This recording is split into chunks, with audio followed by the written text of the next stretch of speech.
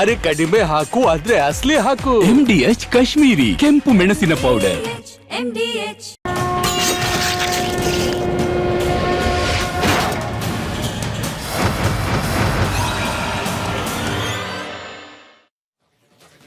ನಮಸ್ಕಾರ. ಮಹಾಭಾರತ ವಿಶೇಷ ಚರ್ಚಾ ಕಾರ್ಯಕ್ರಮಕ್ಕೆ ಸ್ವಾಗತ. ನಾನು ಸ್ಮಿತಾ ರಂಗನಾಥ್. ವೀಕ್ಷಕರೇ, ಇವತ್ತಿನ ಮಹಾಭಾರತ ತುಂಬಾನೇ ಡಿಫ್ರೆಂಟ್ ಆಗಿರುತ್ತೆ. ಯಾಕಂದ್ರೆ ಇವತ್ತಿನ ಮಹಾಭಾರತ ಚರ್ಚಾ ಕಾರ್ಯಕ್ರಮಕ್ಕೆ ಬಂದಿರುವ ವಿಶೇಷ ಅತಿಥಿಯೇ ಡಿಫ್ರೆಂಟ್. ಅವ್ರು ಬಂದಿರೋದು ಯಾಕೆ ಅನ್ನೋ ಕಾರಣವನ್ನ ಮೊದಲೇ ಹೇಳ್ಬಿಡ್ತೀನಿ, ಆಮೇಲೆ ಯಾರು ಬಂದಿದ್ದಾರೆ ಅನ್ನೋದು ನಿಮಗೆ ಗೊತ್ತಾಗುತ್ತೆ. ತಮಿಳುನಾಡಿನಲ್ಲಿ ಈಗಷ್ಟೇ, ಅಂದ್ರೆ ಕೆಲವೇ ನಿಮಿಷಗಳ ಹಿಂದಷ್ಟೇ, ವಿಜಯ್ ಅವರಿಗೆ ಸರ್ಕಾರ ರಚನೆ ಮಾಡಲಿಕ್ಕೆ ಅಧಿಕೃತವಾಗಿ ಹಕ್ಕು ಲಭ್ಯವಾಗಿದೆ. ನಾಳೆ ನಾಡಿದ್ರಲ್ಲಿ ಸರ್ಕಾರ ರಚನೆಯ ಪ್ರಾಸೆಸ್ ಕೂಡ ಶುರುವಾಗ್ತಾ ಹೋಗುತ್ತೆ. ತಮಿಳುನಾಡಿನಲ್ಲಿ ವಿಜಯ್ ಅವರ ವಿಷಲ್ ಸೌಂಡ್ ಮಾಡ್ತಾ ಇದ್ದಾಗೆ ಕರ್ನಾಟಕದಲ್ಲಿ ಪ್ರಜಾಕೀಯದ ಸದ್ದು ಜೋರಾಗಿ ಶುರುವಾಗಿದೆ. ರಿಯಲ್ ಸ್ಟಾರ್ ಉಪೇಂದ್ರ ಅವರ ಮೇಲೆ ಇದೀಗ ಪ್ರೆಷರ್ ಹೆಚ್ಚು ಹೆಚ್ಚು ಬಿಲ್ಡ್ ಆಗ್ತಾ ಶುರುವಾಗ್ತಾ ಇದೆ. ಹೀಗಾಗಿ ವಿಜಯ್ ಅವರ ಗೆಲುವಿನಿಂದ, ಆ ವಿಜಯೋತ್ಸವದಿಂದ ಸ್ಫೂರ್ತಿ ಪಡೆದು ಪ್ರಜಾಕೀಯವನ್ನ ಮತ್ತಷ್ಟು ಆಕ್ಟಿವ್ ಮಾಡಬೇಕು ಅನ್ನೋ ಈ ಪ್ರೆಷರನ್ನ ರಿಯಲ್ ಸ್ಟಾರ್ ಉಪೇಂದ್ರ ಅವರು ಯಾವ ರೀತಿ ಹ್ಯಾಂಡಲ್ ಮಾಡ್ತಿದ್ದಾರೆ, ನಿಜಕ್ಕೂ ವಿಜಯ್ ಅವರನ್ನ ಹಾಗೆ ಉಪೇಂದ್ರ ಅವರನ್ನ, ವಿಜಯ್ ಕೈಂಡ್ ಆಫ್ ಪಾಲಿಟಿಕ್ಸ್ ಅನ್ನ ಹಾಗೆ ಉಪೇಂದ್ರ ಅವರ ಪ್ರಜಾಕೀಯವನ್ನ ನಾವು ಕಂಪೇರ್ ಮಾಡಬಹುದಾ ಅಥವಾ ಮಾಡಬಹುದು ಅನ್ನೋದಾದ್ರೆ ಯಾವ ಹಂತದವರೆಗೆ? ಇದೆಲ್ಲ ವಿಚಾರದ ಬಗ್ಗೆ ಅನೇಕ ಪ್ರಶ್ನೆಗಳು ಈಗ ಆಲ್ರೆಡಿ ಸೋಷಿಯಲ್ ಮೀಡಿಯಾ ತುಂಬಾ ಹರಿದಾಡ್ತಾ ಇದೆ. ಆ ಪ್ರಶ್ನೆಗಳಿಗೆ ಉತ್ತರವನ್ನ ಕೊಡ್ಲಿಕ್ಕೆ ಖುದ್ದು ಉಪೇಂದ್ರ ಅವರು ನಮ್ಮ ಸ್ಟುಡಿಯೋದಲ್ಲಿ ಜಾಯ್ನ್ ಆಗಿದ್ದಾರೆ. ಲೈವ್ ನಲ್ಲಿ ಉಪೇಂದ್ರ ಅವರನ್ನ ಬರಮಾಡಿಕೊಂಡು ಅವರನ್ನ ಪ್ರಶ್ನೆ ಕೇಳಲಿಕ್ಕೆ ಮುಂಚೆ ಈ ಬಗ್ಗೆ ಒಂದು ವರದಿದೆ. ಅಂದ್ರೆ ಹೇಗೆ ವಿಜಯ್ ಅವರ ಗೆಲುವು ಉಪೇಂದ್ರ ಅವರ ಮೇಲೆ ಪೊಲಿಟಿಕಲ್ ಪ್ರೆಷರ್ ಅನ್ನ, ದೋ ಹಿ ಇಸ್ ಡೂಯಿಂಗ್ ಪ್ರಜಾಕೀಯ ರಾಜಕೀಯ ಪ್ರೆಷರ್ ಅನ್ನ ಹೆಚ್ಚು ಮಾಡ್ತಾ ಇದೆ ಅನ್ನೋದ್ರ ಬಗ್ಗೆ ಒಂದು ವರದಿ ಇದೆ, ಗಮನಿಸಿ.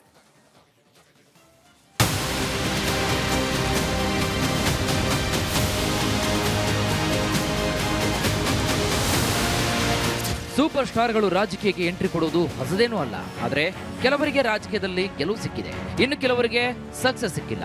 ಇಂತಹ ಉದಾಹರಣೆಗಳು ಸಾಕಷ್ಟು ಸಿಗುತ್ತವೆ. ತಮಿಳುನಾಡಿನಲ್ಲಿ ಇತ್ತೀಚೆಗೆ ಹುಟ್ಟಿಕೊಂಡ ವಿಜಯ್ ನೇತೃತ್ವದ ಟಿವಿಕೆಗೆ ಈಗ ಅಧಿಕಾರದ ಗದ್ದುಗೆ ಹಿಡಿಯಲು ಸಿದ್ಧವಾಗಿದೆ. ಆದರೆ ಇದಕ್ಕೂ ಮೊದಲೇ ರಾಜಕೀಯ ಪ್ರವೇಶ ಮಾಡಿದಂತಹ ಉಪೇಂದ್ರ ಪ್ರಜಾಕೀಯ ಕಾನ್ಸೆಪ್ಟ್ ಮೇಲೆ ಕೆಲಸವನ್ನ ಮಾಡುತ್ತಲೇ ಇದ್ದಾರೆ.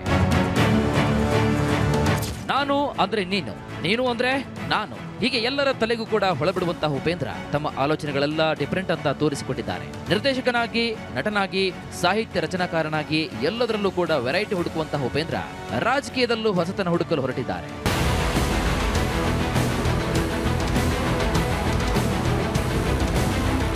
ಈಗ ತಮಿಳುನಾಡಿನಲ್ಲಿ ರಾಜಕೀಯ ಲೆಕ್ಕಾಚಾರವನ್ನು ಕೂಡ ವಿಜಯ್ ಬುಡಮೇಲು ಮಾಡಿದ್ದಾರೆ. ಇನ್ನೇನು ಸಿಎಂ ಆಗುವುದು ಖಚಿತ ಅಂತ ಹೇಳಲಾಗ್ತಾ ಇದೆ. ಅದೇ ರೀತಿ ಕರ್ನಾಟಕದ ರಾಜಕೀಯದಲ್ಲೂ ಕೂಡ ಬದಲಾವಣೆ ತರುವ ಬಗ್ಗೆ ಯೋಚನೆ ಮಾಡಿದ್ದ ನಟ, ನಿರ್ದೇಶಕ ಉಪೇಂದ್ರ ಈಗ ಮತ್ತೆ ಆಕ್ಟಿವ್ ಆಗಿದ್ದಾರೆ. ಆದರೆ 2018ರಲ್ಲಿ ಹುಟ್ಟುಕೊಂಡಂತಹ ಪ್ರಜಾಕೀಯ ಕೇವಲ ದಾಖಲೆಗಳಲ್ಲೇ ಇದೆ ಎನ್ನುವಂತಹ ಮಾತು ಕೂಡ ಕೇಳಿ ಬಂದಿತ್ತು. ತಮಿಳುನಾಡಿನಲ್ಲಿ ಚಿತ್ರರಂಗದ ಹಿನ್ನೆಲೆಯಿಂದ ಬಂದ ವಿಜಯ್ ಸಿಎಂ ಪಟ್ಟಕ್ಕೇರಲು ಸಿದ್ಧವಾಗಿದ್ದಾರೆ. ಇದರಿಂದ ಉಪೇಂದ್ರ ಅವರಿಗೆ ಸ್ಫೂರ್ತಿ ಸಿಗ್ತಾ ಪ್ರಜಾಕೀಯವನ್ನ ಆಕ್ಟಿವ್ ಮಾಡುತ್ತಿದ್ದಾರೆ. ಹಾಗಾದರೆ 2028ರ ವಿಧಾನಸಭೆ ಚುನಾವಣೆಯಲ್ಲಿ ಉಪೇಂದ್ರ ಸಮರ ಶಂಕವನ್ನ ಮುಳುಗಿಸ್ತಾರ? ಪ್ರಜಾಕೀಯದ ಲೆಕ್ಕಾಚಾರವಾದರೂ ಏನು? ಬನ್ನಿ ಚರ್ಚೆ ಮಾಡೋಣ ಇಂದಿನ ಮಹಾಭಾರತದಲ್ಲಿ.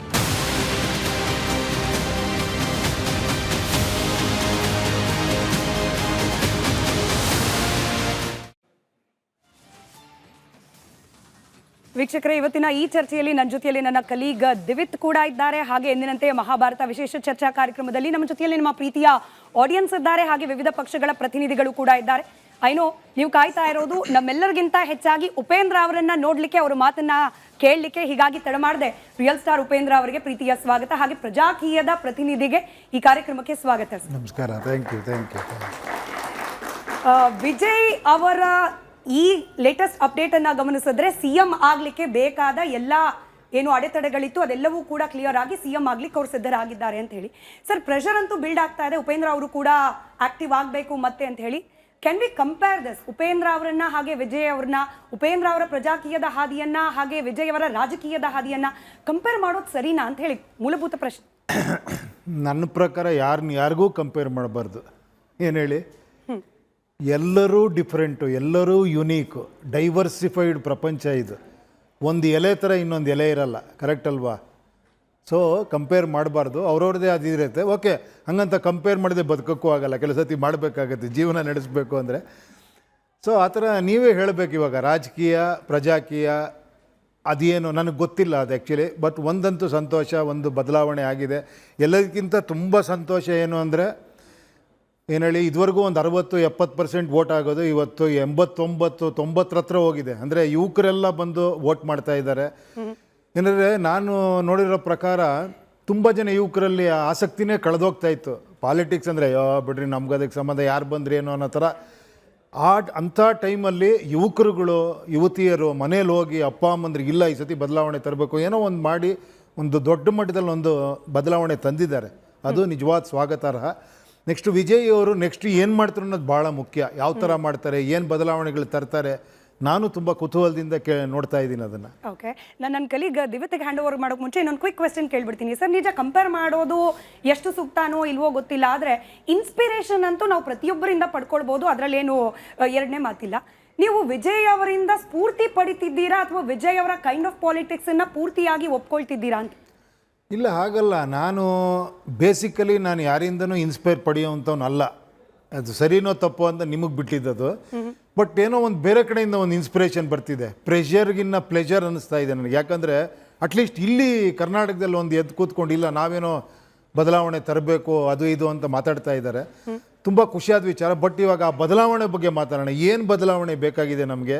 ಫಸ್ಟ್ ಆಫ್ ಆಲ್ ಬದಲಾವಣೆ ಬೇಕು ಅನ್ನೋರಿಗೆ ನನಗೆ ಒಂದು ಆಸಕ್ತಿ ಇದೆ. ನಿಜವಾಗ್ಲೂ ಏನು ಬದಲಾವಣೆ ಬಯಸ್ತಿದ್ದಾರೆ ಅನ್ನೋದು ನಾನು ಕೇಳ್ಕೊಬೇಕು ಅನ್ನೋದು ಆಸಕ್ತಿ ಇದೆ ನನಗಿವಾಗ. ಓಕೆ, ಉಪೇಂದ್ರ ಅವರೇ, ಬಹಳ ಪ್ರಮುಖವಾಗಿ ವಿಜಯ್ ಅವರು CM ಆಗೋದಕ್ಕೆ ಅವರು ತೆಗೆದುಕೊಂಡಂಥ ಸಮಯ ಬಹುಶಃ 2 ವರ್ಷದಿಂದ, ಬಟ್ ಪ್ರಿಪರೇಷನ್ ಮುಂಚೆಯಿಂದಲೂ ಕೂಡ ಇತ್ತು. ಸಿನಿಮಾದಲ್ಲೂ ಕೂಡ ಅವರು ರಾಜಕೀಯವಾಗಿ ಏನೆಲ್ಲ ತೋರಿಸ್ಬೇಕು, ಅದನ್ನು ಜನರಿಗೆ ಏನು ಮುಟ್ಟಿಸ್ಬೇಕು, ಗ್ಯಾಪಲ್ಲಿ ಮುಟ್ಟಿಸ್ತಾ ಇದ್ರು. ಅದೇ ಹಾದಿಯಾಗಿ ಅವರು ಒಂದು ಲೀಡರ್ಶಿಪ್ಪನ್ನು ತಗೊಂಡು ನಾನು CM ಆಗಬೇಕು ಅನ್ನೋ ಗುರಿಯನ್ನು ಇಟ್ಕೊಂಡ್ರು. ಪ್ರಜಾಕೀಯದಲ್ಲಿ ಯಾರು CM? ಉಪೇಂದ್ರ CM ಅಂತ ಎಲ್ಲರೂ ಮಾತಾಡ್ತಿದ್ದಾರೆ. ಹೌದಾ? ಉಪೇಂದ್ರ CM ಆಗಬೇಕಾ? ಉಪೇಂದ್ರ CM ಆಗಬೇಕು ಅಂತಂದ್ರೆ ಉಪೇಂದ್ರ ಏನು ಮಾಡಬೇಕು? ರಾಜಕೀಯ ಮಾಡಬೇಕು. ಪ್ರಜಾಕೀಯದಲ್ಲಿ ಏನು ಮಾಡಬೇಕು? ಪ್ರಜಾಕೀಯದಲ್ಲಿ ನೀವುಗಳೆಲ್ಲ ಮಾಡಬೇಕು. ಖಂಡಿತ ಇಲ್ಲ. ಒಂದು ಅದನ್ನು ಭಾಳ ತಪ್ಪಾಗಿ ಹೇಳ್ಕೊತಾರೆ. ನಾನು ಸ್ವಲ್ಪ ಜನರಲ್ ಆಗಿ ಪಟ್ಟಂತ ಹೇಳ್ತೀನಿ. ಹಾಗಲ್ಲ. ಪ್ರಜಾಕೀಯ ಅನ್ನೋ ಹೆಸರೇ ಸೂಚಿಸ್ತಾ ಇದೆ. ಇಲ್ಲಿ ಪ್ರಜೆಗಳು ಇನ್ವಾಲ್ವ್ ಆಗಬೇಕು.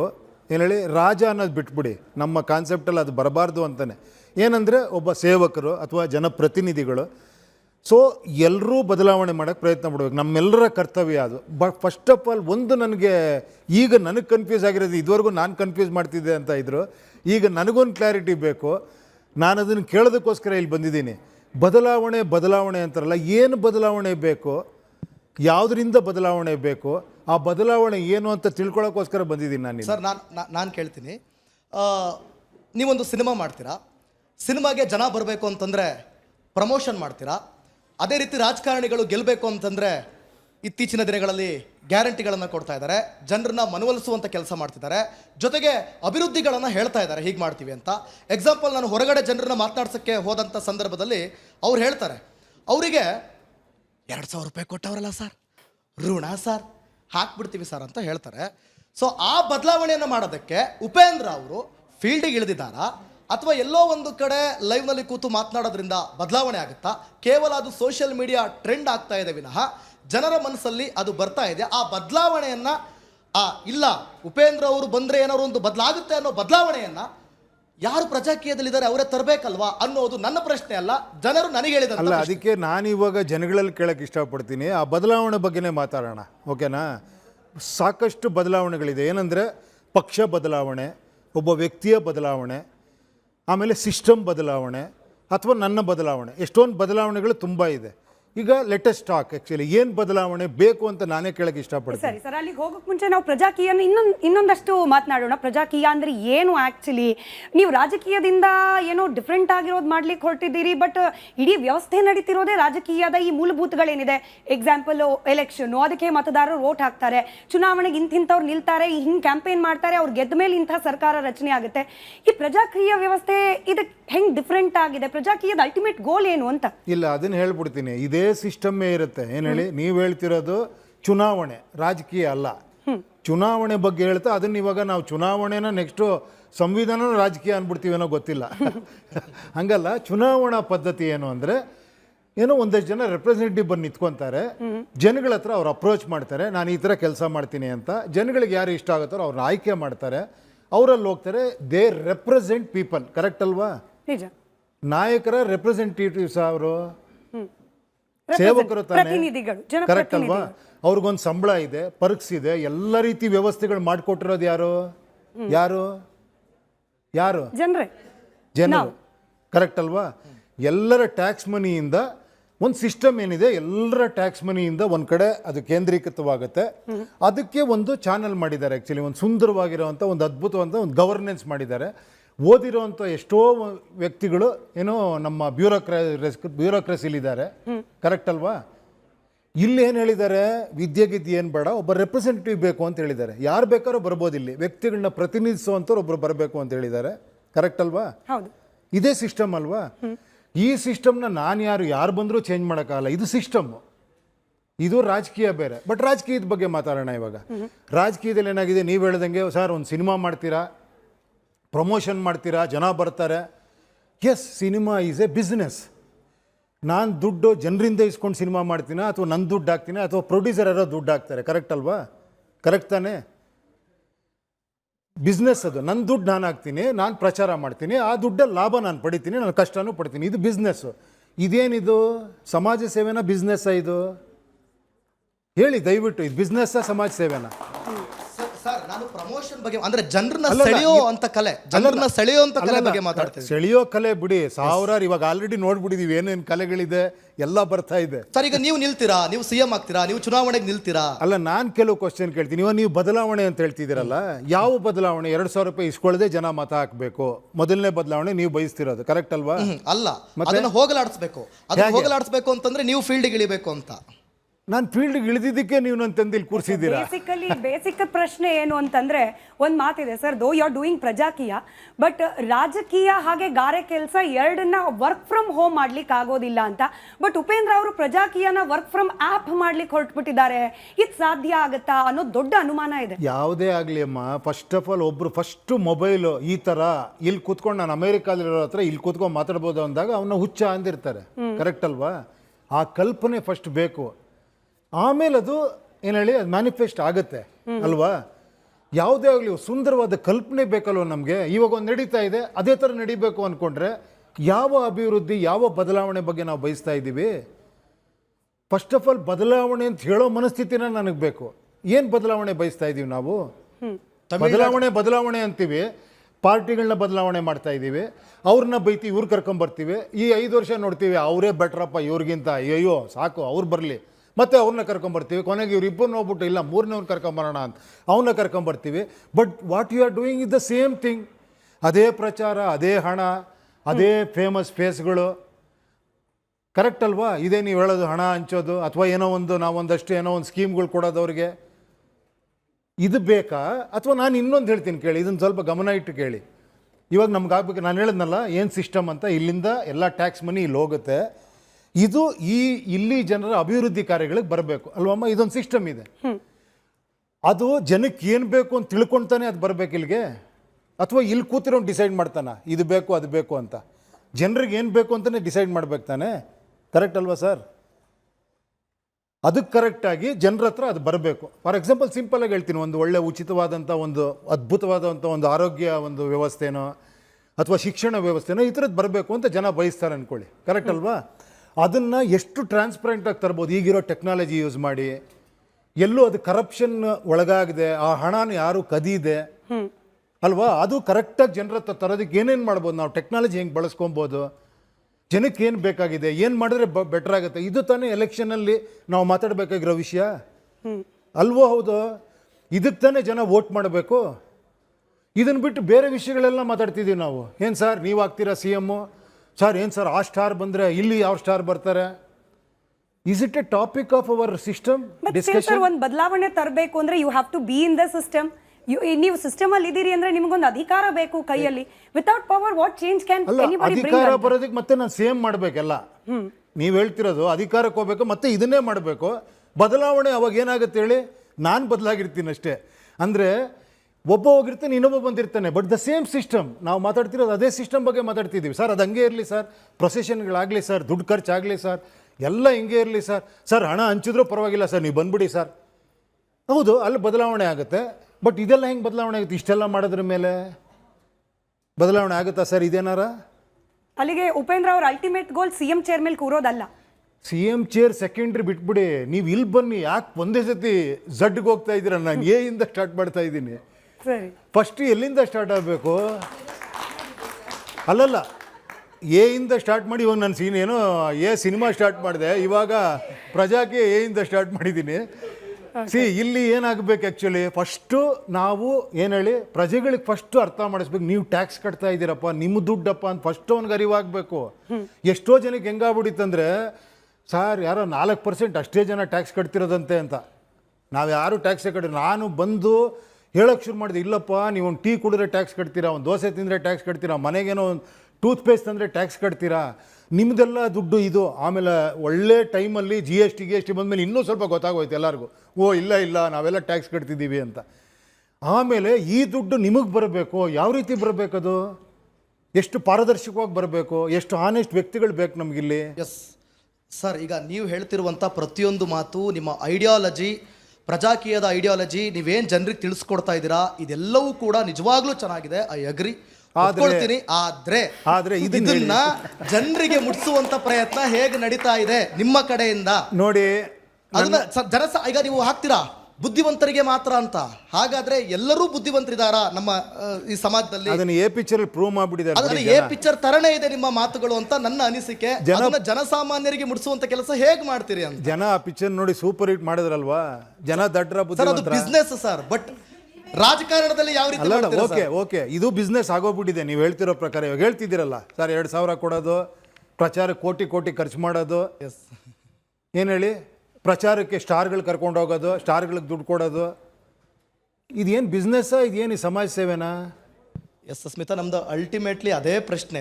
ಅದನ್ನೆಲ್ಲನೂ ಬದಲಾಯಿಸೋದಕ್ಕೆ ಉಪೇಂದ್ರ ಅವರು ಏನ್ ಕೆಲಸ ಮಾಡಬೇಕು ಅನ್ನೋದು ಬದಲಾವಣೆ. ಕರೆಕ್ಟ್ ಸರ್, ಬದಲಾವಣೆ ಆಗಬೇಕು ಅನ್ನೋ ನಿರೀಕ್ಷೆ ಎಲ್ಲರಲ್ಲೂ ಇದೆ. ತಮಿಳ್ನಾಡು ಜನ ಕೂಡ ನೀವೇ ಹೇಳ್ದಾಗ ಬದಲಾವಣೆಗೋಸ್ಕರನೇ ವಿಜಯ್ ಅವ್ರಿಗೆ ಓಟ್ ಹಾಕಿದ್ದು. ಬಟ್ ಅಲ್ಟಿಮೇಟ್ಲಿ ಏನಾಯ್ತು ನೋಡಿ, ಇವತ್ತು ವಿಜಯ್ ಅವ್ರು ಯಾರ್ಯಾರ ವಿರುದ್ಧವಾಗಿ ಮಾತನಾಡಿದ್ರು ಕ್ಯಾಂಪೇನ್ ಅಲ್ಲಿ, for example Congress family politics, for example ಇನ್ಯಾವುದೋ ಒಂದು ಪಕ್ಷ ಕ್ಯಾಸ್ಟ್ ಹೆಸರಲ್ಲಿ ಕಮ್ಯುನಲ್ ವಿಚಾರಗಳನ್ನ ಮುಂದಿಟ್ಕೊಂಡು ಇವ್ರು ಎಲ್ಲರನ್ನೂ ಸಮಾಜವನ್ನು ಒಡಿತಿದ್ದಾರೆ. ಇದನ್ನ ಬದಲಾವಣೆ ಮಾಡ್ಲಿಕ್ಕೆ ನನಗೆ ಓಟ್ ಹಾಕಿ ಅಂತ ಹೇಳಿ ವಿಜಯ್ ಅವರು ಪ್ರಚಾರ ಮಾಡಿದ್ರು, ಜನ ಓಟ್ ಹಾಕಿದ್ರು. ಬಟ್ ಈಗ ವಿಜಯ್ ಅವರು ಮತ್ತೆ ಸರ್ಕಾರ ರಚನೆ ಮಾಡ್ಲಿಕ್ಕೆ ಅದೇ ಪಕ್ಷಗಳ ಹತ್ರ ಹೋಗ್ತಿದ್ದಾರೆ. ಕಾಂಗ್ರೆಸ್ ಸಪೋರ್ಟ್ ಬೇಕು, IUML ಸಪೋರ್ಟ್ ಬೇಕು, ಲೆಫ್ಟ್ ಪಾರ್ಟಿ ಸಪೋರ್ಟ್ ಬೇಕು. ಸೊ ಅಲ್ಟಿಮೇಟ್ಲಿ ಮತ್ತೆ ಅಲ್ಲಿಗೆ ಬಂದು ನಿಂತು ಬಿಡುತ್ತಲ್ಲ. ಹೇಳಿ, ಒಂದು ನಿಮಿಷ ಹೇಳ್ತೀನಿ, ಇದೊಂದು ಪಾಠ ಅಲ್ವಾ? ನೆಕ್ಸ್ಟ್ ಜನ ಯಾರನ್ನಾರ ತರಬೇಕು ಅಂದರೆ ಫುಲ್ ಮೆಜಾರಿಟಿ ಕೊಡ್ತಾರೆ. ಏನು ಹೇಳಿ, ಕರೆಕ್ಟ್ ಅಲ್ವಾ? ಆ ಥರನೇ ಆಗಬೇಕಲ್ವಾ? ಆವಾಗ ಇದೆಲ್ಲ ಇರಲ್ಲ ಅಲ್ವಾ? ಇದೊಂದು ಪಾಠ ಖಂಡಿತ. ಇದು ಫಸ್ಟ್ ಸ್ಟೆಪ್ ಆಗಿದೆಯಲ್ಲ. ಒಬ್ಬರು ಬಂದಾಗ ಯುವಕರೆಲ್ಲ ಬಂದು, ಇವಾಗ ಯುವಕರೆಲ್ಲ ನೋಡ್ತಾ ಇದ್ದಾರೆ ಅಲ್ವಾ, ಈ ಥರ ಎಲ್ಲ ಆಗ್ತಾ ಇದೆ, ಇನ್ನೊಂದು 10 ಸೀಟ್ ಇದ್ಬಿಟ್ಟಿದ್ದೀರ ಅವ್ರಿಗೆ ಚೆನ್ನಾಗಿರೋದಲ್ಲ, ಇನ್ನೊಂದು 20 ಸೀಟ್ ಕೊಟ್ಟಿದ್ರೆ ಚೆನ್ನಾಗಿರೋದಲ್ಲ ಅನ್ಸುತ್ತಲ್ವಾ? ಆ ಬದಲಾವಣೆ ಜನರಲ್ಲೂ ಆಗುತ್ತೆ ಇದೆಲ್ಲ ನೋಡಿದಾಗ. ನಾನು ಆ ಪ್ರಯತ್ನ ಮಾಡ್ತಿದ್ದೀನಿ ಅಷ್ಟೇ. ಎಸ್ ಸರ್, ಈಗ ಓಕೆ, ಹಣ ಖರ್ಚು ಮಾಡಬಾರ್ದು, ಅದೊಂದು ಬಿಸ್ನೆಸ್ಸು, ಹಣದ ಹೊಳೆ ಹರಿಸಬಾರ್ದು, ಮತ್ತು ವಾಪಸ್ ನಾವು ಅಲ್ಲಿಗೆ ಹೋಗ್ತಾ ಇದ್ದೀವಿ. ಅದು ಯಾವುದು ಬೇಡ ಸರ್, ನೀವು ಹಣ ಖರ್ಚು ಮಾಡೋದು ಬೇಡ. ನಿಮ್ಮ ಐಡಿಯಾಲಜಿಗಳನ್ನು ಜನರಿಗೆ ಮುಟ್ಟಿಸೋಕ್ಕೆ ಒಂದು ಕಾರ್ಯಕರ್ತರ ಸಂಘಟನೆ, ಆ ಕ್ಷೇತ್ರಗಳಲ್ಲಿ ಅವರಿಗೆಲ್ಲ ಒಂದು ಒಳ್ಳೆ ಲೀಡರನ್ನು, ಆಯಿತು ಪ್ರಜಾಕೀಯ ಮಾಡುವಂಥ ಲೀಡರನ್ನೇ ನೇಮಿಸಿ ಅಲ್ಲಿನ ಸ್ಥಳೀಯವಾಗಿ ಜನರಿಗೆ ನಿಮ್ಮ ಐಡಿಯಾಲಜಿಗಳನ್ನು ಮುಟ್ಟಿಸ್ಲಿಕ್ಕೆ ಏನೆಲ್ಲ ಪ್ಲಾನ್ ಮಾಡ್ತಿದ್ರಿ? ಯಾಕೆ ಈ ಪ್ರಶ್ನೆ ಕೇಳ್ತಾ ಇದ್ದೀನಿ ಅಂತಂದರೆ, ಈಗ ಪ್ರತಿಯೊಂದು, ಈಗ ವಿಜಯ್ ಗೆದ್ದು ಈ ಮಟ್ಟಕ್ಕೆ ಬಂದಿರುವಂಥದ್ದು ಎಲ್ಲ ಜನರು ಕೂಡ ಎಕ್ಸ್ಪೆಕ್ಟ್ ಮಾಡ್ತಾ ಇದ್ದಾರೆ, ನಮ್ಮ ಕರ್ನಾಟಕದಲ್ಲಿ ಅಂಥದ್ದೊಂದು ಬದಲಾವಣೆ ಬೇಕು. ಅದು ಉಪೇಂದ್ರ ಅವರು ಆರಂಭ ಮಾಡಿದ್ರು, ಅದರ ಅಂತ್ಯವನ್ನು ನಾವು ಇಲ್ಲೇ ನೋಡಬೇಕು ಅಂತಂದ್ರೆ, ಅದರ ಸಾಧನೆಯ ಅಂತ್ಯವನ್ನು ನಾವು ಇಲ್ಲೇ ನೋಡಬೇಕು ಅನ್ನುವಂಥ ಅಪೇಕ್ಷೆ ಇದೆ. ಅದಕ್ಕೋಸ್ಕರ ನಾವು ಅದನ್ನು ಕೇಳ್ತಾ ಇದ್ದೀವಿ. ಪಕ್ಷ ಸಂಘಟನೆ ಬೇಕೇ ಬೇಕಲ್ಲ ಸರ್? ಇಲ್ಲ ಸರ್, ಖಂಡಿತ ನೀವು ಹೇಳ್ತಿರೋದು ಖಂಡಿತ ಸತ್ಯ. ಖಂಡಿತ ಎಲ್ಲರೂ ಬದಲಾವಣೆ ಬಯಸ್ತಿದ್ದಾರೆ, ಎಲ್ರಿಗೂ ಬೇಗ ಆಗಬೇಕು ಅನ್ನೋದಿದೆ ಇದು. ಬಟ್ ಬೇಗ ಆಗಬೇಕು ಅಂದರೆ ನಾನು ಸ್ವಲ್ಪ ಎದ್ದೇಳಬೇಕು, ಅವರು ಎದ್ದೇಳಬೇಕು, ಇವರು ಎದ್ದೇಳಬೇಕು, ಎಲ್ಲರೂ ಎದ್ದೇಳಬೇಕು. ಇಲ್ಲಿ ಉಪೇಂದ್ರ ಅವರೊಬ್ಬರು ಮಾಡಲಿ, ಅವ್ರು ಎದ್ದು ಮಾಡಲಿ, ನಾನು ಮಾಡೋಕ್ಕೆ ಪ್ರಯತ್ನ ನಾನು ಮಾಡ್ತಾಯಿದ್ದೀನಿ. ನಾನು ಚಾನಲ್ಗಳು ಅವತ್ತಿಂದ ಇವತ್ತವರೆಗೂ ಮಾತಾಡ್ತಾ ಇದ್ದೀನಿ.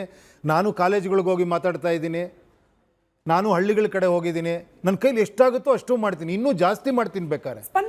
ಅಟ್ ದಿ ಸೇಮ್ ಟೈಮ್ ಕೇಳಿ ಒಂದು ನಿಮಿಷ, ಅಟ್ ದಿ ಸೇಮ್ ಟೈಮ್ ಇಲ್ಲಿ ಒಂದು ಮರಿತಾ ಇದ್ದಾರೆ. ಈ ಪ್ರಜಾಕೀಯ ಅಂದಾಗ ಇಲ್ಲಿ ಪ್ರಜೆಗಳು ಭಾಳ ಮುಖ್ಯ. ಏನು ಹೇಳಿ, ಒಬ್ಬ ವೋಟ್ರು ಕೂಡ ಮಾಡೋ ಒಂದು ಕರ್ತವ್ಯ ಇದೆ. ಏನಂದರೆ ನನಗಿದು ಸರಿ ಅನ್ಸರಿ 4 ಜನಕ್ಕೆ ಹೇಳಬೇಕು, ತಮ್ಮ ಮನೆಯವ್ರನ್ನೇ ಬದಲಾಯಿಸಬೇಕು, ತನ್ನ ಫ್ರೆಂಡ್ಸ್ಗೆ ಹೇಳಬೇಕು, ತಮ್ಮ ರಿಲೇಟಿವ್ಸ್ಗೆ ಹೇಳಬೇಕು. ಈ ಒಂದು ಆಗಲಿಲ್ಲ ಅಂದ್ಕೊಳ್ಳಿ, ಅದು ಹಾಗೇ ಇರುತ್ತದು ಅಲ್ವಾ? ಆಗಬೇಕು ತಾನೇ ಇದು ಬದಲಾವಣೆ. ನನಗೊಬ್ಬನಿಗೆಲ್ಲ ಬೇಕಾಗಿರೋದು ಎಲ್ರಿಗೂ ಬೇಕಲ್ವಾ? ಅದಕ್ಕೆ ನಾನು ಕೇಳ್ತಿರೋದು ರಿಯಲ್ ಬದಲಾವಣೆ ಏನು ಬೇಕು ಅಂತ ಫಸ್ಟ್ ಕ್ಲಾರಿಫೈ ಮಾಡ್ಕೊಳ್ಳಿ, ಕನ್ಫ್ಯೂಷನಲ್ಲಿ ಇರಬೇಡಿ ಅಂತ. ನಾ ತುಂಬ ಜನ ಕೇಳಿದ್ರೆ ಬದಲಾವಣೆ ಏನು ಬೇಕು ಸರ್, ಬದಲಾಗಬೇಕು ಸರ್. ಅಲ್ಲ ಏನು ಬದಲಾವಣೆ? ಅಲ್ಲ ಸರ್, ಬದಲಾಗಬೇಕಷ್ಟೇ. ಅಲ್ಲ, ಆ ಕನ್ಫ್ಯೂಷನ್ ಇದ್ದರೆ ಹೆಂಗೆ ಬದಲಾಗುತ್ತೆ? ನನಗೆ ಕರೆಕ್ಟ್ ಸರ್, ನಾನು ನೀವು ಹೇಳ್ತಿರೋದೆಲ್ಲ ಕರೆಕ್ಟ್ ಸರ್, ಬಟ್ ಇವ್ರು ಏನು ಗೊತ್ತೇ ಇಲ್ಲಲ್ಲ ಸರ್. ಹೇಳಪ್ಪ, ಗೊತ್ತಿಲ್ಲ ಅಂದರೆ ಸರ್ ನಾನು ಇವನೊಬ್ಬರಿಗೆ ಹೇಳ್ತೀನಿ ಸರ್, ಎಲ್ಲರಿಗೂ ಹೇಳೋಕ್ಕಾಗತ್ತಾ ಸರ್? ನೀನು 4 ಜನಕ್ಕೆ ಹೇಳಪ್ಪ ಸಾಕು. ಅಟ್ಲೀಸ್ಟ್ ನನ್ನ ಕರ್ತವ್ಯ ನಾನು ಮಾಡಿದೆ ಅನ್ನೋ ಆತ್ಮತೃಪ್ತಿನಾರ ಇರಬೇಕಲ್ವಾ? ಚಹಾದ ಅಸಲಿ ಟೇಸ್ಟ್ MDHD+ ನಿಂದಲೇ ಬರುತ್ತೆ. ಗಂಟು ಕಟ್ಟಿಕೋ. ಲವಂಗ ಹಸಿರು ಏಲಕ್ಕಿಯಿಂದ ತುಂಬಿದ MDH D+ ಮಸಾಲೆ. MDH ಅಲ್ವಾ? ನೀವು ನಿಮ್ಮ ಸ್ಟೆಪ್ ಏನಿದೆ ಕರೆಕ್ಟ್ ಇದೆ ಸರ್. ಅಂದ್ರೆ ಟ್ರಾನ್ಸ್ಪರೆನ್ಸಿ ಇರಬೇಕು ಅನ್ನೋ ಕಾರಣಕ್ಕೆ ಒಂದು ಆ್ಯಪ್ ಮಾಡ್ಕೊಂಡಿದ್ದೀರಿ. ಅದರಲ್ಲಿ ಯಾರು ರಿಜಿಸ್ಟರ್ ಆಗ್ತಾರೆ ಅವರನ್ನ ಪ್ರಜೆಗಳನ್ನೇ ಮೌಲ್ಯಮಾಪನ ಮಾಡಿ ಅವ್ರಿಗೆ ರೇಟಿಂಗ್ ಕೊಟ್ಟು ಅವ್ರನ್ನ ಚೂಸ್ ಮಾಡೋ ಆಪ್ಷನ್ ಕೊಟ್ಟಿದ್ದೀರಿ. ಬಟ್ ಅಲ್ಟಿಮೇಟ್ಲಿ ಸ್ಪಂದನೆ ಅನ್ನೋದು ಅಂದರೆ ಪ್ರಜೆಗಳ ಇನ್ವಾಲ್ವ್ಮೆಂಟ್ ಅನ್ನೋದು ಇಂಪಾರ್ಟೆಂಟ್ ಆಗುತ್ತೆ. ನಾನು ಲೇಟೆಸ್ಟ್ ನಿಮ್ಮ ಆ್ಯಪನ್ನು ಚೆಕ್ ಮಾಡಿದಾಗ 21,382 ಜನ ರಿಜಿಸ್ಟರ್ಡ್ ಜನ ಇದ್ದಾರೆ. ಅದರಲ್ಲಿ ಬೆಂಗಳೂರಿನ ಪಾಪ್ಯುಲೇಷನ್, ಕರ್ನಾಟಕದ ಬಿಟ್ಬಿಡಿ, ಬೆಂಗಳೂರಿನ ಪಾಪ್ಯುಲೇಷನ್ಗೆ ಕಂಪೇರ್ ಮಾಡಿದ್ರು ಇಟ್ಸ್ ವೆರಿ ಲೆಸ್. ಅಲ್ಲ, ಈ ಮೂಲಕ ನಾನು ಕೇಳ್ಕೊತಾ ಇದ್ದೀನಿ, ಅದಕ್ಕೆ ಹೇಳ್ತಾ ಇರೋದು ನಾನು. ಈ ಮೂಲಕ ನಾನು ಕೇಳ್ತೀನಿ, ಹೆಚ್ಚೆಚ್ಚು ಜನರು ಬನ್ನಿ, ಬದಲಾವಣೆ ನೋಡಿ ಇಲ್ಲಿದೆ, ಪರಿಪೂರ್ಣ ಬದಲಾವಣೆ ಮಾಡ್ಬೋದು ನೀವು. ನಮ್ಗೆ ಹೆಂಗಾಗ್ಬಿಟ್ಟಿದೆ ಅಂದರೆ, ನಮ್ಗೆ ಇನ್ನೊಂದಷ್ಟು ಎಕ್ಸಾಂಪಲ್ಗಳು ಕಾಣಿಸ್ತಾ ಇರುತ್ತಲ್ಲ, ಅಲ್ಲಿ ಅವ್ರು ಗೆದ್ರು, ಇಲ್ಲಿ ಇವ್ರು ಗೆದ್ರು ಅಂದ್ಕೊಳ್ಳೆ, ಅವ್ರು ಹೆಂಗೆ ಗೆದ್ರು, ಇವ್ರು ಹೆಂಗೆ ಗೆದ್ರು, ಇಷ್ಟೇ ನಮ್ಗೆ ಯೋಚನೆ ಬರೋದು. ಇಲ್ಲಿ ನಾವು ಬೇರೆ ಥರ ಗೆದ್ದು ಯಾಕೆ ತೋರಿಸ್ಬಾರ್ದು? ಇಲ್ಲಿ ವೋಟರ್ಸ್ ಗೆದ್ದು ಯಾಕೆ ತೋರಿಸ್ಬಾರ್ದು? ಇಡೀ ಪ್ರಪಂಚ ತಿರುಗಿ ನೋಡ್ಬೇಕು, ಆ ಥರ ಯಾಕೆ ಮಾಡಬಾರ್ದು? ಏನಿಲ್ಲ, ಪ್ರತಿಯೊಬ್ಬ ವೋಟರ್ ಡಿಸೈಡ್ ಮಾಡಬೇಕು ಅಷ್ಟೇ. ಇಲ್ಲಿ ನಾನು ಈ ನಂಬರ್ ಯಾಕೆ ಹೇಳಿದೆ ಸ್ಪೆಸಿಫಿಕಲಿ ಅಂದರೆ ಸರ್, ನಿಮ್ದು ಯಾವುದಾದ್ರೂ ಒಂದು ವಿಡಿಯೋ ಅಪ್ಲೋಡ್ ಮಾಡಿದ್ರು ಸಾಮಾಜಿಕ ಜಾಲತಾಣಗಳಲ್ಲಿ, ಒಂದು 10,000 ಸಬ್ಸ್ಕ್ರೈಬರ್ ಇರೋ ಯೂಟ್ಯೂಬಲ್ಲಿ ನಿಮ್ಮ ವಿಡಿಯೋ ಅಪ್ಲೋಡ್ ಮಾಡಿದ್ರು ಕೂಡ 30,000 40,000 ವ್ಯೂಸ್ ಆಗಿರುತ್ತೆ. ಅಂದರೆ ನಿಮ್ಮ ಬಗ್ಗೆ, ನಿಮ್ಮ ಮಾತಿನ ಕೇಳೋ ಬಗ್ಗೆ ಇರುವ ಆಸಕ್ತಿ ನೀವು ಈ ಪ್ರಜಾಕೀಯದಲ್ಲಿ ಕನೆಕ್ಟ್ ಆಗಬೇಕು ಅಂತ ಯಾಕಿಲ್ಲ? 21,000 is a very less number. ಹಂಗೆ ನೋಡಿದ್ರೆ ಹೇಳಿ, ನಾನು ಇನ್ನೊಂದು ಥರ ಮಾತಾಡ್ತೀನಿ. ಏನಮ್ಮ, ಏನು ಗುರು, ನೀ ಸರಿ ಇಲ್ಲಮ್ಮ ನೀನು, ಅವನು ಯಾರು ಟೋಪಿ ತೆಗಿರಿ, ಅದು ಏನ್ರಿ ರೀ, ಇದು ಇನ್ನೂ ಜಾಸ್ತಿ ವ್ಯೂ ಆಗುತ್ತೆ. ಕರೆಕ್ಟಾ? ನಿಜ. ನಾನು ಹುಚ್ಚುಚ್ಚ ಕುಣಿದ್ರೆ ಇಲ್ಲಿ ಇನ್ನೂ ಜಾಸ್ತಿ ವ್ಯೂ ಆಗುತ್ತೆ. ನಿಜ. ಅದು ಮಾಡಬೇಕಾ? ನಾನು ಮಾಡಬೇಕಾ? ನೋಡಿ, ಬೇಡ ಬೇಡ ಅಂತಾರೆ. ಉಪೇಂದ್ರ ಅವರೇ ಕೇಳಿ ಒಂದು ನಿಮಿಷ. ಯಾವಾಗಲೂ ಏನು ಗೊತ್ತಾ, ಸತ್ಯ, ನಾನು ಪಿಕ್ಚರಲ್ಲೇ ಹೇಳ್ಬಿಟ್ಟಿದ್ದೀನಿ, ಸತ್ಯ ಒಂಥರ ಕಹಿ, ಅದು ಸುಳ್ಳು ಆಲ್ಕೋಹಾಲ್ ಇದ್ದಂಗೆ, ಭಾಳ ಬೇಗ ಕಿಕ್ ಕೊಡುತ್ತೆ. ಬಟ್ ಸತ್ಯ ಸ್ಲೋ ಅದು. ಬಟ್ ಆಗಲಿ, ಆ ಸತ್ಯ ದಾರಿ ಬಿಟ್ಬಿಡಬಾರ್ದಲ್ವ ನಾನು. ಈಗ ನೀವು ಗೆಲ್ಲಬೇಕು ಸರ್ ಅಂತಾರೆ, ನಾನು ಗೆಲ್ಲಂಗೆ ರಾಜಕೀಯ ಮಾಡ್ತಿದ್ದೆ, ನಾನು ಗೆಲ್ಲಂಗೆ ನೀವು ಹೇಳಿದ್ರೆ ಅದೆಲ್ಲ ಮಾಡ್ತಿದ್ದೆ ನಾನು. ಇಲ್ಲಿ ನಾನು ಗೆಲ್ಲಬೇಕು ಅಂತ, ನಾವೆಲ್ಲರೂ ಗೆಲ್ಲಬೇಕು ಅಂತ ಅನ್ಕೊತಿರೋದು ನಾನು. ಸ್ವಲ್ಪ ಸ್ಲೋ ಆಗ್ಬೋದು. ಸೊ ಅದಕ್ಕೆ ಸ್ಲೋ ಆಗಬಾರ್ದು ಅಂತಲೇ ಇವಾಗ ಇದೊಂದೇನೋ ಒಂದು ಸಂಚಲನ ಆದಾಗ ನಾನು ಆದಷ್ಟು ಮತ್ತೆ ಇನ್ವಾಲ್ವ್ ಆಗ್ತೀನಿ. ಹೌದಪ್ಪ, ಬನ್ನಿ ಏನಾರ ಬದಲಾವಣೆ ಮಾಡೋಣ, ಖಂಡಿತ ಚೇಂಜಸ್ ಮಾಡೋಣ. ಇಲ್ಲಿ ಅದೇ ಹೇಳಿದ್ದು, ಇಲ್ಲಿ ಎಲ್ಲರಿಗೂ ಕನ್ಫ್ಯೂಷನ್ ಏನು ಗೊತ್ತಾ, ಇದುವರೆಗೂ ನೋಡಿ ನೋಡಿ ಎಲ್ಲ ಏನು ಹೇಳೋದಂತೆ, ನಾನು ಮಾಡ್ತೀನಿ ಬಿಡಮ್ಮ, ಏನಮ್ಮ ನಿನಗೆ ಆಗ್ಬೇಕು ತಾನೆ, ನೀನು ಕೂತ್ಕೊಳ್ಳಮ್ಮ ಮಾಡ್ತೀನಿ, ಏನಮ್ಮ ಬೇಕು ನಿನಗೆ, ಮಾಡ್ತೀನಿ ಬಿಡಮ್ಮ, ಅಮ್ಮ ನಿನಗೇನಮ್ಮ, ಅಯ್ಯೋ ಅದೇನು ದೊಡ್ಡ ವಿಷಯ, ಮಾಡೋಣ ಬಿಡ್ರಿ, ಮಾಡಿರಿ, ಅವ್ರದ್ದೇನೋ ಪ್ರಾಬ್ಲಮ್ ಮಾಡಿರಿ. ಇದು ಅಭ್ಯಾಸ ಆಗ್ಬಿಟ್ಟು ನಾವು ಹಿಂಗೆ ಕೂತ್ಕೊಂಡ್ಬಿಟ್ಟಿದ್ದೀವಿ, ಹಿಂಗೆ ಏನೋ ದೊಡ್ಡ ವ್ಯಕ್ತಿ ಏನೋ ಮಾಡ್ತಾನಂತೆ, ಎಲ್ಲ ಚೆನ್ನಾಗಿ ಮಾಡ್ತಾನಂತೆ ಅಂತ. ಅಲ್ಲ, ಅವ್ರೇನು ಮಾಡೋದು, ಆ್ಯಕ್ಚುಲಿ ನೀವು ಮಾಡಬೇಕಾಗಿರೋದು, ನಿಮ್ಮ ಹಣ, ನಿಮ್ಮ ದುಡ್ಡು, ನೀವು ಮನಸ್ಸು ಮಾಡ್ರಿ ಏನು ಬೇಕಾದ್ರೆ ಆಗ್ಬಿಡುತ್ತೆ. ಈ ಸತ್ಯ ಅರ್ಥ ಮಾಡ್ಕೊಳ್ಳಿಲ್ಲ ಅಂದರೆ ಎಲ್ಲ ನಮಗೆ ಮಾಡುವಂಥನವನು ಅವ್ನು ಜಾರ್ಕೊಂಡ್ಬಿಡ್ತಾ ಇದ್ದಾನೆ. ಇಲ್ಲಪ್ಪ, ನನ್ನ ಕೆಲಸ ನಾನು ಮಾಡ್ತಾಯಿದ್ದೀನಿ, ಎಷ್ಟು ಸಾಧ್ಯವೋ ಅಷ್ಟು ಮಾಡ್ತೀನಿ. ನಿಮ್ಮ ಕೆಲಸನೂ ಇದೆ. ಅದೂ ಏನೋ ನಿಮಗೆ ಬದಲಾವಣೆ ಬೇಕು ಅನಿಸಿದ್ರೆ, ನಿಮಗೆ ಜಸ್ಟ್ ಬೇರೆ ಬದಲಾವಣೆ ಆಗಬೇಕು ಅಂದರೆ ವೆಯ್ಟ್ ಮಾಡಿ, ಒಬ್ಬ ನಾಯಕ ಬರ್ತಾನೆ, ನಿಮ್ಮ ಬಾಳೆಲ್ಲವನ್ನೂ ಚೇಂಜ್ ಮಾಡ್ತಾನೆ, ಒಬ್ಬ ನಾಯಕ ಬರ್ತಾನೆ, ಕಾಯ್ತಾ ಇರಿ. ಯಾವಾಗ ಅಂತ ಕೇಳ್ಬಿಡಿ, ಬರ್ತಾನೊಬ್ಬ. ಸಂತೋಷ ಆಗ್ತಿದೆಯಾ ನಿಮಗೆ? ಒಬ್ಬ ಬರ್ತಾನೆ, ಎಷ್ಟು ಖುಷಿ ಆಗುತ್ತೆ ನೋಡಿ, ಆರಾಮಾಗಿ ಕೂತ್ಕೊಳ್ಳೋಣ, ಬರಲಿ ಒಬ್ಬ, ಯಾರೋ ಒಬ್ಬ ಅಂತ. ಬರ್ತಾನ ನಾಯಕ, ಬರಲಿ ಬರಲಿ. ಆಹಾ, ಸದ್ಯ ಈ ಪ್ರಜಾಕೀಯಗೆ ತಲೆ ತಿಂತವನಪ್ಪ. ಈಗ ಹೇಳಿ ಡೈಲಾಗ್ ಕರೆಕ್ಟ್ ಆಗಿದೆ. ಉಪೇಂದ್ರ ಬರ್ಲಿ ಅಂತ ಎಕ್ಸ್ಪೆಕ್ಟ್ ಮಾಡ್ತಾ ಇದ್ದಾರೆ ಸರ್. ಮತ್ತೆ ಎ ಫಿಲಮ್ ಇಂದ ನೀವು UAA ಬಂದ್ರಿ, ಇವಾಗ ಜನ ಉಪೇಂದ್ರ ಬರ್ಲಿ ಅಂತ ಎಕ್ಸ್ಪೆಕ್ಟ್ ಮಾಡ್ತಾ ಇದ್ದಾರೆ ಸರ್. ಈಗ ಉದಾಹರಣೆಗೆ ನಿಮಗೆ ಗ್ಯಾರಂಟಿಗಳನ್ನ ಕೊಡ್ತಾ ಇದ್ದಾರೆ ಬೇರೆ ಪಕ್ಷದವರು, ಅದನ್ನ ನಾವು ಆಮಿಷ ಅಂತಲೂ ಕೆಲವರು ಕರೀತಾರೆ. ಪ್ರಜಾಕೀಯದಲ್ಲಿ ನೀವು ಏನು ಜನರಿಗೆ ಕೊಡಕ್ಕೆ ಬಯಸ್ತೀರಿ? ಈಗ ನೀವು ಜನರು ಮಾಡ್ತಾರೆ, ಜನರು ಮಾಡೋದ್ರ ಜೊತೆಗೆ ನೀವು ಮಾಡಬೇಕಲ್ಲ, ಅದನ್ನ ಮಾಡ್ಬೇಕಂತ ಅದು ನೀವು ಏನಾದ್ರು ಒಂದು ಕೊಡ್ತೀರಾ ಜನರಿಗೆ ಅಂತಂದಾಗ ಅದು ಅವರಿಗೆ ಗೊತ್ತಾಗುತ್ತಲ್ಲ, ಗೊತ್ತಾದಾಗ ಅಲ್ಲಿಂದ ಬದಲಾವಣೆ ಶುರು ಆಗ್ಬೋದಲ್ಲ. ಅಲ್ಟಿಮೇಟ್ಲಿ ಬದಲಾವಣೆ ಏನು ಅಂತಂದ್ರೆ ಉಪೇಂದ್ರ ಅವರು CM ಆಗೋದು ಕೂಡ ಒಂದು ಬದಲಾವಣೆನೇ ಅಲ್ವಾ? ಅದು ಬರೀ CM ಬದಲಾವಣೆ. CM ಬದಲಾವಣೆ ಅಷ್ಟೇ ಅದು. ಪರಿಪೂರ್ಣ ಜನರ ಬದಲಾವಣೆ ಅಲ್ಲ, ಪರಿಪೂರ್ಣ ಸಿಸ್ಟಮ್ ಬದಲಾವಣೆ ಅಲ್ಲ ಅದು. ಇದೆಲ್ರಿಗೂ ಗೊತ್ತು, ಅರ್ಥ ಆಗದೆ ಏನಿಲ್ಲ. ನನಗೆ ಹೇಳ್ತಾರೆ ಸರ್ ಇಮ್ಮಿಡಿಯೇಟಾಗಿ ಎಸ್ಕೇಪ್ ಆಗ್ಬಿಡ್ತಾರೆ, ಸರ್ ನೀವು ಹುಳ ಬಿಡ್ತೀರಾ ಸರ್ ತಲೆಗೆ ಅಂತ. ಕೇಳಿ ಒಂದು ನಿಮಿಷ, ಹುಳ ಅಲ್ಲ, ನಿಮ್ಮ ತಲೆಯಲ್ಲಿ ಎಷ್ಟು ಹುಳ ಇದೆ ಅಂತ ನಾನು ಜ್ಞಾಪಿಸ್ತಾ ಇದ್ದೀನಿ ಅಷ್ಟೇ. ಕನ್ನಡಿ ಹಿಡಿದು ತೋರಿಸ್ತಾ ಇದ್ದೀನಿ. ತಲೆಯಲ್ಲಿ ಹುಳ ಸೇರಿಕೊಂಡ್ರೆ ಏನೂ ಗೊತ್ತಾಗಲ್ಲ. ನನಗೊಂದು ಸೆಟಪ್ ಇದಿದೆ, ಯಾರೋ ಬರಬೇಕು ಚೇಂಜ್ ಮಾಡಿಬಿಡ್ಬೇಕು, ನಾನು ಹಿಂಗೆ ಇರಬೇಕು ಆರಾಮಾಗಿ. ನನ್ನ ಕೆಲಸ ಇದೆ ರೀ ಬೇರೆ, ನಾನು ಯಾಕ್ರಿ ಇದಕ್ಕೆಲ್ಲ ಇನ್ವಾಲ್ವ್ ಆಗಲಿ, ನಾನು ಬಂದು ಓಟ್ ಹಾಕ್ತೀನಿ ಅಷ್ಟೇ ರೀ. ನೀವು ಬಂದು ಬದಲಾವಣೆ ಮಾಡಿ ಹೇಳ್ರಿ, ಏನಾರ ಹೇಳ್ರಿ, ಏನು ಹೇಳ್ತೀರಾ ಮ್ಯಾನಿಫೆಸ್ಟೋ, ಏನು ಕೊಡ್ತೀರಾ ನಮಗೆ? ಅಲ್ಲ, ನಾನು ಹೇಳ್ತಿರೋದು ನಿಮ್ಮ 2.5 ಲಕ್ಷ ಕೋಟಿ, ನಾವು 3 ಲಕ್ಷ ಕೋಟಿ ಪ್ರತಿ ವರ್ಷ ಇದೆಯಪ್ಪ, ಅದು ನಿಮ್ಮದು, ಅದು ಫುಲ್ ನಿಮಗೆ ಕೊಡ್ತೀನಿ, ನೀವು ಡಿಸಿಷನ್ ತೊಗೊಳ್ಳಿ. ನಾನು ಹೇಳಿದ್ದು ಒಂದೇ ರೀತಿ ಎಲ್ಲರೂ ಡಿಸಿಷನ್ ತೊಗೊಳಕ್ಕಾಗತ್ತಾ ಸರ್? ಹೆಂಗೆ ಸರ್ ಎಲ್ಲರೂ ಒಬ್ಬೊಬ್ಬವನ್ನ ಅಂತ ಹೇಳಿದ್ರೆ? ಅಲ್ಲಪ್ಪ, ಅದೂ ಒಂದು ಸಿಸ್ಟಮ್ ಇರುತ್ತೆ, ಟೆಕ್ನಾಲಜಿ ಮೂಲಕ ಇದು ಸಾಧ್ಯ. ಒಂದು ಸಿಂಪಲ್ ಹೇಳ್ತೀನಿ ಕೇಳಿ, ನಿಮ್ಮ ಮೊಬೈಲಲ್ಲಿ ಬಂತು, ನಿಮ್ಮ ಏರಿಯಾ ಈ ರೋಡ್ ಆಗ್ತಾ ಇದೆ, ಈ ರೋಡ್ಗೆ ಇಷ್ಟು ದುಡ್ಡು ಆಗುತ್ತೆ, ಈ ಥರ ಮಾಡಿರಿ ಇಷ್ಟು ದುಡ್ಡು ಆಗುತ್ತೆ, ಕಾಂಕ್ರೀಟ್ ರೋಡ್ ಹಾಕ್ತೀವಿ ಇಷ್ಟು ದುಡ್ಡು ಆಗುತ್ತೆ, ಟಾರ್ ರೋಡ್ ಹಾಕ್ತೀವಿ ಇಷ್ಟು ದುಡ್ಡು ಹಾಕ್ತೀವಿ, ಇಷ್ಟ ಆಗುತ್ತೆ, ಇದು ಬೇಕಾ ಬೇಡವಾ, ಎಸ್ ನೋ ಅಂತ ಒಂದು ಟೈಪ್ ಮಾಡೋದು ಕಷ್ಟನಾ ಸ್ವಾಮಿ? ಬಟ್ ಈ ಥರದ ವ್ಯವಸ್ಥೆ ಎಲ್ಲ ಇದೆಯಲ್ಲ ಉಪೇಂದ್ರ ಸರ್, ಅಂದರೆ ರಸ್ತೆ ರಿಪೇರಿಯಿಂದ ಹಿಡಿದ್ಬಿಟ್ಟು ನೋಮೈ ನೇತಾವರೆಗೂ ಎಲ್ಲ ಆ್ಯಪ್ಗಳು ಬಂದು ಹೋಗಿದೆ. ಅದ್ರ ಒಳಗೂ ಕೂಡ ಕರಪ್ಷನ್ ತರ್ತೀವಿ ಅನ್ನೋ ಲೆವೆಲಲ್ಲಿ ನಮ್ಮ ರಾಜಕೀಯ ವ್ಯವಸ್ಥೆ ಆಗಿ ಹೋಗ್ಬಿಟ್ಟಿದೆ. ಈ ಒಂದು ಆ್ಯಪು, ಒಂದು ಬದಲಾವಣೆ ಅಲ್ಲಲ್ಲ, ಯಾವಿದು ಹೇಳಿ ನೋಡೋಣ, ಯಾವ ಥರ ಆ್ಯಪ್ ಇದೆ?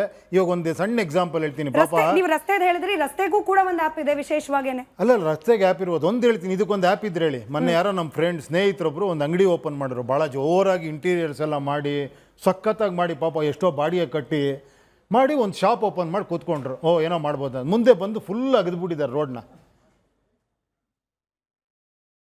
ರೋಡ್ ಅಗದ್ಬಿಟ್ಟಿದ್ದಾರೆ ಸ್ವಾಮಿ. ಇದು ಕರೆಕ್ಟಾ? ಪಾಪ ಅವ್ನ ಗತಿ ಏನಾಗಬೇಕು ಯೋಚನೆ ಮಾಡಿ. ಈಗ ನಾನೇ ಅಥವಾ ನಿಮ್ಮನ್ನು ನೀವೇ ಅಲ್ಲಿ ಇಟ್ಕೊಳ್ಳಿ, ನೀವೇ ಒಂದು ಕಷ್ಟಪಟ್ಟು ಎಲ್ಲೋ ಸಾಲ ಸೋಲ ಮಾಡಿ ಒಂದು ಅಂಗಡಿ ಓಪನ್ ಮಾಡಿರಿ. ನನಗೆ ಗೊತ್ತಿರಬೇಕಲ್ವ ಅಟ್ಲೀಸ್ಟು, ಈಗ ರೋಡ್ ಅಗೀತಾರಪ್ಪ, ನಾನು ಇಲ್ಲಿ ಇನ್ವೆಸ್ಟ್ ಮಾಡಬಾರ್ದು ಅನ್ನೋ ಥರ ನನಗೆ ಗೊತ್ತಿರಬೇಕಲ್ವಾ? ಗೊತ್ತಿರಬೇಕೋ ಬೇಡವೋ? ಅದೇಮ್ಮ, ಇದು ಬದಲಾಗಬೇಕಲ್ವಾ? ನಿಜ, ನೀವು ಏನ್ ಕೊಡ್ತೀರಾ ಅನ್ನೋ ಕೇಳೋ ಪರಿಸ್ಥಿತಿಗೆ ಚುನಾವಣೆಗಳು ಹೋಗ್ಬಿಟ್ಟಿದೆ ಅಂತ ಹೇಳ್ತಿದ್ರಿ. ದಿವ್ಯತ್ ಅದನ್ನ ಗ್ಯಾರಂಟಿ ಅಂತ ಹೇಳ್ತಾ ಇದ್ರು. ಬಟ್ ನಿಜ ಅಲ್ವಾ? ಈಗ ತಮಿಳ್ನಾಡನ್ನೇ ಮತ್ತೆ ಎಕ್ಸಾಂಪಲ್ ತಗೊಳ್ತೀನಿ. ತಮಿಳ್ನಾಡಿನಲ್ಲಿ ವಿಜಯ್ ಅವ್ರಿಗೆ ಬದಲಾವಣೆಗೋಸ್ಕರನೇ ಜನ ಆಯ್ಕೆ ಆಗಿದ್ದಾರೆ. ಬಟ್ ಸ್ಟಿಲ್ ವಿಜಯ್ ಅವ್ರು ಕೊಟ್ಟ ಆಫರ್ ಏನು ಕಮ್ಮಿ ಇರಲಿಲ್ಲ ಉಪೇಂದ್ರ ಸರ್. ನಿಮಗೂ ಗೊತ್ತಿರ್ಬೋದು, ರೇಷ್ಮೆ ಸೀರೆ, ಚಿನ್ನದ ನಾಣ್ಯ, ಕೆಲಸ ಇಲ್ದಿರೋರ್ಗೊಂದು, ಕೆಲಸ ಇರೋರ್ಗೊಂದು, ಮದುವೆ ಆಗೋರ್ಗೊಂದು, ಆಗದಿರೋರ್ಗೊಂದು, ಮಗು ಹುಟ್ಟಿದ್ರೆ ಒಂದು. ಇದು ಚುನಾವಣಾ ವ್ಯವಸ್ಥೆಯಲ್ಲಿ, ನಾನು ರಾಜಕೀಯ ಅಂತ ಕೇಳ್ತಿಲ್ಲ, ಚುನಾವಣಾ ವ್ಯವಸ್ಥೆಯಲ್ಲಿ ಮತದಾರರಿಗೆ ಕೊಡುವ ಆಶ್ವಾಸನೆಗಳು ಹಣದ ರೂಪದಲ್ಲಿ ಅಥವಾ ಈ ಗ್ಯಾರಂಟಿಗಳ ರೂಪದಲ್ಲಿ ಇನ್ಎವಿಟಬಲ್ ಅನ್ನೋ ಹಂತಕ್ಕೆ ಹೋಗ್ಬಿಟ್ಟಿದೆಯಲ್ಲ ಅಂತ ಹೇಳಿ. ಅಲ್ಲ, ನಾನು ಇದನ್ನೇ ಇನ್ನೊಂದು ರೀತಿ ಹೇಳ್ತೀನಿ, ಓಕೆನಾ? ಈಗ ಯಾರೋ ಒಬ್ಬರು ಏನೋ ಎಜುಕೇಷನ್ ಮಾಡ್ಕೊಂಡಿದ್ದಾರೆ, ಗ್ರ್ಯಾಜುಯೇಟು, ಅವ್ರಿಗೆ ಕೆಲಸ ಇಲ್ಲ, ಒಂದು 3,000 ರೂಪಾಯಿ ಕೊಡೋದ್ರಲ್ಲಿ ತಪ್ಪಿಲ್ಲ. ಏನು ಹೇಳಿ? ನಿಜವಾಗ್ಲೂ ಖಂಡಿತ ಸಹಾಯ ಬೇಕು. ಒಂದು ಯಾವುದೋ ಲೇಡಿ ಒಬ್ಬರೇ ಇದ್ದಾರೆ, ಅವ್ರ ಜೀವನ ನಡೆಸೋದಕ್ಕೆ ಒಂದು ಸ್ವಲ್ಪ ದುಡ್ಡು ಕೊಡಬೇಕು, ತಪ್ಪಲ್ಲ. ಅದನ್ನು ಫ್ರೀ ಬೀಸ್ ಅನ್ನೋ ಬದಲು ನಾನು ಇನ್ನೊಂದು ಹೇಳಲ್ಲ ಮಧ್ಯದಲ್ಲಿ, ಇದು ಕರೆಕ್ಟಾಗಿ ಹೇಳಲ್ಲ, ನೀವೇ ಹೇಳಿ. ಅದೇ 3,000 ರೂಪಾಯಿ ಅವ್ರಿಗೆ ಕೊಡೋದು ಬದಲು ಕೊಡೋದ್ರ ಜೊತೇಲಿ ಒಬ್ಬ ಗ್ರ್ಯಾಜುಯೇಟ್ ಕೊಡೋ ಜೊತೇಲಿ ಒಂದು ಸಣ್ಣ ಕೆಲಸ ಕೊಡಿ ಅವ್ರಿಗೆ. ಈಗ ಪೊಲೀಸ್ ಡಿಪಾರ್ಟ್ಮೆಂಟು, ಟ್ರಾಫಿಕ್ಕು, ಸಿಕ್ಕಾಪಟ್ಟೆ ಟ್ರಾಫಿಕ್ ಪ್ರಾಬ್ಲಮ್ ಇದೆ ನಮ್ಮಲ್ಲಿ, ಪೊಲೀಸ್ ಕಡಿಮೆ ಇದ್ದಾರೆ ಅಂದ್ಕೊಳ್ಳಿ. ಅಟ್ಲೀಸ್ಟ್ ಇವ್ರನ್ನ ಒಂದು ಸ್ಯಾಟರ್ಡೆ ಸಂಡೇ ಅಪ್ಪ ಫ್ರೀ ಇದ್ದಾಗ ನೀವು ಟ್ರಾಫಿಕ್ ಪೊಲೀಸ್ ಥರ ಒಂದು ಸ್ವಲ್ಪ ಕೆಲಸ ಮಾಡಿ, ಸ್ಟೈಫಂಡ್ ಥರ 3,000 ರೂಪಾಯಿ ಕೊಡ್ತೀವಿ ಅಂತ ಹೇಳಿದ್ವಿ ಅಂದ್ಕೊಳ್ಳಿ. ಇದು ಒಂದು ಕೆಲಸ ಕೊಟ್ಟಂಗೂ ಆಯಿತು, ಫ್ರೀ ಬೀಸ್ ಅಂತ ಹೇಳೋದು ಬೇಕಾಗಿಲ್ಲ. ಒಂದು ಸಣ್ಣ ಕೆಲಸ ಕೊಟ್ಟಿದ್ದೀವಿ, ನಾಳೆ ಅವ್ನು ಮತ್ತೆ ಅದಕ್ಕೆ ಜಾಬ್ಗೆ ಅಪ್ಲೈ ಮಾಡ್ಬೋದು. ಈ ಥರ ಸಾವಿರಾರು ವಿಷಯಗಳಿದ್ದಾವೆ. ಇದ್ರ ಬಗ್ಗೆ ಚರ್ಚೆ ಆಗಬೇಕಲ್ವಾ? 56,000ಕ್ಕೂ ಅಧಿಕ ಹುದ್ದೆಗಳು ಖಾಲಿ ಇರೋದಕ್ಕೆ ನೇಮಕಾತಿ ಮಾಡ್ಕೊಳ್ತೀವಿ ಅಂತ ಹೇಳೇನೆ 6 ತಿಂಗಳಾಗ್ತಾ ಬಂತು ಸರ್. ಬಟ್ ಟೆಕ್ನಿಕಲ್ ಗ್ಲಿಚಸ್ ಅನ್ನೋದು ಕೂಡ ಅಡ್ಮಿನಿಸ್ಟ್ರೇಷನ್ ಲೆವೆಲಲ್ಲಿ ಸಾಕಷ್ಟು ಇರುತ್ತೆ. ಒಳ ಮೀಸಲಾತಿ ಅಂದರು, ಮಗದೊಂದಂದ್ರು which is correct also on papers. ಹಿಂಗಿರುವಾಗ ನಾವು ಆಲ್ಟರ್ನೇಟ್ ಆಗಿ ಏನೋ ಒಂದು ಕೆಲಸ ಕೊಡ್ತೀವಿ, ಅದಕ್ಕೆ 3,000 ರೂಪಾಯಿ ನಾವು ಮಾತನಾಡ್ದಂಗೆ ಇವತ್ತು ಬಂದು ಕೆಲಸ ಮಾಡ್ತೀಯ, ನಾನು 3,000 ರೂಪಾಯಿ ಕೊಡ್ತೀನಿ, ಹಿಂಗೆ ಆಗೋದಿಲ್ಲ ಅಲ್ಲ. ಗೌರ್ಮೆಂಟ್ ಲೆವೆಲಲ್ಲಿ ಕೆಲಸಗಳು ಎಲ್ಲದಕ್ಕೂ ಒಂದು ಪ್ರೊಸೀಜರ್ ಇರುತ್ತೆ. ಪ್ರೊಸೀಜರ್ ಇದೆಯಲ್ವಾ? ಗ್ರಾಜುಯೇಟ್ಗೆ 3,000 ಡಿಲೇಗಳಾಗ್ತಾ ಇದೆ, ಅದು ಕೂಡ ಆನ್ ಟೈಮ್ ರೀಚ್ ಆಗ್ತಿಲ್ಲ. ಅಲ್ಲ, ಅದು ಬಿಡಿ, ಸೆಕೆಂಡ್ ಇನ್ನೊಂದು ಮ್ಯಾಟ್ರ್ ಅದು. ಈಗ 3,000 ರೂಪಾಯಿ ಕೊಡೋದ್ರ ಬಗ್ಗೆ ಮಾತಾಡ್ತೀನಿ, ಕೊಡ್ತಾನೆ ಇಲ್ಲ ಅನ್ನೋದು ಇನ್ನೊಂದು ಮ್ಯಾಟ್ರ್ ಅದು. ಓಕೆನಾ? ನಾನು ಕೊಡೋದ್ರ ಬಗ್ಗೆ ಹೇಳ್ತಾ ಇದ್ದೀನಿ ಅಷ್ಟೇ. ಕೊಡೋದು ಈ ಥರ ಕೊಟ್ಟರೆ ಒಂದು ಕೆಲಸ ಕೊಟ್ಟಂಗೂ ಇರುತ್ತೆ, ಇದು ಮಾಡ್ದಂಗೂ ಇರುತ್ತೆ ಅಂತ. ಇನ್ನು ಬಿಟ್ಬಿಡಿ, ಇನ್ನೂ ಫ್ರ್ಯಾಂಕ್ ಆಗಿ ಬರೋಣ ಇನ್ನೂ ಸ್ವಲ್ಪ. ಯಾಕಂದರೆ ಜಾಸ್ತಿ ನಾನು ಮಾತಾಡೋದಷ್ಟು ಇನ್ನೂ ತಲೆಗೆ ಫುಲ್ಲು ಉಳ್ಬಿಡ್ತಾ ಇದ್ದೇನೆ ಅಂತ ಆಗಬಾರ್ದು. ಫಸ್ಟ್ ಆಫ್ ಆಲ್ ಹೇಳ್ತೀವಿ ಕೇಳಿ, ನಾನು ಎಲೆಕ್ಷನ್ ಇಲ್ಲಕ್ಕೆ ಮುಂಚೆ ಫಸ್ಟ್ ಆಫ್ ಆಲ್ ನನಗೆ ಬಡ್ಜೆಟ್ ಗೊತ್ತಿರಬೇಕು. ನನಗೆ ಬಿಡಿ, ನನಗೆ ಗೊತ್ತಿಲ್ಲ. ಗೊತ್ತಿರೋರು ಎಷ್ಟೋ ಜನ 5-5 ಸತಿ 10 ಸತಿ ಗೆದ್ದಿರೋರು, ಆಡಳಿತ ನಡೆಸಿರೋರು ಇದ್ದಾರಲ್ವಾ, ಅವ್ರು ಇದನ್ನೇ ಮ್ಯಾಟ್ರ್ ಆಫ್ ಇದನ್ನು ಇಟ್ಕೊಬೋದಲ್ಲ ಅವರೇ. ನಮ್ಮ ಹತ್ರ ಇಷ್ಟು ಬಡ್ಜೆಟ್ ಇದೆ, ಇಷ್ಟು ನಮಗೆ ಖರ್ಚುಗಳಿದೆ, ಇಷ್ಟು ಡೆಫಿಸಿಟ್ ಇದೆ, ಇಷ್ಟು ಸಾಲ ಮಾಡ್ತಿದ್ದೀವಿ, ಇಷ್ಟು ದುಡ್ಡಲ್ಲಿ ನಾವು ಈ ಥರ ಹಂಚಿದ್ರೆ ಇಷ್ಟಕ್ಕೆ ಇಷ್ಟು ಮಾಡ್ಬೋದು, ಇಷ್ಟರಲ್ಲಿ ಇಷ್ಟು ಆಗಿದೆ ಅಭಿವೃದ್ಧಿ ಕಾರ್ಯಗಳು, ನಮ್ಮ ಇಷ್ಟು ದುಡ್ಡಲ್ಲಿ ಇಷ್ಟು ಅಭಿವೃದ್ಧಿ ಕಾರ್ಯ ಮಾಡ್ಬೋದು, ಇದಕ್ಕೆ ನೀವು ಓಟ್ ಹಾಕ್ತೀರಾ ಅಂತ ಕೇಳ್ಬೋದಲ್ಲ ಅವರೇ. ಇಷ್ಟು ಕೇಳೋದು ಕಷ್ಟ, ನಾವು ಓಟ್ ಹಾಕೋರಿಗೆ ಕೇಳ್ಬೋದಲ್ವ ಅಮ್ಮ? ಇದು ತಾನೇ ಟಾಪಿಕ್ ಆಫ್ ಡಿಸ್ಕಷನ್ ಆಗಬೇಕಾಗಿರೋದು ನಮ್ಮ. ಅಲ್ಲ ಸರ್, ನೀವು 3,000 ಕೊಡೋದ್ರ ಬಗ್ಗೆ ಹೇಳಿದ್ರಿ. ಶನಿವಾರ ಭಾನುವಾರ ನಮ್ಮ ಟ್ರಾಫಿಕ್ ಇನ್ಸ್ಪೆಕ್ಟರ್ಗಳಿಗೆ ಇನ್ಕಮ್ ಇರೋದೇ ಅದರಲ್ಲಿ. ಅವರು ಬೇರೆಯವ್ರ ಕೆಲಸ ಕೊಟ್ಟು 3,000 ಕೊಡ್ತಾರೆ. ನಮ್ಮ ಸಿಸ್ಟಮನ್ನು ಬದಲಾಯಿಸೋಕ್ಕಾಗತ್ತಾ? ಈಗ ನೀವು 2017ರಲ್ಲಿ ನಿಮ್ಮ ಪ್ರಜಾಕೀಯ ಪಕ್ಷ ಶುರು ಮಾಡಿದ್ರಿ, ನಮಗೆಲ್ಲ ಒಂದು ಭರವಸೆ ಇತ್ತು, ನಿಮ್ಮ ಸೂಪರ್ ಸಿನಿಮಾ ಕೂಡ ಅವಾಗ ರಿಲೀಸ್ ಆಗಿತ್ತು. ಸಿನಿಮಾ ಥರ ಆಗ್ಬಿಡುತ್ತೆ ಅಂತ ಅಂದ್ರೆ ನೀವು ಆ ಥರ ಮಾಡ್ತೀರಾ ಅಂತ ಸರ್, ಸಿನಿಮಾ ಥರ ಅಲ್ಲ, ನಿಮ್ಮದೊಂದು ಗುರಿ ಇದೆ, ನೀವು ಈ ಥರ ಒಂದು ಬದಲಾವಣೆ ಮಾಡ್ತೀರಾ ಬೆಂಗಳೂರನ್ನ ಅನ್ನೋದೊಂದು ನಮಗೊಂದು ಖುಷಿಯ ವಿಚಾರ ಇತ್ತು. ಬಟ್ 2019ರಲ್ಲಿ ನೀವು ಸ್ಪರ್ಧೆ ಮಾಡ್ಬೋದಿತ್ತಲ್ಲ, ಪ್ರಜಾಕೀಯ ಸ್ಥಾಪನೆ ಮಾಡ್ಬಿಟ್ಟು ಬರೀ ಮನೇಲಿದ್ರೆ ಆಗುತ್ತಾ ಸರ್? ಪ್ರಜೆಗಳ ಹತ್ರ ಬರ್ಬೋದಿತ್ತಲ್ಲ ನೀವು. ಕೇಳಿ ಅಮ್ಮ, ನಾನು ಹೇಳಿದ್ದೀನಿ ಪ್ರಜೆಗಳ ಹತ್ರ ಹೆಂಗೆ ಹೋಗೋದು ಅಂತಲೂ ಹೇಳಿದ್ದೀನಿ. ನಾನೇನು ಹೇಳಿ, ನಾನು ಕಾಲೇಜ್ಗಳಲ್ಲಿ ಹೋಗಿದ್ದೀನಿ, ಎಷ್ಟೋ ಕಡೆ ಹೋಗಿದ್ದೀನಿ, ಅದು ಬಿಟ್ಬಿಡಿ. ಈಗ ನೀವು ಒಂದು ಹೇಳಿರಿ, ಸೂಪರ್ ಎಕ್ಸಾಂಪಲ್ ಕೊಟ್ರಿ ನೋಡಿ, ಎಷ್ಟು ಆಶಾವಾದಿಗಳು ನೀವು.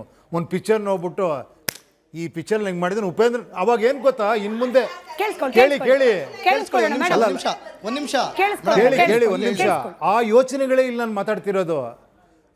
ಆಗೋದಕ್ಕೆ ಸೂಪರ್ ಥರ ಆಗೋದಕ್ಕೆ ಇದೆಲ್ಲ ಮಾಡಬೇಕು ಅಂತ ಹೇಳಿದ ಕೂಡಲೇ ನಿಮಗೆ ಒಂದು ಅದ್ಭುತವಾದಂಥ ಒಂದು ಬಿಲ್ಡಿಂಗ್ ಕಟ್ಟಬೇಕು, ಒಂದು ತಾಜ್ ಮಹಲ್ ಕಟ್ಟಬೇಕು, ಒಂದು ವಿಧಾನಸೌಧ ಕಟ್ಟಬೇಕು.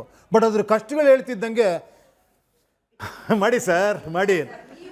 ಬಟ್ ಅಂದ್ರೆ ಡಿಲೇ ಬಗ್ಗೆ ಅವರಲ್ಲಿರೋ ಪ್ರಶ್ನೆನೂ ಅದೇನೆ. 2017ರಲ್ಲಿ ರಾಜಕೀಯ ಅಥವಾ ಪ್ರಜಾಕೀಯಕ್ಕೆ ಎಂಟ್ರ್ ಆದ್ರು ಉಪೇಂದ್ರ ಅವರು. 2026ರಲ್ಲಿ ಇದೀವಿ, ಈಗಲೂ ಕೂಡ ಜನರನ್ನ ರೀಚ್ ಆಗ್ತೀವಿ ಅಂತಾನೆ ಇದ್ದಾರೆ. ಆಕ್ಚುಲ್ ಬದಲಾವಣೆ ತರ್ಲಿಕ್ಕೆ ಉಪೇಂದ್ರ ಅವ್ರು ಹೇಳಿ, ಅದ್ರ ಬಗ್ಗೆ ಡೀಟೇಲ್ ಹೇಳ್ಬಿಡ್ತೀನಿ. ನಿಮಗೆಲ್ಲ ಗೊತ್ತಿದೆ, ಮರ್ತೋಗಿರ್ಬೋದು ನೀವು. ನಾನು ಬಂದಾಗ ಏನಾಯಿತು, ಯಾರೋ ಪಕ್ಷ ಕೊಟ್ಟರು, ನಾನು ನಂಬಿದೆ. ಯಾರೋ ಇದೇ ಥರ ನಿಮ್ಮ ಥರನೇ ಹೇಳಿದ್ರು, ಸರ್ ನಮ್ಮದು ಇದೆ ಸರ್ ಆಸೆ, ನೀವೇನು ಹೇಳ್ತೀರೋ ನಮ್ಮ ಕನಸಾಗಿತ್ತು ಸರ್, ಬನ್ನಿ ಸರ್ ನಮ್ಮ ಪಕ್ಷ ಮಾಡಿದ್ದೀನಿ, ನೀವು ಯಾಕೆ ನನ್ನ ಪಕ್ಷ ಕಟ್ತೀರಾ, ತಗೊಳ್ಳಿ ಅಂತ ಪಕ್ಷ ಕೊಟ್ಟರು. ನನ್ನ ಪ್ರೆಸಿಡೆಂಟ್ ಮಾಡಿದ್ರು. ನಾನೆಲ್ಲ ಓಡಾಡಿ ಗೀಡಾಡಿ ಎಲ್ಲ ಮಾಡಿ ಆಟೋ ಚಿಹ್ನೆ ತೊಗೊಂಡು ಎಲ್ಲ ಮಾಡೋವರೆಗೂ ಸುಮ್ಮನೆ ಇದ್ದರು, ಸೂಪರಾಗಿ ಮಾಡ್ತಿದ್ದೀರಾ ಸರ್ ಅಂತ. ಕರೆಕ್ಟಾಗಿ ಇನ್ನೇನು ಟಿಕೆಟ್ ಕೊಡಬೇಕು, ನಾನೆಲ್ಲರನ್ನೂ ಕರೆದು ಇಂಟರ್ವ್ಯೂ ಮಾಡಿ ಎಲ್ಲ ಮಾಡಿ 224 ಜನ ರೆಡಿ ಮಾಡಿ, ಸರ್ ಟಿಕೆಟ್ ಕೊಡಬೇಕು ಇವಾಗ, ನಾನು ಕೊಡೋಕ್ಕೆ ಸ್ಟಾರ್ಟ್ ಮಾಡಲ ಅಂದರೆ, ಸರ್ ನೀವು ಹೆಂಗೆ ಸರ್ ಟಿಕೆಟ್ ಕೊಡ್ತೀರಾ ಅಂತ. ನಾನು ಪ್ರೆಸಿಡೆಂಟ್ ಮಾಡಿದ್ದೀರಾ, ನಾನಲ್ವ ಟಿಕೆಟ್ ಕೊಡಬೇಕಾಗಿರೋದು. ಇಲ್ಲ ಸರ್ ನಾವು ಕೊಡ್ತೀವಿ, ಹಂಗಾರೆ ಕೊಡಿ ಇವ್ರಿಗೆಲ್ಲ. ಹೇ ಸರ್ ನೀವು ಬಿಡಿ ಸರ್, ನಾವು ಕೊಟ್ಕೊತೀವಿ ಬಿಡಿ ಸರ್ ಅಂತ ಬೇರೆ ಥರ ಸ್ಟಾರ್ಟ್ ಆಗೋಯ್ತದು. ಕೇಳಿ ಅವಾಗೇನಾಯಿತು, ನಾನು ಪಕ್ಷದಿಂದ ಹೊರಗೆ ಬಂದೆ, ಎಲೆಕ್ಷನ್ ನಿಂತ್ಕೊಳ್ಳೋಕ್ಕಾಗಿಲ್ಲ, ಅಲ್ಲೇ 3 ವರ್ಷ ಹೊಟ್ಟಾಯ್ತು ನಂದು. ನೆಕ್ಸ್ಟ್ ಬಂದಿದ್ದು ಯಾವುದು, MP ಎಲೆಕ್ಷನ್. ನಾನು ಮಾತಾಡ್ತಿರೋದು ಕರ್ನಾಟಕದ ಬಗ್ಗೆ, ಓಕೆನಾ. MP ಎಲೆಕ್ಷನ್ ಬಂತು, ಆದರೂ ಸಿಂಬಾಲಿಕಾಗಿ ನಾವು ಮಾಡಬೇಕು, ಪ್ರಜಾಕೀಯ ನಿಲ್ಲಬೇಕು ಅಂದ್ಬಿಟ್ಟು MP ಎಲೆಕ್ಷನ್ ನಿಂತಿದ್ವಿ. 2.5 ಲಕ್ಷ ವೋಟ್ ಬಂತು ನಮಗೆ. ಏನು ಹೇಳಿ, ಏನೂ ಪ್ರಚಾರ ಮಾಡಿದೆ, 1 ರೂಪಾಯಿ ಕೊಡದೆ. ಏನಮ್ಮ ದೊಡ್ಡ ವಿಷಯ ಅಲ್ವಮ್ಮ, ಬಂದಿದೆ.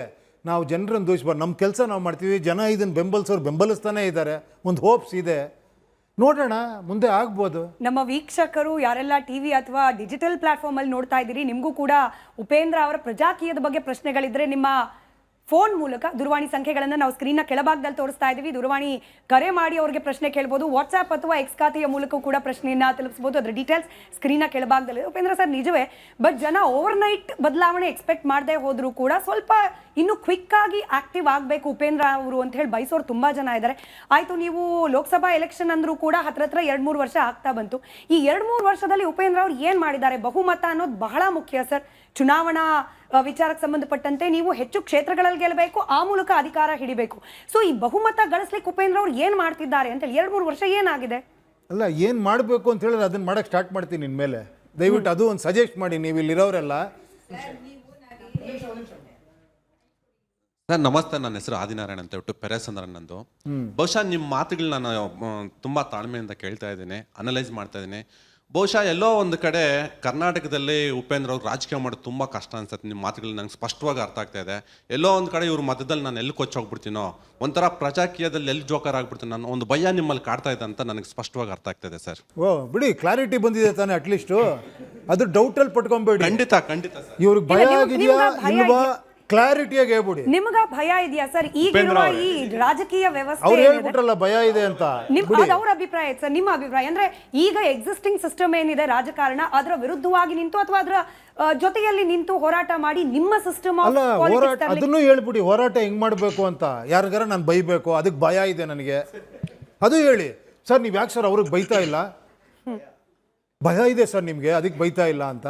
ಸರ್ ನೀವು ಅವಾಗಲೇ ನಾನು ಹೇಳ್ತೀನಿ ಯಾಕೆ ಬೈಬೇಕು ಅಂತ ಹೇಳ್ತೀನಿ. ನಾನು ಫಸ್ಟ್ ಆಫ್ ಆಲ್ ಯಾಕೆ ಬೈಬೇಕು? ನಾವೇ ಎಲೆಕ್ಟ್ ಮಾಡಿ ಕಳಿಸಿರೋರಲ್ವ ಅವ್ರನ್ನ. ಯಾರನ್ನು ಬೈಬೇಕು ಅವಾಗ? ಅವ್ನು ಎಲೆಕ್ಟ್ ಮಾಡಿರೋನು ಬೈಬೇಕಾ, ಎಲೆಕ್ಟ್ ಆಗಿರೋನು ಬೈಬೇಕಾ? ಒಂದು ಹೇಳಿ. ನಾವು ಎಲೆಕ್ಟ್ ಮಾಡಿರೋರು, ಯಾರು ನಮ್ಮ ಬೈಬೇಕು? ತಪ್ಪು ನಾವು ಮಾಡಿರೋದು, ಕರೆಕ್ಟ್ ಅಲ್ವಾ? ಪ್ರತಿ ಸತಿ ನಾವು ಅವ್ನು ಸರಿ ಇಲ್ಲ, ಇವನು ಸರಿ ಇಲ್ಲ, ಇವನು ಸರಿ ಇಲ್ಲ, ನಾನು ಸರಿ ಇದ್ದೀನ? ನಮ್ಮನ್ನು ನಾವು ಕೇಳ್ಕೊಡೋದೇ ಇಲ್ಲ. ನಾನು ಕರೆಕ್ಟ್ ಸರ್, ಸರ್ ನಮಗೆಲ್ಲ ಗೊತ್ತು ಸರ್, ನಿಮ್ಗೇನೋ ಡೌಟ್ ಇದ್ದಂಗಿದೆ ಸರ್, ಸರ್ ನಿಮ್ಗೇನೋ ಗೊತ್ತಿಲ್ಲ ಬಿಡಿ ಸರ್, ಸರ್ 2 ನಿಮಿಷ ಹೇಳ್ಬಿಡ್ಬೋದು. ಈ ಕ್ವಶನ್ಗೆ ಆನ್ಸರ್ ಮಾಡಿ. ತಪ್ಪು ಮಾಡಿರೋದು ಯಾರು ಹೇಳಿ ಸ್ವಾಮಿ? ಮಾಡ್ತಾ ಇದ್ದೀನಲ್ಲ ಸ್ವಾಮಿ, ಇನ್ನೇನು ಮಾಡ್ಬೇಕು ಹೇಳಿ? ಅಟ್ಲೀಸ್ಟ್ ಅದಾರ ಹೇಳಿ. ಈಗ ಪಕ್ಷ ಒಂದ್ ನಿಮಿಷ ನಿಮ್ಮನ್ನೇ ಕೇಳ್ತೀನಿ, ನಾನು ಏನ್ ಮಾಡ್ಬೇಕು ಹೇಳಿ? ಧೈರ್ಯ ಬಂದ್ಬಿಟ್ಟಿದೆ ನಿಮ್ಮನ್ನ ನೋಡಿ, ನಂಗೆ ಧೈರ್ಯ ಬಂದಿದೆ. ಏನ್ ಮಾಡ್ಬೇಕು ಹೇಳಿ ಸರ್? ಈಗ ಪಕ್ಷ ಕಟ್ಟಿದ್ದೀರಾ, ಪಕ್ಷ ನಮ್ ಚಿಕ್ಕಬಳ್ಳಾಪುರದಲ್ಲ ಪೆರೇಸಂದ್ರಲ್ಲಿ ಪ್ರಜಾಕೀಯ ಅಂದ್ರೆ ಏನಂತ ಕೇಳ್ತಾರೆ. ಬೆಂಗಳೂರಲ್ಲಿ ಓದಿರೋರು ಗೊತ್ತು, ಹಳ್ಳಿ ಕಡೆ ಹೋಗ್ಬಿಟ್ಟು ಪ್ರಜಾಕೀಯ ಅಂದ್ರೆ ಯಾರು ಅಂತ ಕೇಳ್ತಾರೆ. ಹಳ್ಳಿ ಕಡೆನೆ ಫಸ್ಟ್ ಗೆದ್ದಿರೋದು ಗೊತ್ತಾ ಇಲ್ಲಿ? ಅಲ್ಲ ಕೇಳಿ, ಒಂದ್ ನಿಮಿಷ ಇಲ್ಲ, ಒಂದ್ ನಿಮಿಷ ಆರ್ಗ್ಯುಮೆಂಟ್ ಬೇಡ, ಜಗಳ ಆಡೋದು ಬೇಡ, ಇಲ್ಲ ಒಂದ್ ಸ್ವಲ್ಪ ಸಮಾಧಾನವಾಗಿ ಮಾತಾಡೋಣ. ಕೇಳಿ, ಫಸ್ಟು ಅರೇಹಳ್ಳಿ ಅನ್ನೋ ಕಡೆ ಚೇತನ್ ಕುಮಾರ್ ಅನ್ನೋರು ಒಬ್ರು ಆಯ್ಕೆ ಆದರು. ಅದು ಗೊತ್ತಾ ನಿಮಗೆ? ಗೊತ್ತಿಲ್ಲದೆ ಇದ್ರೆ ಮಾತಾಡಬಾರ್ದು.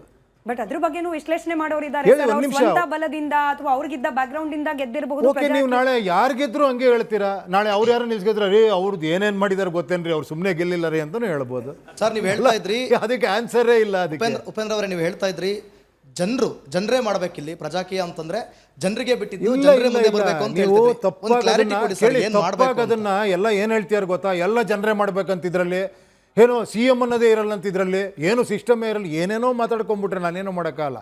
That's why you should have that clarity before asking me. ನಾನು ಹೇಳ್ತಿರೋದು ಎಲ್ಲ ಚೇಂಜ್ ಅಲ್ಲ. ನಾನು ಹೇಳ್ತಿರೋದು ಒಂದ್ ನಿಮಿಷ, ನಾಯಕ ಅನ್ನೋದ್ರ ಬದಲು ಅವನ್ನ ಸೇವಕ, ಅದನ್ನ ಹೇಳಿದಾರೆ. ಅದನ್ನೇ ನಾನು ಮತ್ತೆ ವಾಪಸ್ ಹೇಳ್ತಾ ಇದ್ದೀನಿ. ಅವನೊಬ್ಬ ಕಾರ್ಮಿಕ ಕೇಳಿ. ಆಮೇಲೆ ಅವನು ಸಂಬಳಕ್ಕೋಸ್ಕರ ಕೆಲಸ ಮಾಡೋ ಸಿಸ್ಟಮ್ ಬರಬೇಕು. ನಾನು 50 ಕೋಟಿ ಹಾಕ್ಬಿಟ್ಟು 2 ಲಕ್ಷ ರೂಪಾಯಿ ಸಂಬಳ ಮಾಡೋ ಕೆಲಸಕ್ಕೆ ನನ್ನ ತಂದರೆ ಏನಂತೀರ ನೀವು? ನನ್ನ ಹೇಳಿ ಸ್ವಾಮಿ. ನಾನು ಸಂಬಳಕ್ಕೋಸ್ಕರ ಕೆಲಸ ಮಾಡೋನು ತರಬೇಕಿಲ್ಲಿ, ಯುವಕರು ಬರಬೇಕು, ಯುವತಿಯರು ಬರಬೇಕು. ಇಲ್ಲಿಲ್ಲೋಂಥ ಪರಿಸ್ಥಿತಿ ಯಾರು ಬಂದರೂ ಎಲೆಕ್ಷನ್ ನಿಂತ್ಕೊಂಡು ಗೆಲ್ಲೋವಂಥ ಪರಿಸ್ಥಿತಿ ಅಥವಾ ಕೆಲಸ ಸಿಗೋವಂಥ ಪರಿಸ್ಥಿತಿ ಬರಬೇಕು. ಅವ್ರ ವಿಚಾರಗಳಿಗೆ ಓಟ್ ಹಾಕೋವಂಥ ಪರಿಸ್ಥಿತಿ ಬರಬೇಕು. ತಪ್ಪ ಅಮ್ಮ ಇದು ಹೇಳ್ತಿರೋದು? ಬರೀ ದುಡ್ಡಿರೋರು ದೊಡ್ಡವರು ಅವರೇ ಬರಬೇಕಾ ಇಲ್ಲಿ? ಆಮೇಲೆ ನಾವೇ ತಂದ್ಬಿಟ್ಟು ಆಮೇಲೆ ನಮಗೆ ಬೈಯಕ್ಕೆ ಭಯ ಅಲ್ವಾ? ನಾನು ಬೈಕೊಂಡು ಕೂತ್ಕೊಂಡ್ರೆ, ಸರ್ ಏನು ಸರ್ ಬರೀ ಬೈಕೊಂಡು ಕೂತೀರಾ? ಬೈಲಿಲ್ಲ ನಾನು ಸರ್, ಬೈಯೋದೇ ಇಲ್ಲಲ್ಲ ಸರ್, ನೀವೇನು ಏನಕ್ಕೆ ಬೈಬೇಕು? ನನಗೆ ಅರ್ಥನೇ ಆಗ್ತಿಲ್ಲ. ಈಗ ಬಂದಿರೋನ್ನ ಬೈದ್ರೆ ಧೈರ್ಯ ಅಂತನಾ? ಬೈಬೇಕಾ ನಾನು? ವೀಕ್ಷಕರೊಬ್ರು ದೂರವಾಣಿ ಸಂಪರ್ಕದಲ್ಲಿದ್ದಾರೆ. ಜಯ ಸತ್ಯವರ್ಧನ್ ಅಂತ ಹೇಳಿ ಬೆಂಗಳೂರಿನಿಂದ. ಸರ್ ನಮಸ್ಕಾರ. ಹೇಳಿ ಸರ್, ಪ್ರಶ್ನೆನ ಅಭಿಪ್ರಾಯನ ಪ್ರಜಾಕೀಯದ ಬಗ್ಗೆ. ಖಂಡಿತ ಸರಿ ಇದೆ. ಉಪನ್ಯಾಸ ಅವ್ರು ನೋಡ್ಲಾಯ್ತೆ. ಈ ಕರ್ನಾಟಕದಲ್ಲಿ ಏನಾಗಿದೆ ಅಂದ್ರೆ ಒಂದು 70 ವರ್ಷದಿಂದ ಇದು ಜಾತಿ ರಾಜಕೀಯ ನಡೀತಾ ಇದೆ. ಆ ಜಾತಿ ರಾಜಕೀಯ ಹುಚ್ಚು ಹೋಗಂತ ಕರ್ನಾಟಕದಲ್ಲಿ ಯಾರು ಏನು ಮಾಡಕ್ಕಾಗಲ್ಲ. ಯಾಕಂದ್ರೆ 2-3 ಪಕ್ಷಗಳು ಕೂಡ ನಾವು ಬೆಂಬಲ ಕೊಟ್ಟಿದ್ದೀವಿ. ಈಗ BJP ಅಂದ್ರೆ ಎಕ್ಸಾಂಪಲ್ ಹಿಂದೂಗಳ ಓಟು, ಕಾಂಗ್ರೆಸ್ ಅಂದ್ರೆ ಅವ್ರದ್ದು, ಜೆಡಿಎಸ್ ಅಂದ್ರೆ ಈ ಒಂದು ಗೌಡ್ರಗಳದ್ದು ಲೆಕ್ಕ ಎಕ್ಸಾಂಪಲ್. ಸೊ ಈ ರೀತಿ ನಾವು ಕೂಡ ಒಂದು 20 ವರ್ಷದಿಂದ ವಿಶ್ಲೇಷಣೆ ಮಾಡಿದ್ವಿ, ಧ್ಯಾನ ಮಾಡಿದ್ವಿ. ಯಾವ್ದು ನಡೀತಾ ಇಲ್ಲ. ಉಪನ್ಯಾಸ ಹೇಳಿದ್ದಾರೆ, ಅದು ನೋಡ್ತಿದ್ದೆ ಆಗ್ಲಿಲ್ಲ. ಅರ್ಥ ಆಯ್ತು ಸರ್. ಅಂದ್ರೆ ಅರ್ಥ ಆಯ್ತು. ನಿಮ್ ಪ್ರಶ್ನೆಯನ್ನು ವರ್ಗಾವಣೆ ಮಾಡ್ತಿದ್ದೀನಿ ಸರ್ ಉಪೇಂದ್ರ ಅವರಿಗೆ. ಈ ರಾಜಕೀಯ ವ್ಯವಸ್ಥೆಯಲ್ಲಿ ಅಥವಾ ಚುನಾವಣಾ ರಾಜಕೀಯ ವ್ಯವಸ್ಥೆಯಲ್ಲಿ ಜಾತಿ ಪದ್ಧತಿ ಅನ್ನೋದು ಅಂಟ್ಕೊಂಡ್ ಬಿಟ್ಟಿದೆ. ಹೀಗಾಗೇನೆ ನಾವು ಎಕ್ಸ್ಪೆಕ್ಟೆಡ್ ರಿಸಲ್ಟ್ ಅನ್ನ ಚುನಾವಣಾ ಫಲಿತಾಂಶ ಬಂದರೂ ಕೂಡ ಜನರು ಆಯ್ಕೆ ಮಾಡಿರೋರು ಏನ್ ಕೆಲಸ ಮಾಡಬೇಕು ಅದು ಎಲ್ಲರ ಸಲುವಾಗಿ ಆಗ್ತಿಲ್ಲ. ಜಾತಿ ಮೇಜರ್ಲಿ ಟೇಕ್ ಓವರ್ ಮಾಡ್ತಿದೆ. ತಮಿಳ್ನಾಡು ಪ್ರೂವ್ ಮಾಡ್ಬಿಟ್ಟಿದೆಯಲ್ಲಮ್ಮ, ನಮ್ಮ ಪಕ್ಕ ಸ್ಟೇಟಲ್ಲೇ ಪ್ರೂವ್ ಆಗಿದೆಯಲ್ಲ. ಅಲ್ಲಿ ಯಾವುದನ್ನು ನೋಡಿದ್ದಾರೆ? ಏನೂ ನೋಡಿಲ್ಲ ಅಲ್ಲಿ, ಅಲ್ವಾ? ಕರೆಕ್ಟ್ ತಾನೇ? ಇಲ್ಲ, ಖಂಡಿತ ಆ ಥರ ನಾವು ಅನ್ಕೊಂಡ್ ಕೂತ್ಕೊಂಡ್ರೆ ಮತ್ತೆ ಹಳೆದಕ್ಕೆ ಇನ್ನೇನು ಬದಲಾವಣೆ ಬಯಸೋದು? ಏನಕ್ಕೆ ಮಾತಾಡಬೇಕು? ನೀವು ಹೇಳಿದ್ರಿ ತಮಿಳ್ನಾಡಿನಲ್ಲಿ ಪ್ರೂವ್ ಮಾಡಿದ್ದಾರೆ ಅಂತ. ಪ್ರೂವ್ ಮಾಡೋದಕ್ಕೆ ಅವ್ರು ಕೊಟ್ಟಂತ 40 ಗ್ಯಾರಂಟಿಗಳು ಕೂಡ ಕಾರಣ ಆಗ್ತಾ ಇದೆ. ಆದ್ರೆ ಅದನ್ನ ನೀವು ಒಪ್ಪೋದಕ್ಕೆ ರೆಡಿ ಇಲ್ವಲ್ಲ? ಅದು ನಿಮ್ಮ ideology ಇಲ್ವಲ್ಲ? ಇನ್ನೂ ಒಂದು ಹೇಳ, ನಾನು ಪ್ರೂವ್ ಆಗಿರೋದಕ್ಕೊಂದು ಸ್ಟಾರ್ ವ್ಯಾಲ್ಯೂನು ಕೌಂಟ್ ಆಗಿದೆ. ಕರೆಕ್ಟೋ ಇಲ್ವೋ? ಕರೆಕ್ಟ್ ತಾನೇ? ಒಂದು ಸ್ಟಾರ್ ಫೇಸು, ಆ ಚರಿಷ್ಮಾ, ಆ ಒಂದು ಫ್ಯಾನ್ ಫಾಲೋಯಿಂಗ್ ಅದು ಆಗಿದೆ. ನಾನು ಅದ್ರ ಬಗ್ಗೆ ಮಾತಾಡ್ತಿಲ್ಲ, ಎಲ್ಲವೂ ಇರಲಿ. ನಾನು ಹೇಳ್ತಿರೋದು ಅಟ್ಲೀಸ್ಟ್ ಅದ್ರಲ್ಲಿ ಪ್ಲಸ್ ಪಾಯಿಂಟ್ ಇರೋದು ಯುವಕರು ಎದ್ರು, ಯುವಕರು ಹೊರಗೆ ಬಂದರು, ಯುವಕರು ಪೊಲಿಟಿಕಲಿ ಒಂದು ಸ್ವಲ್ಪ ಅವೇರ್ನೆಸ್ ಬಂತು, ಒಂದು ಬದಲಾವಣೆ ತರೋಣ ಅಂತ ಬಂದರು ಅಂತ ನಾನು ಹೇಳ್ತಾ ಇದ್ದೀನಿ. ಗೊತ್ತಿಲ್ಲ, ನಾನು ವಿಜಯ್ ಅವರ ಬಗ್ಗೆ ಮಾತಾಡಬೇಕು ಅಂದರೆ ವಿಜಯ್ ಅವ್ರದ್ದು 1 ವರ್ಷ 2 ವರ್ಷ ಆಡಳಿತ ನೋಡಿ ಅಲ್ಲಿ ಜನಗಳು ಏನು ಹೇಳ್ತಾರೆ ಅನ್ನೋದನ್ನು ನಾವು ತಿಳ್ಕೊಬೇಕಲ್ವಾ. ಈಗಲೇ ನಾನು ಅವ್ರೇನು ಸರಿ ಇಲ್ಲ, ಅವ್ರು ಸರಿ ಇದ್ದಾರೆ ನಾನೇನು ಹೇಳೋಕ್ಕಾಗಲ್ಲ, ಯಾರೂ ಏನು ಹೇಳೋಕ್ಕಾಗಲ್ಲ. ಅವ್ರದ್ದೇನೋ ಒಂದು ವಿಚಾರಗಳಿರ್ಬೋದು, ನಾಳೆ ಏನೋ ಟೆಕ್ನಾಲಜಿ ತಂದ್ಬಿಟ್ಟು ಬದಲಾವಣೆ ಮಾಡ್ಬೋದು, ಅವ್ರು ಏನೇನೋ ಆಶ್ವಾಸನೆ ಕೊಟ್ಟಿದ್ದಾರೆ, ಮೋಸ್ಟ್ಲಿ ಅದೆಲ್ಲ ತರ್ಬೋದು, ನೋಡೋಣ. ಸ್ಟಾರ್ ವ್ಯಾಲ್ಯೂ ಅಂತ ಹೇಳ್ತಿದ್ರಿ ಸರ್. ಸ್ಟಾರ್ ವ್ಯಾಲ್ಯೂ ಜೊತೆಗೆ ಅವರ ಫ್ಯಾನ್ ಕ್ಲಬ್ಗಳು ಸಿಕ್ಕಾಪಟ್ಟೆ ಕೆಲಸ ಮಾಡಿದೆ ಚುನಾವಣೆಯಲ್ಲಿ. ನಮಗೆ 2 ವರ್ಷದ ಈ ಕಣ್ಣಿಗೆ ಕಾಣಿಸ್ತಾ ಇದೆ, ಬಟ್ ದಶಕಗಳಿಂದ ಬ್ಲಡ್ ಡೊನೇಷನ್ ಇಂದ ಹಿಡಿದು ಮಕ್ಕಳ ಶಿಕ್ಷಣದವರೆಗೂ ಸಾಕಷ್ಟು ಹೆಲ್ಪು ವಿಜಯ್ ಅವರ ಫ್ಯಾನ್ ಕ್ಲಬ್ಗಳು ಮಾಡ್ತಾ ಬಂದಿದೆ ಅಂತ. ಉಪೇಂದ್ರ ಅವ್ರಿಗೂ ಕೂಡ ಅದರದ್ದೇ ಆದ ಒಂದು ಫ್ಯಾನ್ ಕ್ಲಬ್ ಇದೆ, ಅಥವಾ ಪ್ರಜಾಕೀಯದ ಸಲುವಾಗಿ ನಿಮ್ಮ ಜೊತೆ ಸೇರ್ಕೊಂಡಿರೋ ಜನ ಇದ್ದಾರೆ, ಏನ್ ಮಾಡ್ತಿದ್ದಾರೆ, ಯಾವ ರೀತಿ ಜನರನ್ನ ಕನೆಕ್ಟ್ ಅದೇ ಇದನ್ನು ಒಂದು ಹೇಳ್ತೀನಿ, ಭಾಳ ಚೆನ್ನಾಗಿತ್ತು ಆ್ಯಕ್ಚುಲಿ. ಇದೇ ಥರ ಕೇಳ್ತಾರೆ, ಏನು ಹೇಳಿ, ಇವ್ರು ಯಾರೋ ಎಲೆಕ್ಷನ್ ನಿಂತಿರೋ, ಇವ್ರು ಏನ್ರಿ ಮಾಡಿದ್ದಾರೆ, ಇವ್ರು ಏನು ಮಾಡಿದ್ದಾರೆ ಅಂತ ನಾನು ಓಟ್ ಹಾಕ್ಲಿ ಅಂತ. ಏನು ಮಾಡಬೇಕಮ್ಮ? ಅಲ್ಲ, ಅವ್ರು ಬಂದು 1 ವರ್ಷ ಎಲ್ಲ ಓಡಾಡಿ ಎಲ್ಲ ಸಮಾಜ ಸೇವೆ ಮಾಡಿ ಎಲ್ಲ ಒಂದು ಹೆಸರು ಮಾಡ್ಬೇಕ್ರಿ, ಆಮೇಲೆ ನಮ್ಮ ನಂಬಿಕೆ ಬರುತ್ತೆ, ಓಟ್ ಹಾಕ್ತೀವಿ. ಇದೇನಿದು ಬಿಸ್ನೆಸ್ಸ ಏನಿದು? ಅಂದರೆ ನೀವು ಬಂದೆಲ್ಲ ಖರ್ಚು ಮಾಡಿ ಒಂದಷ್ಟು ಎಲ್ಲ ಮಾಡಿ ಅಂಥವ್ರಿಗೆ ಮಾತ್ರ ಇಲ್ಲ. ಅವಾಗ ಯಾರು ಬರ್ತಾರಮ್ಮ? ನಾರ್ಮಲ್ ಯಾರ ವ್ಯಕ್ತಿಗಳು ಬರೋಕ್ಕೆ ಸಾಧ್ಯನಾ ಈ ಜಾಗಕ್ಕೆ? ದುಡ್ಡಿರೋರು ಬರ್ತಾರೆ, ಒಂದಷ್ಟು ಖರ್ಚು ಮಾಡ್ತಾರೆ, ಒಂದಷ್ಟು ಇದು ಮಾಡ್ತಾರೆ. ಏನಪ್ಪ ಅವ್ರು ದಾನ ವೀರ ಶೂರ ಕರ್ಣ ಬಂದಿದ್ದಾರೆ, ಎಂಥ ಈಗಲೇ ಇಷ್ಟು ಹೆಲ್ಪ್ ಮಾಡ್ತಿದ್ದಾರೆ, ನಾಳೆ ಏನೇನು ಮಾಡಿಬಿಡ್ಬೋದು ಅವರು ಅಂತ ನಾನು ಅವ್ರನ್ನೇ ಎಲೆಕ್ಟ್ ಮಾಡಿಬಿಡ್ತೀನಿ. ಇದು ಕರೆಕ್ಟಾ? ಫೈನಲಿ ಹಾಗಾದ್ರೆ ಈಗ ವಿಶ್ವನಾಥ್ ಅಂತ ಇನ್ನೊಂದೇ ಒಂದು ಕರೆ ಇದೆ. ಐನೋ ತುಂಬಾ ಜನಕ್ಕೆ ಪ್ರಶ್ನೆಗಳಿದೆ ಇಲ್ಲಿರೋರ್ಗು ಅಂತ ಹೇಳಿ. ವಿಶ್ವನಾಥ್ ಅಂತ ಮೈಸೂರಿನಿಂದ ಕರೆ ಮಾಡಿದ್ದಾರೆ, ಇದೊಂದು ಕಾಲ್ ತಗೊಂಡ್ಬಿಡೋಣ. ಸರ್ ನಮಸ್ಕಾರ. ಸರ್ ನಮಸ್ಕಾರ ಮೇಡಮ್. ಹೇಳಿ ಸರ್, ಉಪೇಂದ್ರ ಅವರಿದ್ದಾರೆ, ಪ್ರಶ್ನೆ ಅಥವಾ ಪ್ರಜಾಕೀಯದ ಬಗ್ಗೆ ನಿಮ್ಮ ಅಭಿಪ್ರಾಯ? ಉಪೇಂದ್ರ ಸರ್ ನಮಸ್ಕಾರ ಸರ್. ನಮಸ್ಕಾರ ಸರ್. ಹೇಳಿ ಸರ್. ನನ್ನ ವರ್ಷ 72. ನಮಸ್ಕಾರ. ಆಯ್ತಾ? ಹಾಂ ಸರ್. ನಾನು ನನ್ನ 18ನೇ ವರ್ಷದಿಂದ ಓಟ್ ಹಾಕೊಂಡ್ ಬಂದಿದ್ದೀನಿ. ಹಾಂ ಸರ್. ಕರ್ನಾಟಕದ ಎಲ್ಲಾ ಪಾರ್ಟಿನೂ ನೋಡಾಗಿದೆ. ಹಾಂ ಸರ್. ನನ್ನ ಒಂದೇ ಒಂದು ರಿಕ್ವೆಸ್ಟ್ ನಿಮಗೆ. ಹಾಂ sir. You are not only star, you are a good administrator. Thank you sir. ಏನು ನಾನು ಇನ್ನೂ ಆಗ್ತೀರಾ?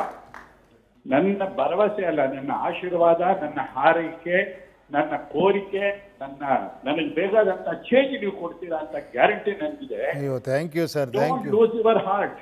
ವಿಶ್ವನಾಥ್ ಸರ್, ಬದಲಾವಣೆ ಅಂದ್ರೆ ಹೆಂಗೆ ಅಂತ ಹೇಳಿ ಉಪೇಂದ್ರ ಸರ್ ಜನರಿಂದ ತಿಳ್ಕೊಳಕ್, ಅಲ್ಲ ನೀವೇ ಹೇಳ್ಬಿಡಿ, ನೀವು ಹೇಳ್ತಿದ್ರಿ ಬದಲಾವಣೆ ತರ್ತೀರಿ ಅನ್ನೋ ಭರವಸೆ ಇದೆ ಅಂತ. ಯಾವ ತರ ಬದಲಾವಣೆ? ವಿಶ್ವನಾಥ್ ಇಂದ ಉಪೇಂದ್ರಗೆ ಒಂದು ಡೋಸ್ ಟಾನಿಕ್ ಕೊಡಬೇಕು. We have to encourage the people like this.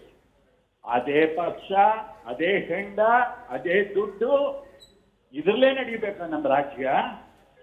Arvind Kejriwal ಬಂದು ಗ್ಯಾರಂಟಿ ಶುರು ಮಾಡಿದ್ರು, ಅವ್ರನ್ನೆಲ್ಲರೂ ಬೈದ್ರು, ಎಲ್ಲಾ ಪಕ್ಷಗಳು ಬೈತು.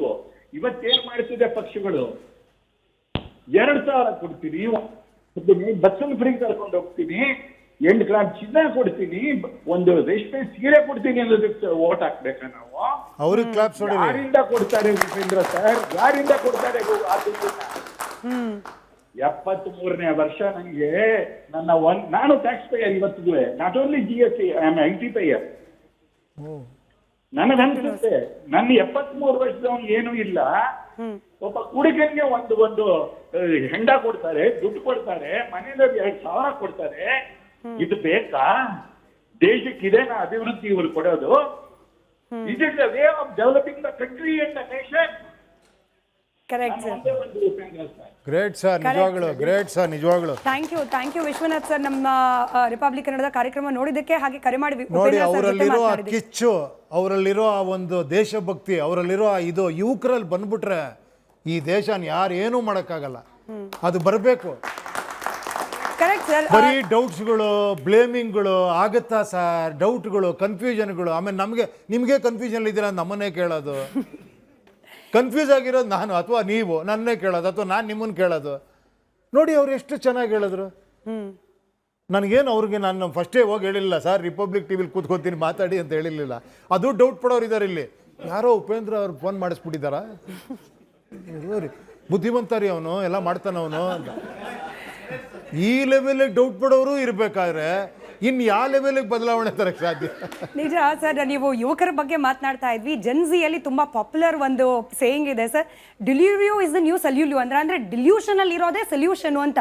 ಯಾವಾಗಲೂ ಗೊಂದಲದಲ್ಲಿರೋದು, ಇದೇ ಕರೆಕ್ಟು ಅನ್ನೋ ಸೊಲ್ಯೂಷನಿಗೆ ಬರದೇ ಇರೋದೇ ನಿಜವಾದ ಸೊಲ್ಯೂಷನು ಅಂತ. ಹಿಂಗಿರುವಾಗ ನೀವು ಬದಲಾವಣೆ ಯುವಕರಲ್ಲಿ ಆಗಬೇಕು, ಯುವಕರಲ್ಲಿ ಕಿಚ್ಚು ಬರಬೇಕು ಅಂತ ಹೇಳಿ ಬಯಸೋದು ಸ್ವಲ್ಪ ಅತಿಶಯೋಕ್ತಿ ಆಗುತ್ತಾ ಅಂತ. ಅಲ್ಲ, ನಾನು ಎಲ್ಲರೂ ಹಿಂಗೆ ಅಂತ ಹೇಳ್ತಿಲ್ಲ, ಅಲ್ಲ ಬಯಸಬಾರ್ದ ಅಂತ. ಬಯಸ್ಬೇಕು, ಬಟ್ ಹಿಂಗಿರ್ಬೇಕಾದ್ರೆ ಪ್ರಾಕ್ಟಿಕಲ್ ಆನ್ ಗ್ರೌಂಡ್ ಹಿಂಗಿರ್ಬೇಕಾದ್ರೆ ನಮ್ಗೆ ದೇಶ ಅಲ್ಲ ನಮ್ ಬದುಕು ಚೆನ್ನಾಗಿರ್ಬೇಕು, ನಮಗೆ ನಾಳೆ ಅಲ್ಲ ಈ ಮಿನಿಟ್ ನಾವು ಚೆನ್ನಾಗಿರ್ಬೇಕು, ದೇಶದ ಬಗ್ಗೆ ನಾಳೆ ಯೋಚನೆ ಮಾಡೋಣಪ್ಪ, ನಮ್ ಪಾಕೆಟ್ ಅಲ್ಲಿ ಮನಿ ಇದೆಯಾ ಇದನ್ನ ನೋಡ್ಬೇಕು. ಜನರಲಿ ಹಿಂಗಿರುವಾಗ ಮನಸ್ಥಿತಿ ವಾಸ್ತವವಾಗಿ ನಾವ್ ಯಾಕೆ ಇದನ್ನ ಜನರಲ್ಲಿ ಅನ್ಬಿಟ್ಟು ಜನರಲ್ಲಿ ಯಾಕೆ ಮಾಡ್ತಾ ಜನರಲಿ ಇದೀವಿ? ಇಂಗ್ಲಿಷ್ ಅಲ್ಲಿ ಜನರಲ್ ಇದೆಯಾ ಗೊತ್ತಿಲ್ಲ. ಅಲ್ಲ, ಜನರಲ್ ಮಾಡ್ತಾ ಇದೀರ, ಜನರಲ್ಲಿ ಅನ್ಬಿಟ್ಟು. ಯಾರೋ ಒಂದ್ 4 ಜನದಲ್ಲಿ ಇರ್ಬೋದು, 3 ಜನ ಒಳ್ಳೆಯವರು ಇರ್ಬೋದು, ನೋಡಿ ಇಂಥ ಮಹಾನುಭಾವರು ಇರ್ಬೋದು, ನೋಡಿ ಎಷ್ಟೋ ಜನ ಇದ್ದಾರೆ ಅಂಥವರು ಇರ್ಬೋದು. ಸೊ ಅವ್ರ ಮಾತುಗೂ ನಾವು ಗಮನ ಕೊಡೋಕೆ, ಅವ್ರಿಗೋಸ್ಕರ ನಾವು ಕೆಲಸ ಮಾಡಬೇಕಲ್ವಾ? 4 ಜನ ಇರಲಮ್ಮ. ನನ್ನ ನದಿ ಹುಟ್ಟೋದು ಒಂದೇ ರೀತಿ ಪ್ರವಾಹ ಅರಿಯಲ್ಲ, ಅದು ಚಿಕ್ಕದಾಗೆ ಹುಟ್ಟುತ್ತೆ, ಬರ್ತಾ ಬರ್ತಾ ದೊಡ್ಡದಾಗತ್ತೆ. ಕೆಲವು ಸತಿ ವೆಯ್ಟ್ ಮಾಡಬೇಕಾಗತ್ತೆ. ದೇವರು ಟೆಸ್ಟ್ ಮಾಡ್ತಾನೆ, ಪೇಷನ್ಸ್ ಇದೆಯಾ. ಒಂದು ಹೇಳಮ್ಮ, ಇದೆಲ್ಲ ನಡೀತಿರೋದು ಒಂದು ಗ್ರೇಟ್ ಅಡ್ಮಿನಿಸ್ಟ್ರೇಟ್ರಿಂದ. ನಾವು ಅನ್ಕೊಂತಿದ್ದೀವಿ ನಾವು ಮಾಡ್ತಿದ್ದೀವಿ ಅಂತ. ನಾನು ಮಾತಾಡ್ತಿರೋದು ನಾನಲ್ಲ, ಏನೋ ಒಂದು ಪವರ್ ಕೊಟ್ಟು ಒಳಗೆ ತಳ್ತಾ ಇದ್ದಾನೆ, ನಾನು ಮಾತಾಡ್ತಾ ಇದ್ದೀನಿ ಅಷ್ಟೇ. ಉಪೇಂದ್ರ ಸರ್, ಈಗ ನೀವು ಹೇಳ್ತಾ ಇದ್ರಿ ಓಕೆ, ನಿಧಾನ ಅಂದರೆ ಈ ಡೌಟ್ಫುಲ್ ಅಥವಾ ಕನ್ಫ್ಯೂಷನ್ ಇರುವಂಥ ಜನರನ್ನ ನಾವು ಈ ಕ್ಷಣಕ್ಕೆ ನಾವು ಬದಲಾಯಿಸೋಕ್ಕಾಗಲ್ಲ. ನಿಧಾನಕ್ಕೆ ಅವರಿಗೆ ತಾಳ್ಮೆಯಿಂದ ಅರ್ಥ ಆಗ್ತಾ ಇದೆ. ಇವತ್ತಲ್ಲ ನಾಳೆ ಯಾವತ್ತಾದರೂ ಒಂದಿನ ಆಗಲಿ ಅಂತ. ಒಂದು ಕಡೆ ಜನ ಬದಲಾವಣೆಯನ್ನು, ಅಂದರೆ ಈ ಒಂದು ಏನು BJP ಅಥವಾ ಕಾಂಗ್ರೆಸ್ JDS ನಾವೇನು ನೋಡ್ತಾ ಇದ್ದೀವಿ ಅದರ ಬದಲಾವಣೆಯನ್ನು ಬಯಸ್ತಾ ಇದ್ದಾರೆ ಒಂದು. ಇನ್ನೊಂದು, ನೀವು ಇದೇ ರೀತಿ ನಿಧಾನಕ್ಕಾಗುತ್ತೆ, ಇವತ್ತಲ್ಲ ನನ್ನ ಕಾಲಕ್ಕೆಲ್ಲ ಮುಂದಕ್ಕೊಂದು ದಿನ ಪ್ರಜಾಕೀಯ ಎದ್ದು ನಿಲ್ಲುತ್ತೆ ಅಂತ ಹೇಳೋ ಮಾತು ಎಲ್ಲ ಒಂದ್ ಕಡೆ ಜನರಿಗೆ ಇವತ್ತಲ್ಲ ನಾಳೆ ಆಗುತ್ತಲ್ವಾ ನೋಡ್ಕೊಳ್ಳೋಣ ಬಿಡು ಅನ್ನುವಂಥ ನೆಗ್ಲೆಕ್ಟ್ ತರಿಸಿದ್ರೆ, ಇಲ್ಲ ಈ ಎಲೆಕ್ಷನ್ ನೆಕ್ಸ್ಟ್ ಎಲೆಕ್ಷನ್ ಅಲ್ಲಿ ಆಗುತ್ತೆ, ನಂಬ್ತೀರಾ? ಆಗ್ಬೇಕು ಅಂತ ಜನ ಬಯಸ್ತಾ ಇದಾರೆ ಸರ್. ಅದಕ್ಕೆ ನೀವೇನ್ ಮಾಡ್ಬೇಕು? ನಾವೆಲ್ಲ ಬಯಸೋಣ, ಆಗುತ್ತೆ. ಇಲ್ಲಿ ಕೇಳ್ತಿರೋರು ಎಲ್ಲರೂ ಬಯಸೋಣ. ಆದ್ರೆ ಆ ಕನ್ಫ್ಯೂಷನ್ ಇರೋರಿಗೆ ಕ್ಲಾರಿಟಿ ಕೊಡ್ಬೇಕಲ್ಲ ನೀವು. ಈ ಕನ್ಫ್ಯೂಷನ್ ಇದೆ, ಆಗುತ್ತೋ ಆಗಲ್ವೋ ಅನ್ನೋ ಕನ್ಫ್ಯೂಷನ್ ಇಂದ ಹೊರಗೆ ಬಂದು ಎಸ್ ಹೇಳಿ. 28 ಎಲೆಕ್ಷನ್ ಅಲ್ಲಿ ಇದಾಗತ್ತೆ ಅನ್ಕೋಣ ಅಲ್ವಾ? ಈ GBA ಎಲೆಕ್ಷನ್ ಅಲ್ಲಿ ಆಗತ್ತೆ ಅನ್ಕೋಣ. ಉಪೇಂದ್ರ ಅವರೇ, ನೀವು ಪ್ರಜಾಪ್ರಭುತ್ವ ವ್ಯವಸ್ಥೆಯ ವಿರೋಧಿ, ನೀವು ಪ್ರಜಾಪ್ರಭುತ್ವದ ವಿರೋಧಿ. ಯಾಕೆ ಅಂದ್ರೆ ನೀವು ಪ್ರಜಾಪ್ರಭುತ್ವನ ಅರ್ಥನೇ ಮಾಡ್ಕೊಂಡಿಲ್ಲ. ಪ್ರಜಾಪ್ರಭುತ್ವ ಅಂದ್ರೆ ಏನು ಇಡೀ ಜಗತ್ತು ಅಳವಡಿಸ್ಕೊಂಡಿರೋದು, ಮನುಷ್ಯ ಅಳವಡಿಸ್ಕೊಂಡಿರೋದು. ಏನಪ್ಪಾ ಅಂದ್ರೆ 9 to 5 ಜಾಬ್ ಮಾಡ್ತೀನಿ ನಾನು. ಬೆಳಗ್ಗೆ ಎದ್ದು ನಾನು ಕೆಲಸಕ್ಕೆ ಹೋಗ್ಬೇಕು, ಅದಕ್ಕಾಗಿ ನನ್ನ ಹತ್ರ ಮನೆ ಕೆಲಸಗಳನ್ನ ಮಾಡೋದಕ್ಕೆ ನನಗೆ ಸಮಯ ಇಲ್ಲ ಅನ್ನೋ ಕಾರಣಕ್ಕಾಗಿ ನಾನು ದುಡ್ಡು ಕೊಟ್ಟು ಒಬ್ಬ ಸಂಬಳಕ್ಕೆ ಇಟ್ಕೊಂಡಿದ್ದೀನಿ. ಅವ್ರು ನನ್ನ ಎಲ್ಲ ಕೆಲಸಗಳನ್ನ ಮಾಡ್ಕೊಡ್ತಾರೆ. ಅದೇ ರೀತಿ ಪ್ರಜಾಪ್ರಭುತ್ವ ವ್ಯವಸ್ಥೆಯಲ್ಲಿ 5 ವರ್ಷಕ್ಕೆ ನನಗೆ ಕೆಲಸ ಮಾಡೋದಕ್ಕಾಗಿ ಒಬ್ಬ ವ್ಯಕ್ತಿಯನ್ನು ಆರಿಸಿ ಕಳಿಸ್ತೀನಿ ನಾನು. ಅದು ಪ್ರಭುತ್ವ ವ್ಯವಸ್ಥೆ. ನೀವು ಯಾವಾಗಲೂ ಹೇಳ್ತಾ ಬರೋದು ಏನಂತ, ಜನನೇ ಇಂಟ್ರೆಸ್ಟ್ ತಗೊಂಡು ಕೆಲಸ ಮಾಡಬೇಕು ಅಂತ. ನಾನು ದಿನ ಬೆಳಗ್ಗೆ ಎದ್ದುಬಿಟ್ಟು ನನ್ನ ಮನೆ ರಸ್ತೆಗೆ ಟಾರ್ ಇದೆಯಾ, ಲೈಟ್ ಇದೆಯಾ, ಮತ್ತೊಂದು ನೋಡೋದಕ್ಕೆ ನನಗೆ ಸಮಯ ಇಲ್ಲ. ಅದಕ್ಕೆ ನಾನು ಪ್ರಜಾಪ್ರಭುತ್ವ ವ್ಯವಸ್ಥೆಯಲ್ಲಿ ಒಬ್ಬರನ್ನ ಆಯ್ಕೆ ಮಾಡಿ ನಾನು ಕಳಿಸ್ತೀನಿ. ನೀವೇನ್ ಮಾಡಬೇಕು, ನಾನೇನ್ ಮಾಡಬೇಕು ಅಂತ ನೀವು ಕೇಳಿದ್ರಲ್ಲ. ಶಾಸನ ಸಭೆಗೆ ಜನರಿಂದ ಆಯ್ಕೆ ಆಗೋಗಿ ನಿಮ್ಗೆ ಬಹಳ ಒಳ್ಳೆ ಆಲೋಚನೆ ಇದೆ. ನಾವೆಲ್ಲರೂ ಅದನ್ನೇ ಹೇಳ್ತೀವಿ, ಯಾರಿಗೂ ನಿಮ್ಗೆ ಕಮ್ಯುನಿಕೇಟ್ ಮಾಡೋಕ್ಕಾಗ್ತಿಲ್ಲ. ಬಹಳ ಒಳ್ಳೆ ಆಲೋಚನೆಗಳನ್ನ ಇಟ್ಕೊಂಡಿದ್ದೀರಿ. ನೀವು ಹೇಳಿದ್ರಲ್ಲ ಯಾವುದೋ ರೋಡು ಮೋರಿ ಇದಾಗಿದೆ ಅಂತಲ್ಲ, ಅದನ್ನ ಏನ್ ಮಾಡಬೇಕು ಅಂತ ನಿಮಗೆ ಗೊತ್ತು. ಜನರಿಂದ ಆಯ್ಕೆಯಾಗಿ ಹೋಗಿ ಶಾಸನ ಸಭೆಯಲ್ಲಿ ಕೂತ್ಕೊಂಡು ಶಾಸಕರಾಗಿ ಶಾಸನಗಳನ್ನ ರಚನೆ ಮಾಡಿ. ನಿಮ್ಗೆ ಆ ಶಕ್ತಿ ಇದೆ. ಇಲ್ಲ ಸರ್, ಖಂಡಿತ ನೀವು ಅಲ್ಲಲ್ಲ, ಖಂಡಿತ ಕೇಳಿ. ಅದಕ್ಕೆ ಹೋಗೋ ದಾರಿ ಏನಾರು ನಾನು ಈ ಕಡೆ ಹೋಗ್ಬಿಟ್ಟೆ ಅನ್ಕೊಳ್ಳಿ, ಏನು ಹೇಳಿ, ಅಲ್ಲಲ್ಲ ಆ ಕಡೆ ಹೋಗ್ಬಿಟ್ರೆ ಈಗೇನು ಇನ್ನೊಂದು ಪಾರ್ಟಿ ಆಗಿರ್ತೀನಿ ಅಷ್ಟೇ ನಾನು. ಕೇಳಿಸ್ಕೊಳ್ಳಿ ಪೂರ್ತಿ ಕೇಳಿಸ್ಕೊಳ್ಳಿ. ನಾಳೆ ನೀವೇ ನನ್ನ ಬೈತೀರಾ ಅಂದ್ರೆ ಸರ್ ಪ್ರಾಬಬ್ಲಿ ಇದನ್ನ ಹಿಂಗ್ ತಗೊಳ್ಬೋದಾ ಅಂತ. ಅಂದ್ರೆ ಬದಲಾವಣೆ ತರಬೇಕು ಅಂದ್ರೆ ಎಟ್ಟಿಗೆ you have to be in the system ಅಲ್ಲಿ ವಿಧಾನಸೌಧ ಅಂತಿದೆ, ಅಲ್ಲಿ ಸೆಷನ್ಗಳು ನಡೆಯುತ್ತೆ. ಸೆಷನ್ ಅಲ್ಲಿ ಶಾಸಕರು ಅಂದ್ರೆ ಜನರ ಪ್ರತಿನಿಧಿಗಳು ಕ್ಷೇತ್ರದ ಸಮಸ್ಯೆ ಬಗ್ಗೆ ಮಾತನಾಡ್ತಾರೆ. This is how the system is. ನೀವು ಸಿಸ್ಟಮ್ನ ಹೊರಗೆ ನಿಂತ್ಕೊಂಡು ಬದಲಾವಣೆ ಅನ್ನೋದ್ರ ಬದಲು ಸಿಸ್ಟಮ್ ಒಳಗೆ ಹೋಗಿ ಅಲ್ಲಿ ಬದಲಾವಣೆ ತನ್ನಿ ಅನ್ನೋ ನಿರೀಕ್ಷೆ ಇರಲ್ಲ. ಇಲ್ಲಮ್ಮ, ನಾನು ಒಳಗಡೆ ಹೋಗೋದಕ್ಕೆ ಪೊಲಿಟಿಕಲ್ ಪಾರ್ಟಿ ಮಾಡಿರೋದಲ್ವಮ್ಮ. ಕೇಳಿಸ್ಕೊಳ್ಳಿ ಅಲ್ಲ, ಒಂದೇ ನಿಮಿಷ, ಅವ್ರು ಫುಲ್ ಕ್ಲಿಯರ್ ಮಾಡಿ. ಮೇಡಮ್ ಕೇಳಿಸ್ಕೊಳ್ಳಿ, ಮೇಡಮ್ ಮೈಕ್ ಕೊಡ್ತೀನಿ, ಆಮೇಲೆ ಮಾತಾಡಿ ಮೇಡಮ್ ಪ್ಲೀಸ್. ಅಮ್ಮ ನಾನು ಹೇಳ್ತಿದ್ದೀನಲ್ಲ ಕೇಳಿ, ಈ ದಾರಿ ಇದೆಯಲ್ಲಮ್ಮ ಕೇಳಿ. ನಾನು ಟಕ್ ಅಂತ ಅಲ್ಲಿ ಜಂಪ್ ಆಗೋಕ್ಕಾಗಲ್ಲ, ಕರೆಕ್ಟ್ ಅಲ್ವಾ ಸರ್? ನೀವು ಹೇಳ್ದಂಗೆ ಟಕ್ ಅಂತಲ್ಲಿ ಜಂಪ್ ಆಗೋಕ್ಕಾಗಲ್ಲ. ನೀವು ಹೇಳ್ತಿರೋದು ಅಲ್ಲಿ ಹೋಗ್ಬಿಡಿ, ಹೆಂಗೆ ಹೋಗ್ತೀರಾ ಬೇಕಾಗಿಲ್ಲ, ನೀವು ಹೆಂಗೋ ಒಂದು ದಾರಿಯಲ್ಲಿ ಹೋಗ್ಬಿಡಿ, ಏನಾರ ಮಾಡ್ಬಿಡ್ತೀರಾ ಅಂತ. ಸರ್ ನಾನೊಂದು ಸತ್ಯ ಹೇಳ ನಿಮಗೆ, ಸತ್ಯ ಹೇಳ, ಇದುವರೆಗೂ ನಾವೆಲ್ಲರೂ ದೊಡ್ಡ ದೊಡ್ಡ ನಾಯಕರಿದ್ದಾರೆ ಸರ್, ಯಾರಿಗೂ ದೇಶನ ಹಾಳು ಮಾಡಬೇಕು, ದೇಶನ ಗಬ್ಬು ಮಾಡಬೇಕು ಯಾರೂ ಹೋಗಿಲ್ಲ ಸರ್. ಎಲ್ಲ ಒಳ್ಳೆಯವರೇ, ಎಲ್ಲ ಒಳ್ಳೆ ಕೆಲಸ ಮಾಡಬೇಕು ಅಂತಲೇ ಹೋಗಿರೋರು. ಬಟ್ ಅವರು ಪಾಪ ಆತುರದಿಂದ ಬೇಗ ಹೋಗ್ಬೇಕು ಅಂದ್ಬಿಟ್ಟು ಏನು ಹೇಳಿ ಒಂದಷ್ಟು ದುಡ್ಡು ಕೊಟ್ಟಾರೆ ನಾನು ಹೋಗ್ಬಿಡ್ಬೇಕು ಅಂತ ಕೊಟ್ಟಿದ್ದಾರೆ. ಓಕೆನಾ? ಕೇಳಿ ಒಂದು ನಿಮಿಷ, ಅವನು 50 ಕೋಟಿ ಅವನಿಗೆ ಗೊತ್ತಿಲ್ಲ ಇಲ್ಲೊಂದು 2,000 ಕೊಟ್ಟರೆ ಆಗೋಗ್ಬಿಡುತ್ತೆ ಅಂತ. 2,000 ಕೊಡೋದು ಬರೀ 2,000 ಲಕ್ಷ ಜನಕ್ಕೆ ಕೊಡಬೇಕು, ಬಿಟ್ಬಿಡಿ. ಅದಾದಮೇಲೆ ಒಂದು ದೊಡ್ಡ ಪ್ರೊಸೆಷನ್ ಮಾಡಬೇಕು, ಅದಕ್ಕೆ ಮತ್ತೆ ದುಡ್ಡು ಎಲ್ಲ ಲೆಕ್ಕ ಹಾಕಿ 50 ಕೋಟಿ ಬಂದುಬಿಟ್ಟಿದೆ ಅಂದ್ಕೊಳ್ಳಿ. 50 ಕೋಟಿ ಅವನ ಹತ್ರ ಇಲ್ಲ, ಬಟ್ ಅವನಿಗೆ ದೇಶನ ಸರಿ ಮಾಡಬೇಕು ಅನ್ನೋ ಆಸೆ ಇದೆ. ಅವನೇನು ಮಾಡ್ದ, ಪಕ್ಕದಲ್ಲೊಬ್ಬ ಇದ್ದ, ನೀನು ಹೋಗಮ್ಮ ನಾನು ಕೊಡ್ತೀನಿ ನಿಂಗೆ ದುಡ್ಡು ಅಂದ. ಇವನ ಹತ್ರ ಒಂದು 30 ಕೋಟಿ ಇಸ್ಕೊಂಡ, ಇವನ ಹತ್ರ 20 ಕೋಟಿ ಇಸ್ಕೊಂಡ. ಕೇಳಿ, ನಾನು ಅಲ್ಲ ಕೊಡೋದು ಬಿಡಿ, ನಾನು ಬಂದ್ಬಿಟ್ಟು ನಾನು ಗೆದ್ಬಿಟ್ಟೆ, ನೆಕ್ಸ್ಟ್ ಏನು ಮಾಡ್ತೀನಿ, ಅವ್ನು ನನಗೆ ಕೊಟ್ಟಿರೋನಿದ್ದಾನಲ್ಲ, ಏನಪ್ಪ ಹೆಂಗಪ್ಪ ಕೊಡ್ತೀಯ ನೀನು? ಸರ್ ನೀವು ದುಡ್ಡೆಲ್ಲ ಕೊಟ್ಬಿಡಿ ಸರ್, ಇಟ್ಕೊಳ್ಳಿ ಸರ್, ಸರ್ ಇಲ್ಲೊಂದು ಮೆಡಿಕಲ್ ಕಾಲೇಜ್ ಓಪನ್ ಮಾಡ್ತಿದ್ದೀನಿ ಸರ್, ಒಂದು ಪರ್ಮಿಷನ್ ಕೊಟ್ಬಿಡಿ ಅಂದ. ನಾನು ದುಡ್ಡು ಇಸ್ಕೊಂಡ್ರೆ ಏನು ಮಾಡ್ತೀನಿ, ದುಡ್ಡು ಕೊಟ್ಟು ಮಾಡಿಬಿಡಿ ಅಂದ್ರಿ. ಇವಾಗ ನೋಡಿ ಒಂಚೂರು ಬದಲಾವಣೆ ಆಗ್ತಾ ಇದೆ ಇಲ್ಲಿ. ಸಾಗರದಿಂದ ನಮ್ಮ ಜೊತೆ ಖಂಡಿತ ಇನ್ನೊಬ್ರು ದೂರವಾಣಿ ನಿಂತ್ಕೊಂತೀನಿ. ಸಂಪರ್ಕದಲ್ಲಿದ್ದಾರೆ. ನೋಡಿ ನಿಮ್ಮಂತ ಯುವಕರ ಈ ಭರವಸೆ ಬಂದ್ರೆ ಖಂಡಿತ ಆಗತ್ತೆ ಅಂದ್ರೆ ಖಂಡಿತ ನಾನು ಚುನಾವಣೆ ನಿಂತ್ಕೊಂತೀನಿ. ಸರಿ, ನನಗೂ ಭರವಸೆ ಬೇಕಲ್ಲ ಸರ್ ನಿಮ್ಮಿಂದ. ಸಾಗರದಿಂದ ಮತ್ತೊಬ್ರು ದೂರವಾಣಿ ಸಂಪರ್ಕದಲ್ಲಿದ್ದಾರೆ, ಬಹುಶಃ ಶರತ್ ಅಂತ ಹೇಳಿ. ಶರತ್ ಅವರೇ ನಮಸ್ಕಾರ. ನಮಸ್ಕಾರ ಮೇಡಮ್. ನಮಸ್ಕಾರ. ಹೇಳಿ ಸರ್, ಉಪೇಂದ್ರ ಅವರಿದ್ದಾರೆ, ಪ್ರಶ್ನೆ ಅಥವಾ ನಿಮ್ಮ ಅಭಿಪ್ರಾಯ? ಉಪೇಂದ್ರ ಸರ್, ನನ್ನ ಕಡೆಯಿಂದ ಒಂದು ನಿಮ್ಮ ಅಭಿಮಾನಿ ಸರ್. ನಮಸ್ಕಾರ ಶರತ್ ಅವ್ರಿಗೆ. ನಮಸ್ಕಾರ. ನಮಸ್ಕಾರ ಹೇಳಿ ಶರತ್ ಸರ್. ಸರ್, ಸಾರಿ, ಯಾವ್ದ್ರಲ್ಲಿ ಅಭಿಮಾನಿ ಸರ್, ಪ್ರಜಾಕೀಯಕ ಅಥವಾ ಅವರ ಆಕ್ಟಿಂಗ್ ಈಗ? ಪ್ರಜಾಕೀಯ ಸರ್. ರೈಟ್ ಸರ್, ಹಂಗಾರೆ ಮುಂದುವರಿಸಿ. Thank you. ಸರ್, ಈಗ ಇನ್ನೊಂದು ನಿಮಗೊಂದು ಕ್ವಶನ್ ಕೇಳಿದ್ದು, ಹಳ್ಳಿಗಳಿಗೆ ಪ್ರಜಾಕೀಯ ಅನ್ನೋ ತಲುಪಿದೆಯಾ ಅಂತ ನಿಮಗೊಂದು ಕ್ವಶನ್ ಕೇಳಿದ್ದು. ನಾನು ಮೂಲತಃ ಸಾಗರ ತಾಲೂಕು ನೇರ್ಲೆ ಗ್ರಾಮ ಒಂದು ಗ್ರಾಮದವನು. ಅದು ಯಾವ್ದು ಹೇಳ್ತಾರೆ, ಈ ಹಳ್ಳಿಗಳಲ್ಲಿ ಡೆವಲಪ್ಮೆಂಟ್ ಹೆಂಗ್ ಮಾಡ್ತೀರಾ ಅನ್ನೋ ಒಂದು ಕೇಳಿದ್ರು. ನಿಮ್ಗೆ ಹಳ್ಳಿಗಳಲ್ಲಿ ಪ್ರಜಾಕೀಯ ಅನ್ನೋದು ತಲುಪಿದೆಯಾ ಅಂತ ಕೇಳಿದ್ರೆ ಸರ್, ನಾನು ಹೇಳ್ತಿದ್ದೀನಿ, ಹಳ್ಳಿಗಳಲ್ಲಿ ಈಗ ಪ್ರಜಾಕೀಯ ಬರ್ಬೇಕು ಪ್ರತಿಯೊಂದು ಯುವತಿಗೂ ಈಗ ಅದು ಒಂದು ಮೈಯಲ್ಲಿ ಹೇಳ್ತಿದೆ ಸರ್. ಈಗ ಯಾಕಂದ್ರೆ ಈಗ ಸಾಕಾಗಿಬಿಟ್ಟಿದೆ ಸರ್, ಈಗ ಜಾತಿಗೆ ರಾಜಕಾರಣ, ಇನ್ನೊಂದು ಈಗ ಪಕ್ಷ ಅವೆಲ್ಲ ಈಗ ಹಳ್ಳಿಗಳಲ್ಲಿ ಯೂತ್ಗಳಿಗೆ ಸಾಕಾಗಿ ಪ್ರಜಾಕೀಯ ಅನ್ನೋದೊಂದು ಪ್ರಜೆಗಳಿಂದ ಕೊಡ್ಬೇಕು ಅನ್ನೋದು ಒಂದು ಯೂತ್ ಅಲ್ಲಿ ಹೊಂದಿದೆ. ಸರ್, ಇವಾಗ ಗ್ರಾಮ ಪಂಚಾಯತಿ ವ್ಯಾಪ್ತಿಯಲ್ಲಿ ಒಬ್ಬ ಕೆಲಸ ಮಾಡ್ಬೇಕಂದ್ರೂ PDOಗೆ ದುಡ್ಡು ಕೊಡ್ಬೇಕಾಗಿರೋ ಪರಿಸ್ಥಿತಿಯಲ್ಲಿ ಇದೆ. ಹೌದು ಸರ್, ಹೌದು ಅಲ್ವಾ? ಈಗ ಸರ್, ಒಂದು ಇದಕ್ಕೆ ಈಗ ಉದ್ಯೋಗ ಖಾತ್ರಿಯಲ್ಲಿಯೂ ಪಾಪ 375 ರೂಪಾಯಿ ಕೆಲಸ ಕೊಟ್ಟಿರ್ತಾರೆ. ಅವ್ರದ್ದು ಬೆಳಿಗ್ಗೆ 7 ಗಂಟೆಯಿಂದ 11 ಗಂಟೆವರೆಗೂ ಕೆಲಸ ಒಂದು ಇದು ಇಟ್ಟಿದ್ದಾರೆ. ಅವರು ಎಷ್ಟೇ ಟೆಕ್ನಾಲಜಿ ಬಂದು ಕೂಡ ಈಗಿನ ಮೈಂಡಲ್ಲಿ PDOಗೆ ಇಂಜಿನಿಯರ್ಗೆ ದುಡ್ಡು ಕೊಟ್ರೆ ಮಾತ್ರ ಪಾಪ ಕೆಲಸ ಮಾಡೋರಿಗೆ ದುಡ್ಡು ಹಾಕ್ತಾರೆ. ಆ ಬದಲಾವಣೆಗಳು ಇನ್ನೂ ಎಷ್ಟೇ ಮುಂದುವರೆದ್ರು ಕೂಡ ಆ ಬದಲಾವಣೆ ಆಗ್ತಿಲ್ಲ, ದುಡ್ಡು ಕೂಡ ಒಂದು ಇದು ನಿಂತಿಲ್ಲ. ಅಂದ್ರೆ ಈಗ ಏನ್ ಮಾಡ್ಬೇಕಂತ ಸರ್, ಈಗ PDOಗೆ ಇಂಜಿನಿಯರ್ಗೆ ದುಡ್ಡು ಕೊಟ್ರೆ ಮಾತ್ರ ಪಾಪ ಆ ಬಡ ರೈತರಿಗೆ ಕೆಲಸ ಮಾಡೋರಿಗೆ ಹೋಗತ್ತೆ. ಹೌದು ಸರ್, ಹೌದು ಅಲ್ವಾ ಸರ್? ಈಗ ಇವರಿಂದ ನಾವು ಏನ್ ಮಾಡ್ಬೇಕಂತಂದ್ರೆ ಪ್ರಜಾಕೀಯ ಬಂದ್ರೆ ಮಾತ್ರ ನಿಲ್ಸಕ್ ಸಾಧ್ಯ. ಇಲ್ಲ ಅಂದ್ರೆ ಎಷ್ಟೇ ಟೆಕ್ನಾಲಜಿ ಮುಂದೆ ಹೋದ್ರು ಕೂಡ ಈ ಈಗ ಹಳ್ಳಿಗಳಲ್ಲಿ ಎಷ್ಟೇ ಉದ್ಯೋಗ ಕೆಲಸ ಮಾಡಿದ್ರು ಕೂಡ ಪಾಪ ಬಡವರಿಗೆ ದುಡ್ಡು ಕೊಡ್ತಾ ಇಲ್ಲ. ಶರತ್ ಸರ್, ಓಟ್ ಹಾಕ್ತಿದ್ದೀರಲ್ಲ, ಅಂದ್ರೆ ಯು ಆರ್ ಅಬೋ 18 ಅಂತ ಭಾವಿಸ್ತೀನಿ. ಇಲ್ಲ ಸರ್, ನಮ್ಗೆ 24. ಆಯ್ತು, ಓಟ್ ಹಾಕಿದ್ದೀರಾ ಅಲ್ವಾ? ಓಟ್ ಹಾಕಿದೀವಿ. ಉಪೇಂದ್ರ ಸರ್ ಅವಾಗ್ಲಿಂದ ಕೇಳ್ತಾ ಇದ್ರು, ನಾವ್ ಯಾರಿಗೆ ಓಟ್ ಹಾಕಿದೀವಿ ಅವ್ರು ಸರಿಯಾಗಿ ಕೆಲಸ ಮಾಡ್ಲಿಲ್ಲ ಅಂದ್ರೆ ಕೇಳೋದು ಮೊದಲ ಬದಲಾವಣೆ ಅಂತ ಹೇಳಿ. ಮಾಡ್ತಿದ್ದೀರಾ ಅದನ್ನ? ನಾವ್ ಏನೇ ಕೇಳಿದ್ರು ಕೂಡ ಟೆಕ್ನಾಲಜಿ ಹೆಚ್ಚಿತ್ತು. ಈಗ ಅವ್ರು ಹೇಳೋದು ಏನಪ್ಪ ಅಂದ್ರೆ ಪಂಚಾಯತಿ ವ್ಯಾಪ್ತಿಯಲ್ಲಿ ಟೆಕ್ನಾಲಜಿ ಹೆಚ್ಚಿತ್ತು. ಅದ್ ಯಾಕೆ ಇಷ್ಟು ಬರ್ತಿದೆ? ನಾವು ಕೇಳಕ್ ಹೋದ್ರೆ ಯಾಕೆ ಬರ್ತಿದೆ? ಓಕೆ, ನಾವು ಕೇಳಿದ್ರು ಕೂಡ ಸ್ಪಂದಿಸ್ತಾ ಇರೋ ರೀತಿಯಲ್ಲಿ ಇದ್ದಾರೆ ರಾಜಕೀಯ ಆಡಳಿತ ವ್ಯವಸ್ಥೆ ಅಂತ ಹೇಳ್ತಿದ್ರಿ. ಈಗ ಕಡಲೆ ಇರಲಿ, ಹಲಸಂಡೆ ಬೀಜ, ಕಪ್ಪು ಕಡಲೆ ಅಥವಾ ಬಿಳಿ ಕಡಲೆ, ಎಲ್ಲವೂ ಸ್ವಾದಿಷ್ಟವಾಗುತ್ತೆ. ಉಪೇಂದ್ರ ಸರ್, ವಿಜಯ್ ಬಗ್ಗೆ ಮಾತನಾಡ್ತಾ ಇದ್ವಿ, ನೀವು ಕೂಡ ಪ್ರಾರಂಭದಲ್ಲೇ ಹೇಳಿದ್ರಿ ಅವ್ರು ಇನ್ನು ಮುಂದೆ ಏನ್ ಕೆಲಸ ಮಾಡ್ತಾರೆ ನೋಡಬೇಕು ಅಂತ ಹೇಳಿ. ಏನ್ ಎಕ್ಸ್ಪೆಕ್ಟೇಷನ್ ಇದೆ ಸರ್? ಅಂದ್ರೆ ಭರವಸೆ ಸಾಕಷ್ಟು ಕೊಟ್ಟಿದ್ದಾರೆ, ಯಾವ ರೀತಿ ಕೆಲಸ ಮಾಡಬೇಕು ವಿಜಯ್ ಅವರು ಅಂತ ಹೇಳಿ ನೀವು ನಿರೀಕ್ಷೆ ಮಾಡ್ತಿದ್ದೀರಿ? ಇಲ್ಲಮ್ಮ, ನಾನು ಅಸ್ಟ್ರಾಲಜರ್ ಅಲ್ಲ ಅವ್ರು ಹೆಂಗೆ ಮಾಡ್ತಾರೆ ಅಂತ ಹೇಳೋದಕ್ಕೆ.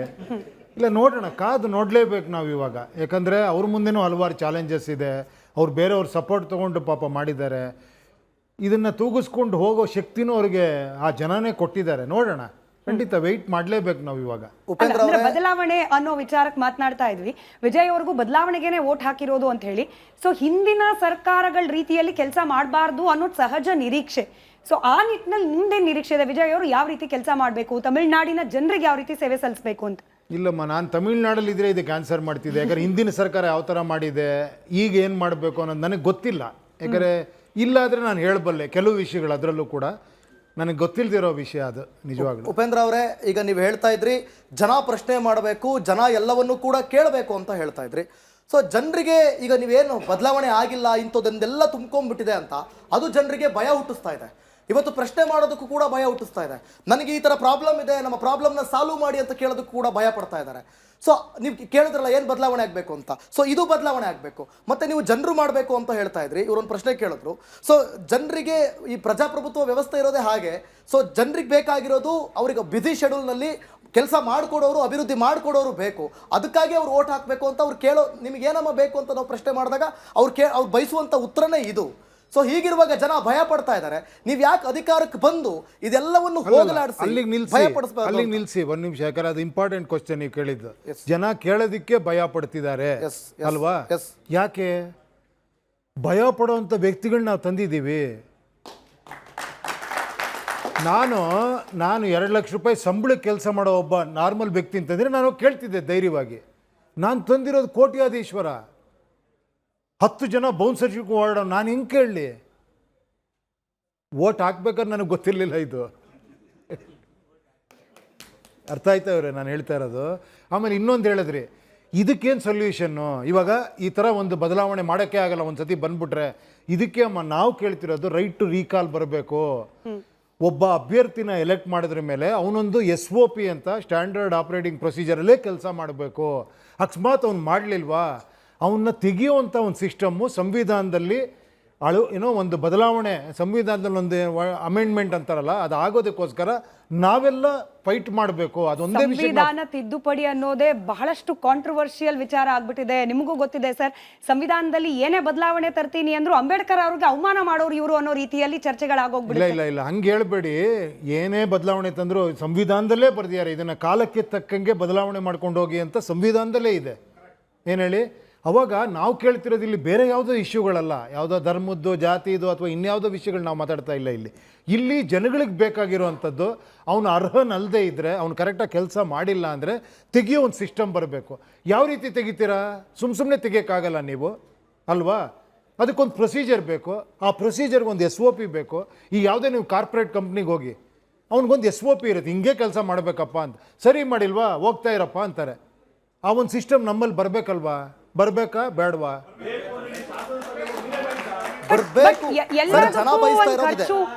ಎಲ್ಲದಕ್ಕೂ ಒಂದು ಖರ್ಚು ಅಂತ ಆಗೋಗ್ಬಿಡುತ್ತೆ. ಫಾರ್ ಎಕ್ಸಾಂಪಲ್ ನೋಡಿ, ಒಂದ್ ನಿಮಿಷ ಸರ್, ನೋಡಿ ಇದು ನಮಗೆ ಬಹಳ ಬೇಗ ಕಾಂಗ್ರೆಸ್ ಅವರೇ, BJP ಅವರೇ, ಅದೆಲ್ಲ ಇಲ್ಲಿ ನಾವೆಲ್ಲ ಪ್ರಜೆಗಳಾಗಿ ಒಂದು ಒಮ್ಮನಸ್ಸಿಂದ ಮಾತಾಡ್ತಾ ಇದ್ದೀವಿ.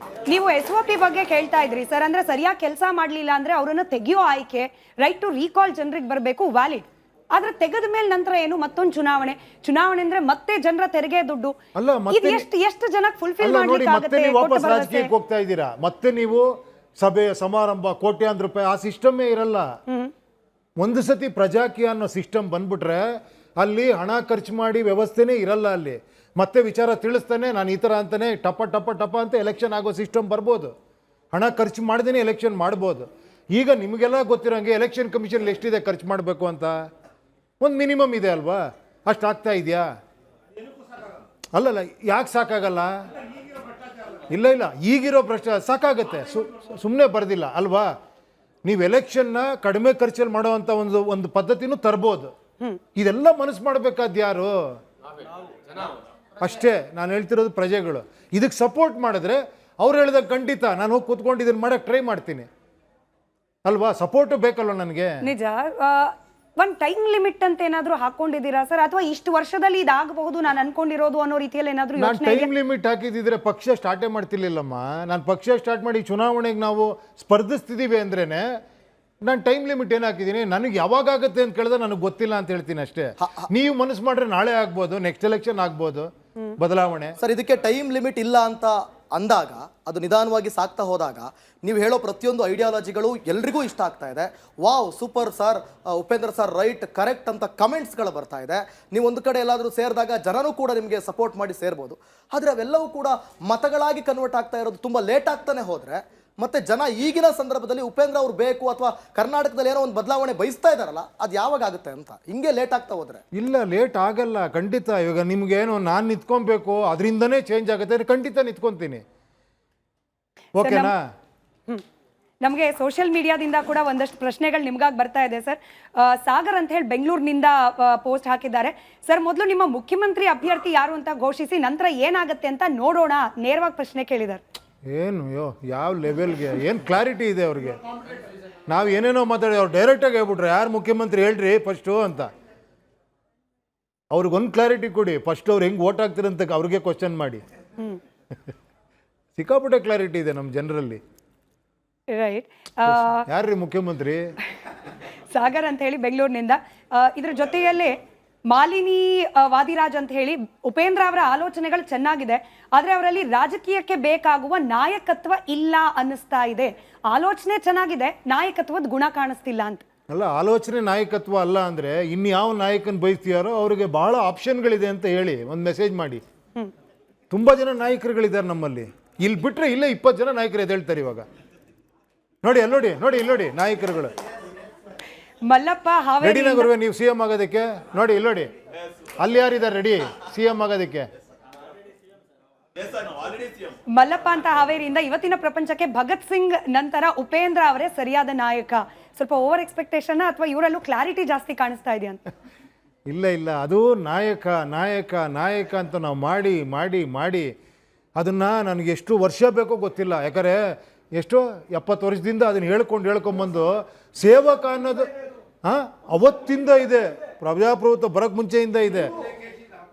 ಅಲ್ಲ, ಈಗ ಸೇವಕ ಅಂತ ಸಂವಿಧಾನದಲ್ಲೇ ಇದೆ. ಏನು ಹೇಳಿ, ಒಬ್ಬ ರೆಪ್ರೆಸೆಂಟೇಟಿವ್ ಅಂತಿದೆ.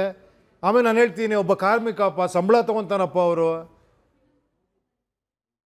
ಇನ್ನೊಂದು ಜೋಕ್ ಹೇಳಲ್ಲ ನಿಮಗೆ? ಏನಮ್ಮ, ನಾನು ಅಲ್ಲೇ ಎಲ್ಲ ಒಂದು ಕಡೆ ಹೇಳಿದ್ದೀನಿ, ಇದು ನಮ್ಮ ಮನೆ, ನಮ್ಮ ದೇಶನೇ ನಮ್ಮ ಮನೆ ಅಂದ್ಕೊಳ್ಳಿ ಚಿಕ್ಕದಾಗಿ. ನನಗೆ ಕಾರ್ಪೆಂಟ್ರಿ ಸಮಸ್ಯೆ ಇದೆ, ಒಂದು ಎಲೆಕ್ಟ್ರಿಕಲ್ ಸಮಸ್ಯೆ ಇದೆ, ಒಂಚೂರು ಸೆಕ್ಯೂರಿಟಿ ಸಮಸ್ಯೆ ಇದೆ, ಇದೆಲ್ಲ ಸಮಸ್ಯೆಗಳಿದೆ. ನಾನು ಎಲ್ಲನೂ ಕರೆದು ಕೆಲಸಕ್ಕೆ ಇಟ್ಕೊಬೇಕು. ಓಕೆನಾ? ನಾನು ನಿಮ್ಮನ್ನು ಕರಿತೀನಿ ಸೆಕ್ಯೂರಿಟಿ ಕೆಲಸ. ಫಸ್ಟ್ ಬಂದು ಸೆಕ್ಯೂರಿಟಿ ಒಂದು 6 ತಿಂಗಳು ಮಾಡಯ್ಯ ನೋಡ್ತೀನಿ, ಆಮೇಲೆ ಕೆಲಸ ಕೊಡ್ತೀನಿ ಅಂತೀನಿ. ಒಬ್ಬ ಬರ್ತಾನೆ, ಫುಲ್ ಮಾಡ್ತೀನಿ ನಾನು ಸೆಕ್ಯೂರಿಟಿ ಅಂತ. ದುಡ್ಡಿಲ್ಲದೆ ನೀವೇ ಓಡಾಡಿ ನೀವೇ ಗನ್ ಹಿಡ್ಕೊಂಡು ಓಡಾಡ್ಬಿಡ್ತೀರಾ, ನೀನು ಕರೆಕ್ಟ್ ಸೆಕ್ಯೂರಿಟಿ ಆಗುವಂತ. ಇನ್ನೊಬ್ಬ ಬರ್ತಾನೆ, ದುಡ್ಡು ನನಗೇ ಕೊಟ್ಬಿಟ್ಟು ಹೇಳ್ತಾನೆ, ನನಗೆ ಕಾರ್ಪೆಂಟ್ರಿ ಕೆಲಸ ಕೊಡು ನಿನ್ನ ಮನೇಲಿ ಅಂತ. ದುಡ್ಡು ಕೊಡ್ತಾನೆ ನನಗೆ ಫುಲ್ ಖುಷಿ. ಏನಪ್ಪ ಸಂಬಳನೇ ಬೇಕಾಗಿಲ್ಲ, ದುಡ್ಡು ಕೊಡ್ತಾನೆ. ಕಾರ್ಪೆಂಟ್ರಾಗಿ ಇಟ್ಕೊತೀನಿ, ಎಲೆಕ್ಟ್ರಿಷಿಯನ್ ಇಟ್ಕೊತೀನಿ. ನೆಕ್ಸ್ಟ್ 5 ವರ್ಷ ಏನು ಹೇಳ್ತಾನೆ ಗೊತ್ತಾ, ಸ್ವಲ್ಪ ಮನೆಯಿಂದ ಹೊರಗಿರೋ ಅಂತ. ನಾನು ಏನು ಹೇಳಿ 5 ವರ್ಷ ಮನೆಯಿಂದ ಹೊರಗೆ ಕೂತ್ಕೊಂಡು ನಾನು ರಿಪೇರಿ ಮಾಡ್ತಾಯಿದ್ದೀನಿ ಅಂತ. ಅವ್ನು ರಿಪೇರಿ ಮಾಡ್ತಾನೇ ಇರ್ತಾನೆ. ನೆಕ್ಸ್ಟ್ ಎಲೆಕ್ಷನ್ ಬರುತ್ತೆ, ನೆಕ್ಸ್ಟ್ ಅವನ್ನ ಆಯ್ಕೆ ಮಾಡ್ಬೇಕಾರೆ ಮತ್ತೆ ಅವ್ನು ನಿಮಗೆ ದುಡ್ಡು ಕೊಡ್ತಾನೆ, ನನ್ನೇ ಸೆಲೆಕ್ಟ್ ಮಾಡು ಎಲೆಕ್ಟ್ರಿಷಿಯನ್ ಆಗಿ, ನಿನ್ನ ಮನೆ ಸರಿ ಮಾಡ್ತಾನೆ ಇರ್ತೀನಿ ನಾನು ಅಂತ. ಉಡುಪಿಯಿಂದ ಮತ್ತೊಂದು ಪ್ರಶ್ನೆ ಇದೆ ಸರ್. ನವೀನ್ ಸಾಲಿಯಾನ್ ಅಂತ ಹೇಳಿ, ಮುಂಬರುವ BBMP ಹಾಗೆ ಪಂಚಾಯತ್ ಚುನಾವಣೆಗಳಲ್ಲಿ ನಮ್ಮ ಪ್ರಶ್ನೆ ಕೂಡ ಇದಾಗಿತ್ತು, ಅಭ್ಯರ್ಥಿಗಳನ್ನು ಕಣಕ್ಕಿಳಿಸ್ತೀರಾ ಅಂತ. ಯಾಕಂದ್ರೆ GBA ದೃಷ್ಟಿಯಲ್ಲಿ ಇಟ್ಕೊಂಡೆ ಆ್ಯಪ್ ಮಾಡಿದ್ರಿ, ಅದರಲ್ಲಿ ಜನರನ್ನ ಇನ್ವೈಟ್ ಮಾಡ್ತಿದ್ದೀರಿ ಇನ್ವಾಲ್ವ್ ಆಗ್ಲಿಕ್ಕೆ. What are your plan sir? GBA ಕೈಯಲ್ಲೇ ಆನ್ಸರ್ ಇದೆಯಮ್ಮ, ನಿಮ್ಮ ಕೈಯಲ್ಲೇ ಪಕ್ಷ ಇದೆ. ಇದನ್ನ ಕೇಳಿದ್ರೆ ನಂಬಲ್ಲ ನೀವು. ಹೆಂಗದು ಅಂತೀರಾ? ನೋಡಿ, ನಿಮ್ಮ ಕೈಯಲ್ಲಿ ಪಕ್ಷ ಇದೆ, ಅಲ್ಲಿ ಅಭ್ಯರ್ಥಿನೂ ಬರ್ಬೋದು, ವೋಟರು ಬರ್ಬೋದು. ಒಂದು ವಿಲೇಜ್ ಪಂಚಾಯತಿಯಿಂದ ಇಡೀ ಹಳ್ಳಿಗಳು ಡ್ರಾಪ್ ಡೌನ್ ಕೊಟ್ಟಿದ್ದೀವಿ. ಪ್ರತಿಯೊಂದು ಪಂಚಾಯತಿದು ಕೂಡ ಡಾಟಾ ತೊಗೊಂಡು ಹಾಕಿದ್ದೀವಿ, ಅಲ್ಲಿ ಪ್ರತಿಯೊಂದು ವಾರ್ಡು ಹಾಕಿದ್ದೀವಿ. ಅಲ್ಲಿ ನೀವು ಅಲ್ಲೇ ಸೆಲೆಕ್ಟ್ ಮಾಡಿ, ನೀವು ಅಲ್ಲೇ ಅಭ್ಯರ್ಥಿ ಆಗ್ಬೋದು, ಅಲ್ಲೇ ಜನ ಕನೆಕ್ಟ್ ಮಾಡ್ಕೊಬೋದು, ಅಲ್ಲೇ ನಿಮ್ಗೆ ರೇಟಿಂಗ್ ಕೊಡ್ತಾರೆ. ಈ ಅಭ್ಯರ್ಥಿಗಳ ಆಯ್ಕೆಯಲ್ಲಿ ಒಂದು ಮಾನಿಟರಿಂಗ್ ಪ್ರಾಸೆಸ್ ಅಂತ ಏನು ಇರೋದೇ ಇಲ್ವಾ ಸರ್? ಯಾಕಂದ್ರೆ ಈಗ ಸತ್ಯವನ್ನೇ ಅಪ್ಲೋಡ್ ಮಾಡಿರ್ತಾರೆ ಅಂತ ಹೇಳಿ ಅದನ್ನ ಕ್ರಾಸ್ ವೆರಿಫೈ ಮಾಡ್ಲಿಕ್ಕೆ ಏನು ಇಲ್ವೇ ಇಲ್ವಾ? ಯಾರೋ ಸುಳ್ಳು ಡೇಟಾ ಕೊಟ್ಟಿರ್ಬೋದು, ಸುಳ್ಳು ಬ್ಯಾಕ್ಗ್ರೌಂಡ್ ಕೊಟ್ಟಿರಬಹುದು, ಅಂಥವ್ರು ಯಾರೋ ಅಭ್ಯರ್ಥಿ ಅಂತ ನಿಂತ್ರೆ ನಾಳೆ ದಿನ ಅವರಿಂದ ಹೆಚ್ಚು ಕಮ್ಮಿ ಆದ್ರೆ ಅವ್ರ ಉತ್ತರ ಕೊಡಿ. ಅಲ್ಲ ಕೇಳಿ, ಇವಾಗ ಏನ್ ಬೇಕಾದ್ರೂ ಮಾಡ್ಕೊಳ್ಳಿ, ಪ್ರಯೋಜನ ಏನು ಹೇಳಿ ಅಲ್ಲಿ? ಈಗ ಸುಮ್ಮನೆ ಬಂದು ನಾನೇ ಒಂದು 100 ಜನ ಸೇರಿಸ್ಬಿಟ್ಟು ಅದ್ರ ಬದಲು 100 ಜನರ ಹತ್ರ ಓಟೆ ಹಾಕ್ಸ್ಕೊಂಡ್ಬಿಡ್ಬೋದಲ್ವಾ? ಇದರಲ್ಲಿರೋದು ವೋಟರ್ಸ್ಗೋಸ್ಕರ ಮಾಡಿರೋದು, ನಿಜವಾದ ಆಸ್ಪಿರೆಂಟ್ಗೋಸ್ಕರ ಮಾಡಿರೋದು. ಅಲ್ಲಿ ಬಂದು ಮೋಸ ಮಾಡ್ರೆ ಏನೂ ಪ್ರಯೋಜನ ಇಲ್ಲ ಅಲ್ಲಿ. ಅವನಿಗೆ ಮತ್ತೆ ವೋಟ್ ಬೀಳ್ಬೇಕಲ್ವಾ ಅಮ್ಮ? ಅವನಿಗೆ ವೋಟ್ 100 ಜನ ವೋಟ್ ಹಾಕ್ತಾರೆ, ಅವನೇ ಯಾಕೆ ಇಲ್ಲಿ ಕರ್ಕೊಂಬರ್ತಾನಲ್ಲಿ? ಬಟ್ ಮನೆಗೆ ಹೋಗಿ ವೋಟ್ ಕೇಳ್ದಾಗ್ಲೇನೆ ವೋಟ್ ಬೀಳ್ದೇ ಇರೋ ಪರಿಸ್ಥಿತಿಯಲ್ಲಿ ಆ್ಯಪ್ ಮೂಲಕ ಅಭ್ಯರ್ಥಿ ಇಳಿಸ್ತೀನಿ, ಆ್ಯಪ್ ಮೂಲಕವೇ ಪ್ರಚಾರ ಮಾಡ್ತೀನಿ, ಆ್ಯಪ್ ಮೂಲಕವೇ ಮತ ಬೀಳಲಿ ಅಂತಂದ್ರೆ ಸ್ವಲ್ಪ ಎಕ್ಸಾಜರೇಷನ್ ಅಲ್ಲಿ ಇದ್ದಾರೆ ಇಲ್ಲಮ್ಮ, ಇದು ಒಂದು ಪ್ರಯತ್ನ, ಒಂದು ಟೆಕ್ನಾಲಜಿ ಒಂದು ಕೊಟ್ಟಿದ್ದೀವಿ, ಇದೇ ಅಲ್ಲ ಅಲ್ಟಿಮೇಟು. ಹೇಳಿ ನನ್ನ ಪ್ರಚಾರ, ನಾನು ಅದನ್ನು ಬಿಟ್ಬಿಟ್ಟು ನಾನು ಇವಾಗ ಮನೇಲಿ ಕೂತಿಲ್ಲ, ಪ್ರಜಾಕ್ಕೆ ಆ್ಯಪ್ ಮಾಡಿದ್ದೀನಿ ನೋಡ್ಕೊಳ್ರಿ ಹೋಗ್ರಿ ಅಂತ. ನಾನು ಇಲ್ಲಿ ಬಂದು ಮಾತಾಡ್ತಾ ಇದ್ದೀನಿ. ನೆಕ್ಸ್ಟು ನಾನು ಕಾಲೇಜ್ಗಳಿಗೆ ಹೋಗ್ತೀನಿ, ನೆಕ್ಸ್ಟು ಜನರ ಹತ್ರ ಹೋಗ್ತೀನಿ, ಈ ವಿಷಯನ ಹೇಳ್ತಾ ಹೋಗ್ತೀನಿ, ಎಲ್ಲರ ರಿಕ್ವೆಸ್ಟ್ ಮಾಡ್ತೀನಿ ಇದು ಮಾಡಿ ಅಂತ. ಉಪೇಂದ್ರ ಅವರೇ, ವಿಜಯ್ ಕೂಡ ಆ್ಯಕ್ಚುಲಿ ಅವರಿಗೆ ಇಷ್ಟು ಬಹುಮತಗಳಲ್ಲಿ, ಅಂದರೆ ಇಷ್ಟು ಮತಗಳಲ್ಲಿ ನಾವು ಗೆಲ್ತೀವಿ, ಇಷ್ಟು ಕ್ಷೇತ್ರಗಳಲ್ಲಿ ಗೆಲ್ತೀವಿ ಅನ್ನೋ ಊಹೆ ಇರಲಿಲ್ಲ. ಎಕ್ಸಿಟ್ ಪೋಲ್ ತೆಗೆದು ನೋಡಿದಾಗಲೂ ಕೂಡ 18-19 ಅವರು ಕೂಡ ಅಲ್ಲಿ ಸ್ಟೇಟ್ಮೆಂಟ್ ಮಾಡಿದ್ದಾರೆ, ಒಂದು 30ರಿಂದ 40 ಕ್ಷೇತ್ರ ಗೆಲ್ತೀವಿ ಅಂತ ಅಂದ್ಕೊಂಡಿದ್ವಿ ಅಂತ. ಅವರು ಕೂಡ ಮಾಡಿದಂಥದ್ದು ಅತಿ ದೊಡ್ಡ ರಿಸ್ಕ್ ತಗೊಂಡು ಮಾಡಿದಂಥ ಪ್ರಯತ್ನ. ಆ ಪ್ರಯತ್ನಕ್ಕೆ ಫಲ ಬೇಗ ಸಿಕ್ತು. ಆದರೆ ಪ್ರಜಾಕೀಯದ ಪ್ರಜಾಕೀಯಕ್ಕೆ ಫಲ ಯಾರಿಗೆ ಸಿಗ್ಬೇಕಾಗಿರೋದು ಹೇಳಿ? ಯಾರಿಂದ ಸಿಗಬೇಕು? ಪ್ರಜೆಗಳಿಂದನೇ ಸಿಗಬೇಕು. ಮತ್ತೆ ಹಾಗಾದ್ರೆ ಇದಕ್ಕೆ ಕರೆಕ್ಟ್ ಲೀಡರ್ ಯಾರು? ಹಾಗಾದ್ರೆ ಪ್ರಜೆಗಳು ಕೆಲ್ಸಕ್ಕೆ ಹೋಗ್ಬೇಕು, ಅವರಿಗೆ ಆದಂತ ಸಂಬಳ ತಗೊಬೇಕು, ಅವ್ರ ಲೈಫ್ನ ಅವ್ರು ಲೀಡ್ ಮಾಡಬೇಕು. ಹಾಗಾದ್ರೆ ಒಂದ್ ನಿಮಿಷ, ಅವ್ರು ಬಂದು ಹಾಗಾದ್ರೆ ಟಾರ್ ಗುಂಡಿ ಒಳಗಡೆ ರೋಡ್ ತಾಂಬರ್ ಹಾಕ್ಬೇಕಾ? ಇಲ್ಲ ಅಟ್ಲೀಸ್ಟ್ ಕೇಳಿ. ಒಂದ್ ನಿಮಿಷ ನೀವ್ ಹೇಳ್ತಿದ್ದೀರಾ ಕೇಳಬೇಕು, ಕೇಳೋ ಒಂದು ಸಿಸ್ಟಮ್ ಬೇಕು ಅಂತ ಹೇಳ್ತಾ ಇದ್ದೀರಾ. ಇಲ್ಲ ಹಂಗಾರೆ ಕೇಳಂಗೆ ಇಲ್ಲ, 5 ವರ್ಷ ಬಿಟ್ಬಿಡಿ. ಇವಾಗ ಇದೆಯಲ್ಲ ಸಿಸ್ಟಮ್, ಚೆನ್ನಾಗಿದೆಯಲ್ಲ. ಅವಾಗ ಅವ್ರವ್ರ ಕೆಲ್ಸಕ್ಕೆ ಹೋಗ್ತಾ ಇದ್ದಾರೆ, ನಾಯಕರುಗಳನ್ನ ಕಳಿಸಿದ್ದೀರಾ, ಅವ್ರು ಕೆಲಸ ಮಾಡ್ತಿದ್ದಾರೆ. ನಿಮ್ಮ ಪ್ರಯತ್ನದ ಪ್ರತಿಫಲ ಏನು? ಅಲ್ಲ ಒಂದ್ ನಿಮಿಷ, ಇದು ಕರೆಕ್ಟ್ ಇದೆಯಾ ಅಂತ ಫಸ್ಟ್ ಹೇಳಿ. ಇದು ಕರೆಕ್ಟ್ ಇಲ್ಲ ಅಲ್ಲ, ನಿಮ್ಮ ಪ್ರಯತ್ನ ಅಲ್ಲ ಒಂದ್ ನಿಮಿಷ ನೋಡಿ, ಎಷ್ಟು ಕನ್ಫ್ಯೂಷನ್ ಇದೆ ನಿಮ್ಮಲ್ಲಿ. ನೋ ಕನ್ಫ್ಯೂಷನ್ ಎಲ್ಲ ಯಾಕೆ ಕನ್ಫ್ಯೂಷನ್ ಅಂದ್ರೆ ಯಾಕೆ ಬೇಜಾರಾಗ್ತೀರಾ? ಒಂದ್ ನಿಮಿಷ ಯಾಕೆ ಹೇಳ್ತೀನಿ ಕೇಳಿ. ನೀವೇನು ಹೇಳಿದ್ರಿ ಫಸ್ಟು? ನಾನು ಕೆಲ್ಸಕ್ಕೆ ಹೋಗ್ಬೇಕು, ನಂದೇ ಬೇರೆ ಕೆಲಸಗಳಿದೆ, ನನಗಿದೆಲ್ಲ ನೋಡೋಕೆ ರೆಡಿ ಇಲ್ಲ, ನಾನೊಬ್ಬ ನಾಯಕನ ಕಳಿಸಿದ್ದೀನಿ, ಅವ್ನು ಮಾಡ್ಕೊತಾನೆ. ಈಗ ಸಿಸ್ಟಮ್ ಇದೆಯಲ್ವಾ? ಅದು ಇದೆ ತಾನೆ? Please answer me. ಇದೆ ತಾನೆ ಗುರುವೆ? ಇದೆಯಲ್ವಾ? ಮತ್ತೇನು ಬದಲಾವಣೆ ಬೇಕು? ಆಲ್ರೆಡಿ ಇದೆಯಲ್ಲ, ನಿಮ್ಗೆ ಚೆನ್ನಾಗಿರೋ ಸಿಸ್ಟಮ್ ಇದೆಯಲ್ಲ.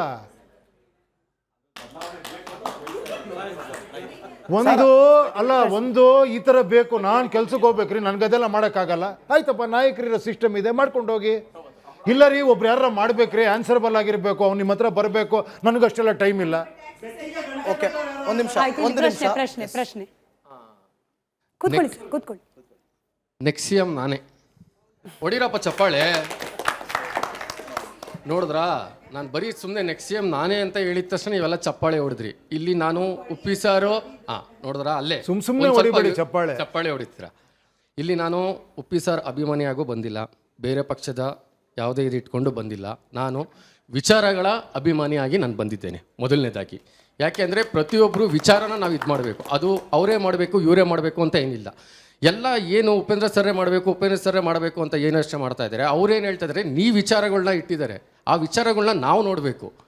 ಅದು ಯಾವುದೇ ಪಕ್ಷ ಮಾಡಲಿ ಏನೇ ಮಾಡಲಿ ವಿಚಾರಗಳು ನೋಡಬೇಕು. ಎಷ್ಟೊಂದು ಜನ ಹೇಳ್ತಾರೆ ನಾವು ಮಾಡೋದು ಸತ್ಯ ಅಂತ ಒಬ್ರು ಹೇಳ್ತಾರೆ, ಇನ್ನೊಬ್ರು ಸುಳ್ಳು ಅಂತ ಹೇಳ್ತಾರೆ, ಇನ್ನೊಬ್ರು ಕನ್ಫ್ಯೂಷನಲ್ಲಿದ್ದಾರೆ ಅಂತ ಹೇಳ್ತಾರೆ. ನಾವು ಸತ್ಯದಲ್ಲೂ ಇಲ್ಲ, ಸುಳ್ಳಲ್ಲೂ ಇಲ್ಲ, ಕನ್ಫ್ಯೂಷನಲ್ಲೂ ಇಲ್ಲ. ನಾವೆಲ್ಲ ಹೇಗಾಗ್ಬಿಟ್ಟಿದೆ ಅಂದರೆ ಭ್ರಮೇಲಿದ್ದೀವಿ. ಸತ್ಯ ಯಾವತ್ತಿದ್ರು ಸತ್ಯನೇ. ಅದು ಅವರು ಬಂದು ಹೇಳ್ತಾ ಇದ್ದಾರೆ ಅಂದರೆ ಅದನ್ನು ನಾವು ಗೌರವಿಸ್ಬೇಕು, ಪ್ರಚಾರಗಳನ್ನ ಹಂಚಬೇಕು. ಆಯ್ತು, ಇದು ನಿಮ್ಮ ಅಭಿಪ್ರಾಯ ಅಂತ ಭಾವಿಸ್ತಾ ಉಪೇಂದ್ರ ಸರ್, ನೀವು ಯಾವಾಗಲೂ ಬುದ್ಧಿವಂತರ ಪಕ್ಷ, ಬುದ್ಧಿವಂತರಿಗೆ ನೀವು ಇನ್ಫ್ಯಾಕ್ಟ್ April 1 ಆ್ಯಪ್ ಲಾಂಚ್ ಮಾಡುವಾಗಲೂ ಹೇಳ್ತಾ ಇದ್ರಿ, April 1 ಫುಲ್ಸ್ ಡೇ ಅಂತ ಮಾಡಿಬಿಟ್ಟಿದ್ದಾರೆ, ನಾವು ವೈಸ್ ಮೆನ್ಸ್ ಡೇ ಮಾಡೋಣ ಅಂತ ಹೇಳಿ. ಈ ಬುದ್ಧಿವಂತರು ಅಂತ ಹೇಳಿ ಉಪೇಂದ್ರ ಅವರು ಯಾವ ಮಾನದಂಡದಲ್ಲಿ ಅಳಿತಾ ಇದ್ದಾರೆ ಜನರನ್ನ?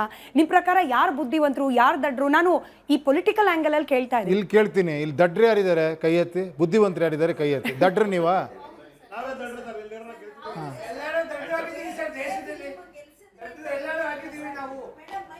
ಆಯ್ತು, ಅವ್ರು ಉತ್ತರ ಕೊಡ್ಲಿ. ಓಕೆ, ಇವು ಬುದ್ಧಿವಂತರು ಆಗ್ಬೇಕು ತಾನೆ ನಾವು, ಅಷ್ಟೇ. ಮೇಡಮ್ ಮೈಕ್ ಕೊಡ್ತೀನಿ.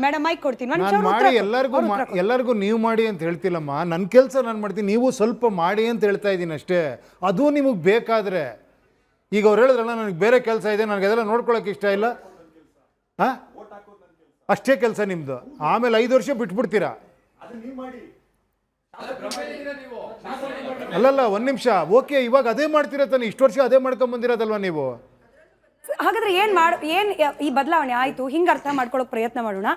ವೋಟ್ ಹಾಕ್ತೀವಿ, ಒಬ್ರಿಗೆ ಜವಾಬ್ದಾರಿ ಕೊಡ್ತೀವಿ, ಅವ್ರು ಕೆಲಸ ಮಾಡ್ಲಿ ಅಂತ ಹೇಳಿ ಅವ್ರನ್ನ ಬಿಟ್ಬಿಡ್ತೀವಿ, 5 ವರ್ಷ ಬೈಕೊಂಡು ಓಡಾಡ್ತಿರ್ತೀವಿ, ಮತ್ತೆ ಚುನಾವಣೆ ಬರುತ್ತೆ, ನಮ್ಮ ಆಯ್ಕೆ ಬದಲಾವಣೆ ಮಾಡ್ತೀವಿ. This is the system. ಇದು ಸರಿ ಇದೆಯಾ, ಸರಿ ಇಲ್ವಾ? ಸರಿ ಇಲ್ಲ, ಒಪ್ಕೊಳ್ಳೋಣ, ಈ ಸಿಸ್ಟಮ್ ಸರಿ ಇಲ್ಲ. ಹಾಗಾದ್ರೆ ಏನಾಗಬೇಕು ಅಂದ್ರೆ ರೈಟ್ ಟು ರೀಕಾಲ್ ಬರಬೇಕು, ಜನ ಸ್ವಲ್ಪ ಇನ್ವಾಲ್ವ್ ಆಗಬೇಕು. ನಾನು ಇನ್ವಾಲ್ವ್ ಅಂದ್ಕೂಡಲೇ ನೀವೇ ಬಂದು ರೋಡ್ ಎಲ್ಲ ಹಾಕಬೇಕು ನಾನು ಹೇಳ್ತಾ ಇಲ್ಲ. ಅಟ್ಲೀಸ್ಟ್ ನಮ್ಮನೆ ರೋಡ್ ಸರಿ ಇಲ್ಲ ಅಂದರೆ ನಾನು ಸರಿ ಇಲ್ಲ ಅಷ್ಟು ಹೊಡೆಯೋದು ಇದು ಕಷ್ಟನಾ? ನೀವೇನೇ ಕೆಲಸ ಮಾಡಿ ಸ್ವಾಮಿ, ಸರಿ ಇದೆ ಸರಿ ಇಲ್ಲ, ಇವ್ನು ಕರೆಕ್ಟಾಗಿ ಕೆಲಸ ಮಾಡ್ತೀಯನ್ ಮಾಡಿಲ್ಲ, ಒಂದು ವೋಟ್ ಮಾಡೋದು ಕಷ್ಟನಾ ಅಮ್ಮ? ಸ್ಮಾಲ್ ಪೋಲಿಂಗ್ ಅಂತ ಮಾಡಿದ್ರೆ ಮಾಡೋದು ಕಷ್ಟನಾ? ಅಲ್ಲಿ ಜನ ಅಭಿಪ್ರಾಯ ಸೂಚಿಸ್ಬೋದಲ್ವಾ? ಅವಾಗ ಅವ್ನು ಕರೆಕ್ಟ್ ಇಲ್ಲ ಅಂತ 50%ಗಿನ ಜಾಸ್ತಿ ಜನ ಹೇಳಿದ್ರೆ ಅವ್ನು ಕೆಳಗೆ ಇಳಿಬೇಕು, ಆ ಒಂದು ಸಿಸ್ಟಮ್ ಬರಬೇಕಲ್ವಾ? ಬಟ್ ನೋಡಿ ಸರ್, ಈ ಕಡೆ ಇರುವವರಲ್ಲಿ ಬಹುತೇಕರು ನಿಮ್ಮ ವಿಚಾರಗಳನ್ನ ಕರೆಕ್ಟ್ ಅಂತ ಒಪ್ಕೊಳ್ತಿದ್ದಾರೆ. ಈ ಕಡೆ ಇರೋರು ಅನೇಕರು ಹೇಳ್ತಿದ್ದಾರೆ ಸರ್ ಸಿಸ್ಟಮ್ ಹಿಂಗೆ ಆಗೋಗ್ಬಿಟ್ಟಿದೆ, ಜನ ಹಿಂಗೆ ಆಗೋಗ್ಬಿಟ್ಟಿದ್ದಾರೆ, ಇವ್ರು ಬದಲಾವಣೆ ಮಾಡ್ಲಿಕ್ಕೆ ಚಾನ್ಸ್ ಇಲ್ಲ ಅನ್ನೋ ರೀತಿಯಲ್ಲೂ ಇದ್ದಾರೆ. ಅಂದ್ರೆ ಯು ಹ್ಯಾವ್ ಈ ಥರದ್ದು ಜನ ಇದ್ದಾರೆ, ಈ ಥರದ್ದು ಜನ ಇದ್ದಾರೆ. ಅವ್ರ ಉತ್ತರ ಕೊಡ್ಲಿ. ಅಲ್ಲಲ್ಲ, ಓಕೆ ಕೇಳಿ ಒಂದು ನಿಮಿಷ. ಈ ಕಡೆ ಇರೋರು ನಿಮಗೆ ಬದಲಾವಣೆ ಹೋಪ್ಸೇ ಇಲ್ವಾ? ಆಯ್ತು, ಮಾಡಕ್ಕೆ ಬಂದಿದ್ದೀನಿ ಸರ್. ನೀವೊಬ್ಬ ಪ್ರಜ್ಞಾವಂತ ಪ್ರಜೆಯಾಗಿ ಇದುವರೆಗೂ ಎಷ್ಟು ಪ್ರಶ್ನೆ ಮಾಡಿದ್ದೀರಾ ಸರ್? ಪ್ರಜ್ಞಾವಂತ ಪ್ರಜೆಯಾಗಿ ಇದುವರೆಗೂ ಎಷ್ಟು ಪ್ರಶ್ನೆ ಮಾಡಿದ್ದೀರಾ ಸರ್ ವ್ಯವಸ್ಥೆಯಲ್ಲಿ? ಯಾರನ್ನ ಪ್ರಶ್ನೆ ಮಾಡಬೇಕು ಸರ್? ನೀವಿವಾಗ ಸರ್ ಒಂದು ಪ್ರಶ್ನೆ, ಈಗ ನೀವು ರಾಜಕಾರಣಿ ಆಗ್ತೀರಾ, ನಾವು ಗೆಲ್ಲಿಸ್ತೀವಿ ಅನ್ಕೊಳ್ರಿ, ನೀವೇನು ಬದಲಾವಣೆ ಮಾಡ್ತೀರಾ? ನಾವು ಇವಾಗ ನಿಮ್ಗೆ ಓಟ್ ಹಾಕ್ಬಿಟ್ಟಿದ್ದೀರಿ, ನೀವು ಗೆದ್ದಿದ್ದೀರಾ, ನೀವು ಶಾಸಕಾಂಗ ಸಭೆಗೆ ಹೋಗಿದ್ದೀರಾ, ವಿಧಾನಸೌಧಕ್ಕೆ ಹೋಗಿದ್ದೀರಾ, ಏನು ಬದಲಾವಣೆ ಮಾಡ್ತೀರಾ ಸರ್ ನೀವು? ಹೇಳ್ತೀರಾ ಆಮೇಲೆ ಸಿಗಿ ನೀವು ಸರ್. ನಾನು ಬಸವನಗುಡಿ ವಿಧಾನಸಭಾ ಕ್ಷೇತ್ರದಿಂದ ಮಾತಾಡ್ತಿದ್ದೀನಿ. ನಿಮ್ಮದೇ ಕ್ಷೇತ್ರದಲ್ಲಿ ನೀವು ಇದ್ದ ಕ್ಷೇತ್ರ, ನೀವು ಅಲ್ಲೂ ನೋಟರೇ ಅಂದ್ಕೊಂಡಿದ್ದೀನಿ ನಾನು. ಇವಾಗ ನಿಮಗೆ ಆದಂಥ ಅಲ್ಲಿ ಒಂದು ಅಭಿಮಾನ ಬಳಗನೇ ಇದೆ. ನೀವು ಬಂದು ಅಲ್ಲಿ ನಿಂತ್ಕೊಳ್ಳಿ, ಗೆಲ್ಲಿಸ್ ಕಳಿಸ್ತಾರೆ 100%. ಒಂದನೇದು. ಆಮೇಲೆ ನೀವು ಕಾಲೇಜ್ಗೆ ಹೋಗ್ತಾ ಇದ್ದೀನಿ, ನಾನು ಇದು ಮಾಡ್ತಿದ್ದೀನಿ ಅಂತ ಇವತ್ತವರೆಗೂ ಯುವಕರಿಂದ ಏನು ಫೀಡ್ಬ್ಯಾಕ್ ಬಂದಿದೆ? ಎಲ್ರಿಗೂ ಏನು ಆಗಬೇಕು ಅಂತ ಫೀಡ್ಬ್ಯಾಕ್ ಬಂದಿದೆ? ಇಲ್ಲ, ಫಸ್ಟು ಇವ್ರದ್ದೊಂದು ಕ್ವಶನ್ ಕೇಳಿದ್ರೆ ಅವ್ರಿಗೆ ಆನ್ಸರ್ ಮಾಡ್ತೀನಿ. ಏನು ಹೇಳಿ, ನೀವೆಷ್ಟು ಪ್ರಶ್ನೆ ಮಾಡಿದ್ದೀರಾ ಅಂತ ಏನು ಹೇಳಿ? ನಾನು ಫಸ್ಟು ನಾನು ಪ್ರಶ್ನೆ ಮಾಡ್ಕೊಂಡಿದ್ದೀನಿ. ಏನು ಹೇಳಿ, ನಾನು ಕರೆಕ್ಟ್ ಇದ್ದೀನಾ? ನಾನು ಅವಾಗ ಇದೆಲ್ಲವೂ ಪ್ರಶ್ನೆ ಮಾಡಿ ನಾನು ಸಿನಿಮಾಗಳು ಮಾಡಬೇಕಾಗಲಿ, ರಾಜಕೀಯದವ್ರ ಹತ್ರ ಎಷ್ಟೋ ಜನ ಹತ್ರ ಮಾತಾಡಬೇಕಾಗಲಿ, ಇದಕ್ಕೆ ಸೊಲ್ಯೂಷನ್ ಏನು? ಪ್ರಶ್ನೆ ಮಾಡೋವಂಥ ಒಂದು ವ್ಯವಸ್ಥೆ ತರಬೇಕು. ಅವ್ರು ಹೇಳಿದ್ರು ಗೊತ್ತಾ, ನನಗೆ ಪ್ರಶ್ನೆ ಮಾಡೋಕ್ಕೆ ಟೈಮ್ ಇಲ್ಲ ಸರ್. ಕರೆಕ್ಟ್, ಅವ್ರು ಹೇಳಿದ್ದು ಕರೆಕ್ಟು ಸರ್. ನನ್ನ ಕೆಲಸ ನಾನು ಮಾಡ್ತೀನಿ ಸರ್, ಅದಕ್ಕೋಸ್ಕರ ಒಬ್ಬ ಕೆಲಸದನ್ನು ಇಟ್ಟಿದ್ದೀನಿ, ಅವ್ನು ಮಾಡಬೇಕು ಅಂತ. ಬಟ್ ಆಗ್ತಾ ಇಲ್ಲ ಅದು. ಅದಕ್ಕೇನು ಮಾಡಬೇಕು? ಒಂದು CCTV ಕ್ಯಾಮ್ರಾ ಇಡಬೇಕು, ಕರೆಕ್ಟ್ ಅಲ್ವಾ? ಅಷ್ಟಾರ ಮಾಡಬೇಕಲ್ಲ. ಸೊ ನನಗೆ ಟೈಮ್ ಇಲ್ಲ, ಟೆಕ್ನಾಲಜಿ ಯೂಸ್ ಮಾಡಿ ನಾನು CCTV ಕ್ಯಾಮ್ರಾ, ಆ CCTV ಕ್ಯಾಮ್ರಾ ನೋಡಬೇಕಲ್ವ ಅಟ್ಲೀಸ್ಟ್ ಬಂದು, ಇವ್ನು ಕರೆಕ್ಟಾಗಿ ಕೆಲಸ ಮಾಡಿದ್ದೀನಿ ನೋಡಬೇಕು. ನಂಗೂ ನೋಡೋಕ್ಕೂ ಟೈಮ್ ಇಲ್ಲ ಸರ್. ಕೇಳಿ, ಅವಾಗ ಏನು ಮಾಡ್ತಾರೆ ಗೊತ್ತಾ, ನಿಮ್ಮ ಮದ್ರದೆಲ್ಲ ಹೊಡ್ಕೊಂಡು ಹೋಗ್ತಾರೆ ಅಷ್ಟೇ. ಸರ್, ವ್ಯವಸ್ಥೆಯಿಂದ ಆಚೆ ಇದ್ದು ನೀವು ಎಲ್ಲರೂ ಕೆಲಸ ಮಾಡಿ ಅಂತ ಹೇಳಿದ್ರೆ ಯಾರು ಮಾಡಲ್ಲ ಸರ್. ನೀವು ಯಾವ ಮಾರ್ಗದಿಂದ ವ್ಯವಸ್ಥೆ ಒಳಗೆ ಹೋಗ್ತೀರಾ ಅಂತ ಗೊತ್ತಿಲ್ಲ. ವ್ಯವಸ್ಥೆಯಲ್ಲಿ ಹೋದಾದ್ಮೇಲೆ ನೀವು ಬದಲಾವಣೆನ ತರಬಹುದು ಸರ್. ನೀವು ಆಚೆ ಇದ್ದು ಎಷ್ಟೇ ಬದಲಾಗಿ ಅಂದ್ರೆ ಯಾರು ಬದಲಾಗಲ್ಲ ಸರ್. ಖಂಡಿತ ಹೇಳ್ತೀನಿ, ನನಗ ವಿಶ್ವಾಸ ಇದೆ, ಖಂಡಿತ ಬದಲಾಗಿದ್ದಾರೆ. ಬಟ್ ಎಲ್ರಿಗೂ ಬೇಸಿಕಲಿ ಅರ್ಜೆಂಟ್ ಆಗಿ ಉಪೇಂದ್ರ ಅವ್ರು ವಿಧಾನಸೌಧದ ಒಳಗೆ ಹೋಗ್ಬಿಡ್ಬೇಕು, ಹೆಂಗಾದ್ರೂ ಸರಿ ಅರ್ಜೆಂಟ್ ಆಗಿ ವಿಧಾನಸೌಧ ಹೋಗ್ಬಿಡ್ತೀನಿ ಬಿಡಿ, ಯಾರನ್ನ ಮಾತಾಡಿಸ್ಕೊಂಡು. ಹಾ ಹೇಳಿ ಗುರು. ಪ್ರಶ್ನೆ ಸರ್, ಅಲ್ಲಿ ಪ್ರಶ್ನೆ ಏನು ಕೇಳಿದ್ರಿ?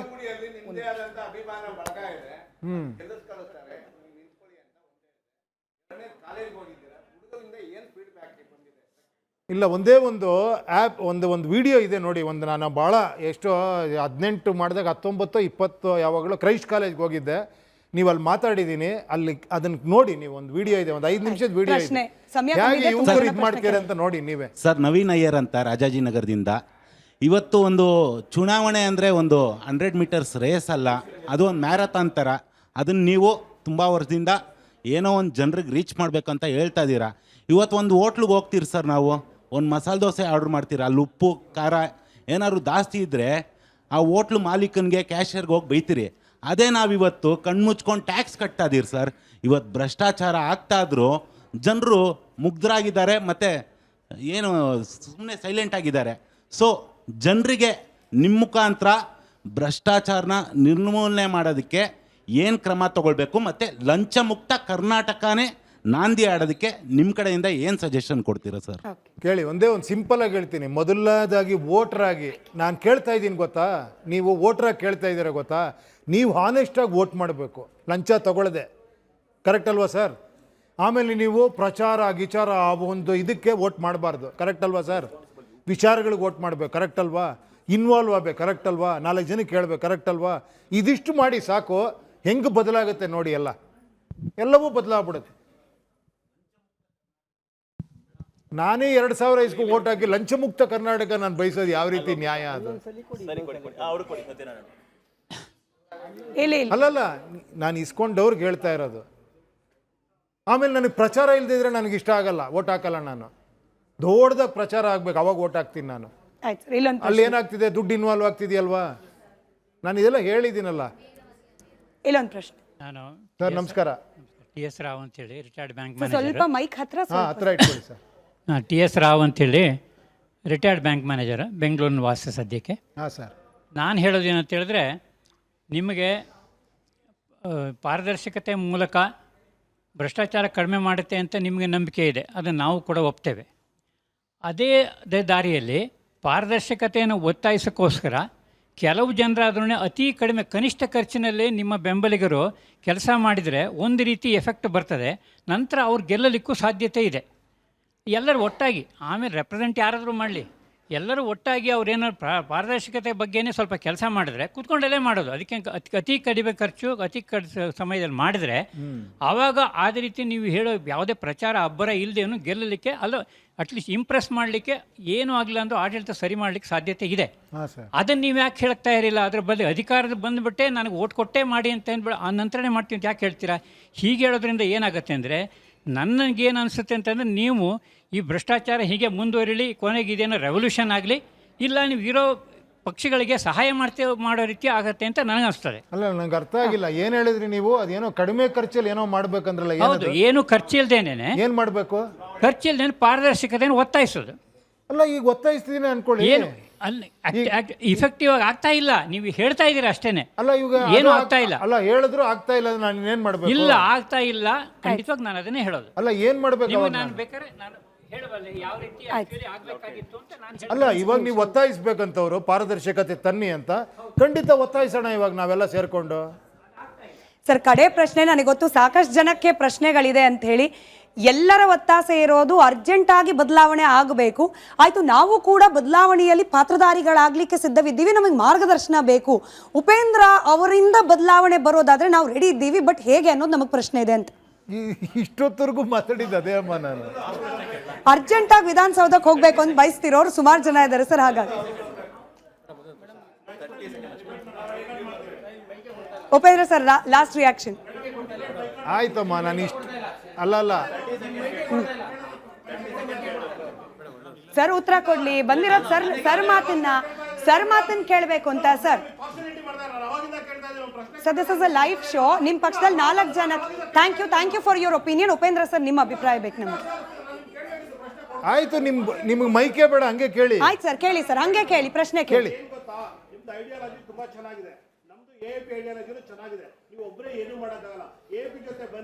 ಆಯ್ತು, ಇದು ಪ್ರಶ್ನೆ ಸರ್.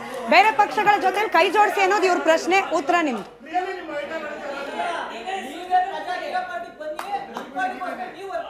ಅಲ್ಲಲ್ಲ, ಕೇಳಿ, ನೋಡಿ ಒಂದ್ ನಿಮಿಷ. ಉಪೇಂದ್ರ ಅವರು ಉತ್ತರ ಕೊಡ್ಲಿ. ಅಲ್ಲ, ಕೇಳಿ ಇಲ್ಲಿ. ಅಲ್ಲ, ಒಂದ್ ನಿಮಿಷ ಕೇಳಿ. ನಿಜವಾಗ್ಲೂ ಇಲ್ಲಿ ಏನ್ ಗೊತ್ತಾ, ಇಲ್ಲಿ ಇದೊಂದು ಪ್ರಾಬ್ಲಮ್ ಸರ್. ಆ ಪ್ರಾದೇಶಿಕ ಪಕ್ಷ ಚೆನ್ನಾಗಿದೆ ಸರ್, ಇವ್ರದ್ದು ಐಡಿಯಾಲಜಿ ಚೆನ್ನಾಗಿದೆ, ಅವ್ರದ್ದು ಐಡಿಯಾಲಜಿ, ಎಲ್ಲ ಸೇರ್ಕೊಂಬಿಡಿ. ಯಾರು ಬೇಡ ಅಂತ ಹೇಳಿದ್ದು? ನಿಮಗೆ ನಿಜವಾಗ್ಲೂ ಬೇಕು ಅಂದ್ರೆ ನೀವೇ ಇದನ್ನ ಅಡಾಪ್ಟ್ ಮಾಡ್ಕೊಂಡು ಮಾಡಿ. ರೈಟ್. ಬಹುಶಃ ಇದಕ್ಕಿಂತ ಸ್ಟ್ರೇಟ್ ಉತ್ತರ ಇನ್ನೇನು ಕೊಡ್ಲಿಕ್ಕೆ ಸಾಧ್ಯ ಇಲ್ಲ ಅನ್ಸತ್ತೆ. ಬದಲಾವಣೆಯ ಜವಾಬ್ದಾರಿ ಕೇವಲ ಉಪೇಂದ್ರ. ನನಗೆ ಸಮಯ ಇದ್ದಿದ್ದೇನೆ. Thank you sir. ಬದಲಾವಣೆಯ ಜವಾಬ್ದಾರಿ ಕೇವಲ ಉಪೇಂದ್ರ ಅವರ ಮೇಲ್ ಮಾತ್ರ ಇಲ್ಲ, ಅವರ ಹೆಗಲ ಮೇಲ್ ಮಾತ್ರ ಇಲ್ಲ. ಬದಲಾವಣೆ ತರಬೇಕು ಅನ್ನೋದು ಗೊತ್ತಿರುವವರಿಗೆ ಬದಲಾವಣೆ ಯಾವ ರೀತಿ ಆಗಬೇಕು ಅನ್ನೋ ಕ್ಲಾರಿಟಿ ಮೊದಲು ಮುಖ್ಯ. ಹಾಗೆ ಬದಲಾವಣೆಯಲ್ಲಿ ನಂದು ಜವಾಬ್ದಾರಿ ಇದೆ ಅನ್ನೋದನ್ನ ಅರ್ಥಕೊಳ್ಳೋದು ಮುಖ್ಯ ಅನ್ನೋದು ಬಹುಶಃ ಉಪೇಂದ್ರ ಅವರ ಒನ್ಲೈನ್ ಸ್ಟೇಟ್ಮೆಂಟ್. ಧನ್ಯವಾದ ಸರ್, ನಮ್ಮ ಜೊತೆಯಲ್ಲಿ ಇಷ್ಟೊತ್ತು. ನೀವೇ ಹೇಳ್ಬಿಟ್ರಿ, ಸೂಪರ್. ಥ್ಯಾಂಕ್ ಯು ಸರ್, ನಿಮ್ಮ ಸಮಯಕ್ಕೋಸ್ಕರ ಹಾಗೆ ನಮ್ಮ ಜೊತೆಯಲ್ಲಿ ಇಷ್ಟೊತ್ತು ಇದ್ದಕ್ಕೆ ಧನ್ಯವಾದ ಎಲ್ರಿಗೂ. Thank you.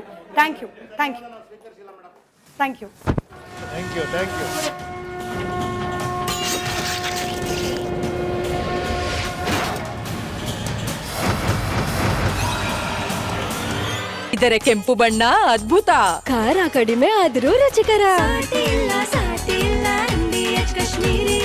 MDH ಕಾಶ್ಮೀರಿ.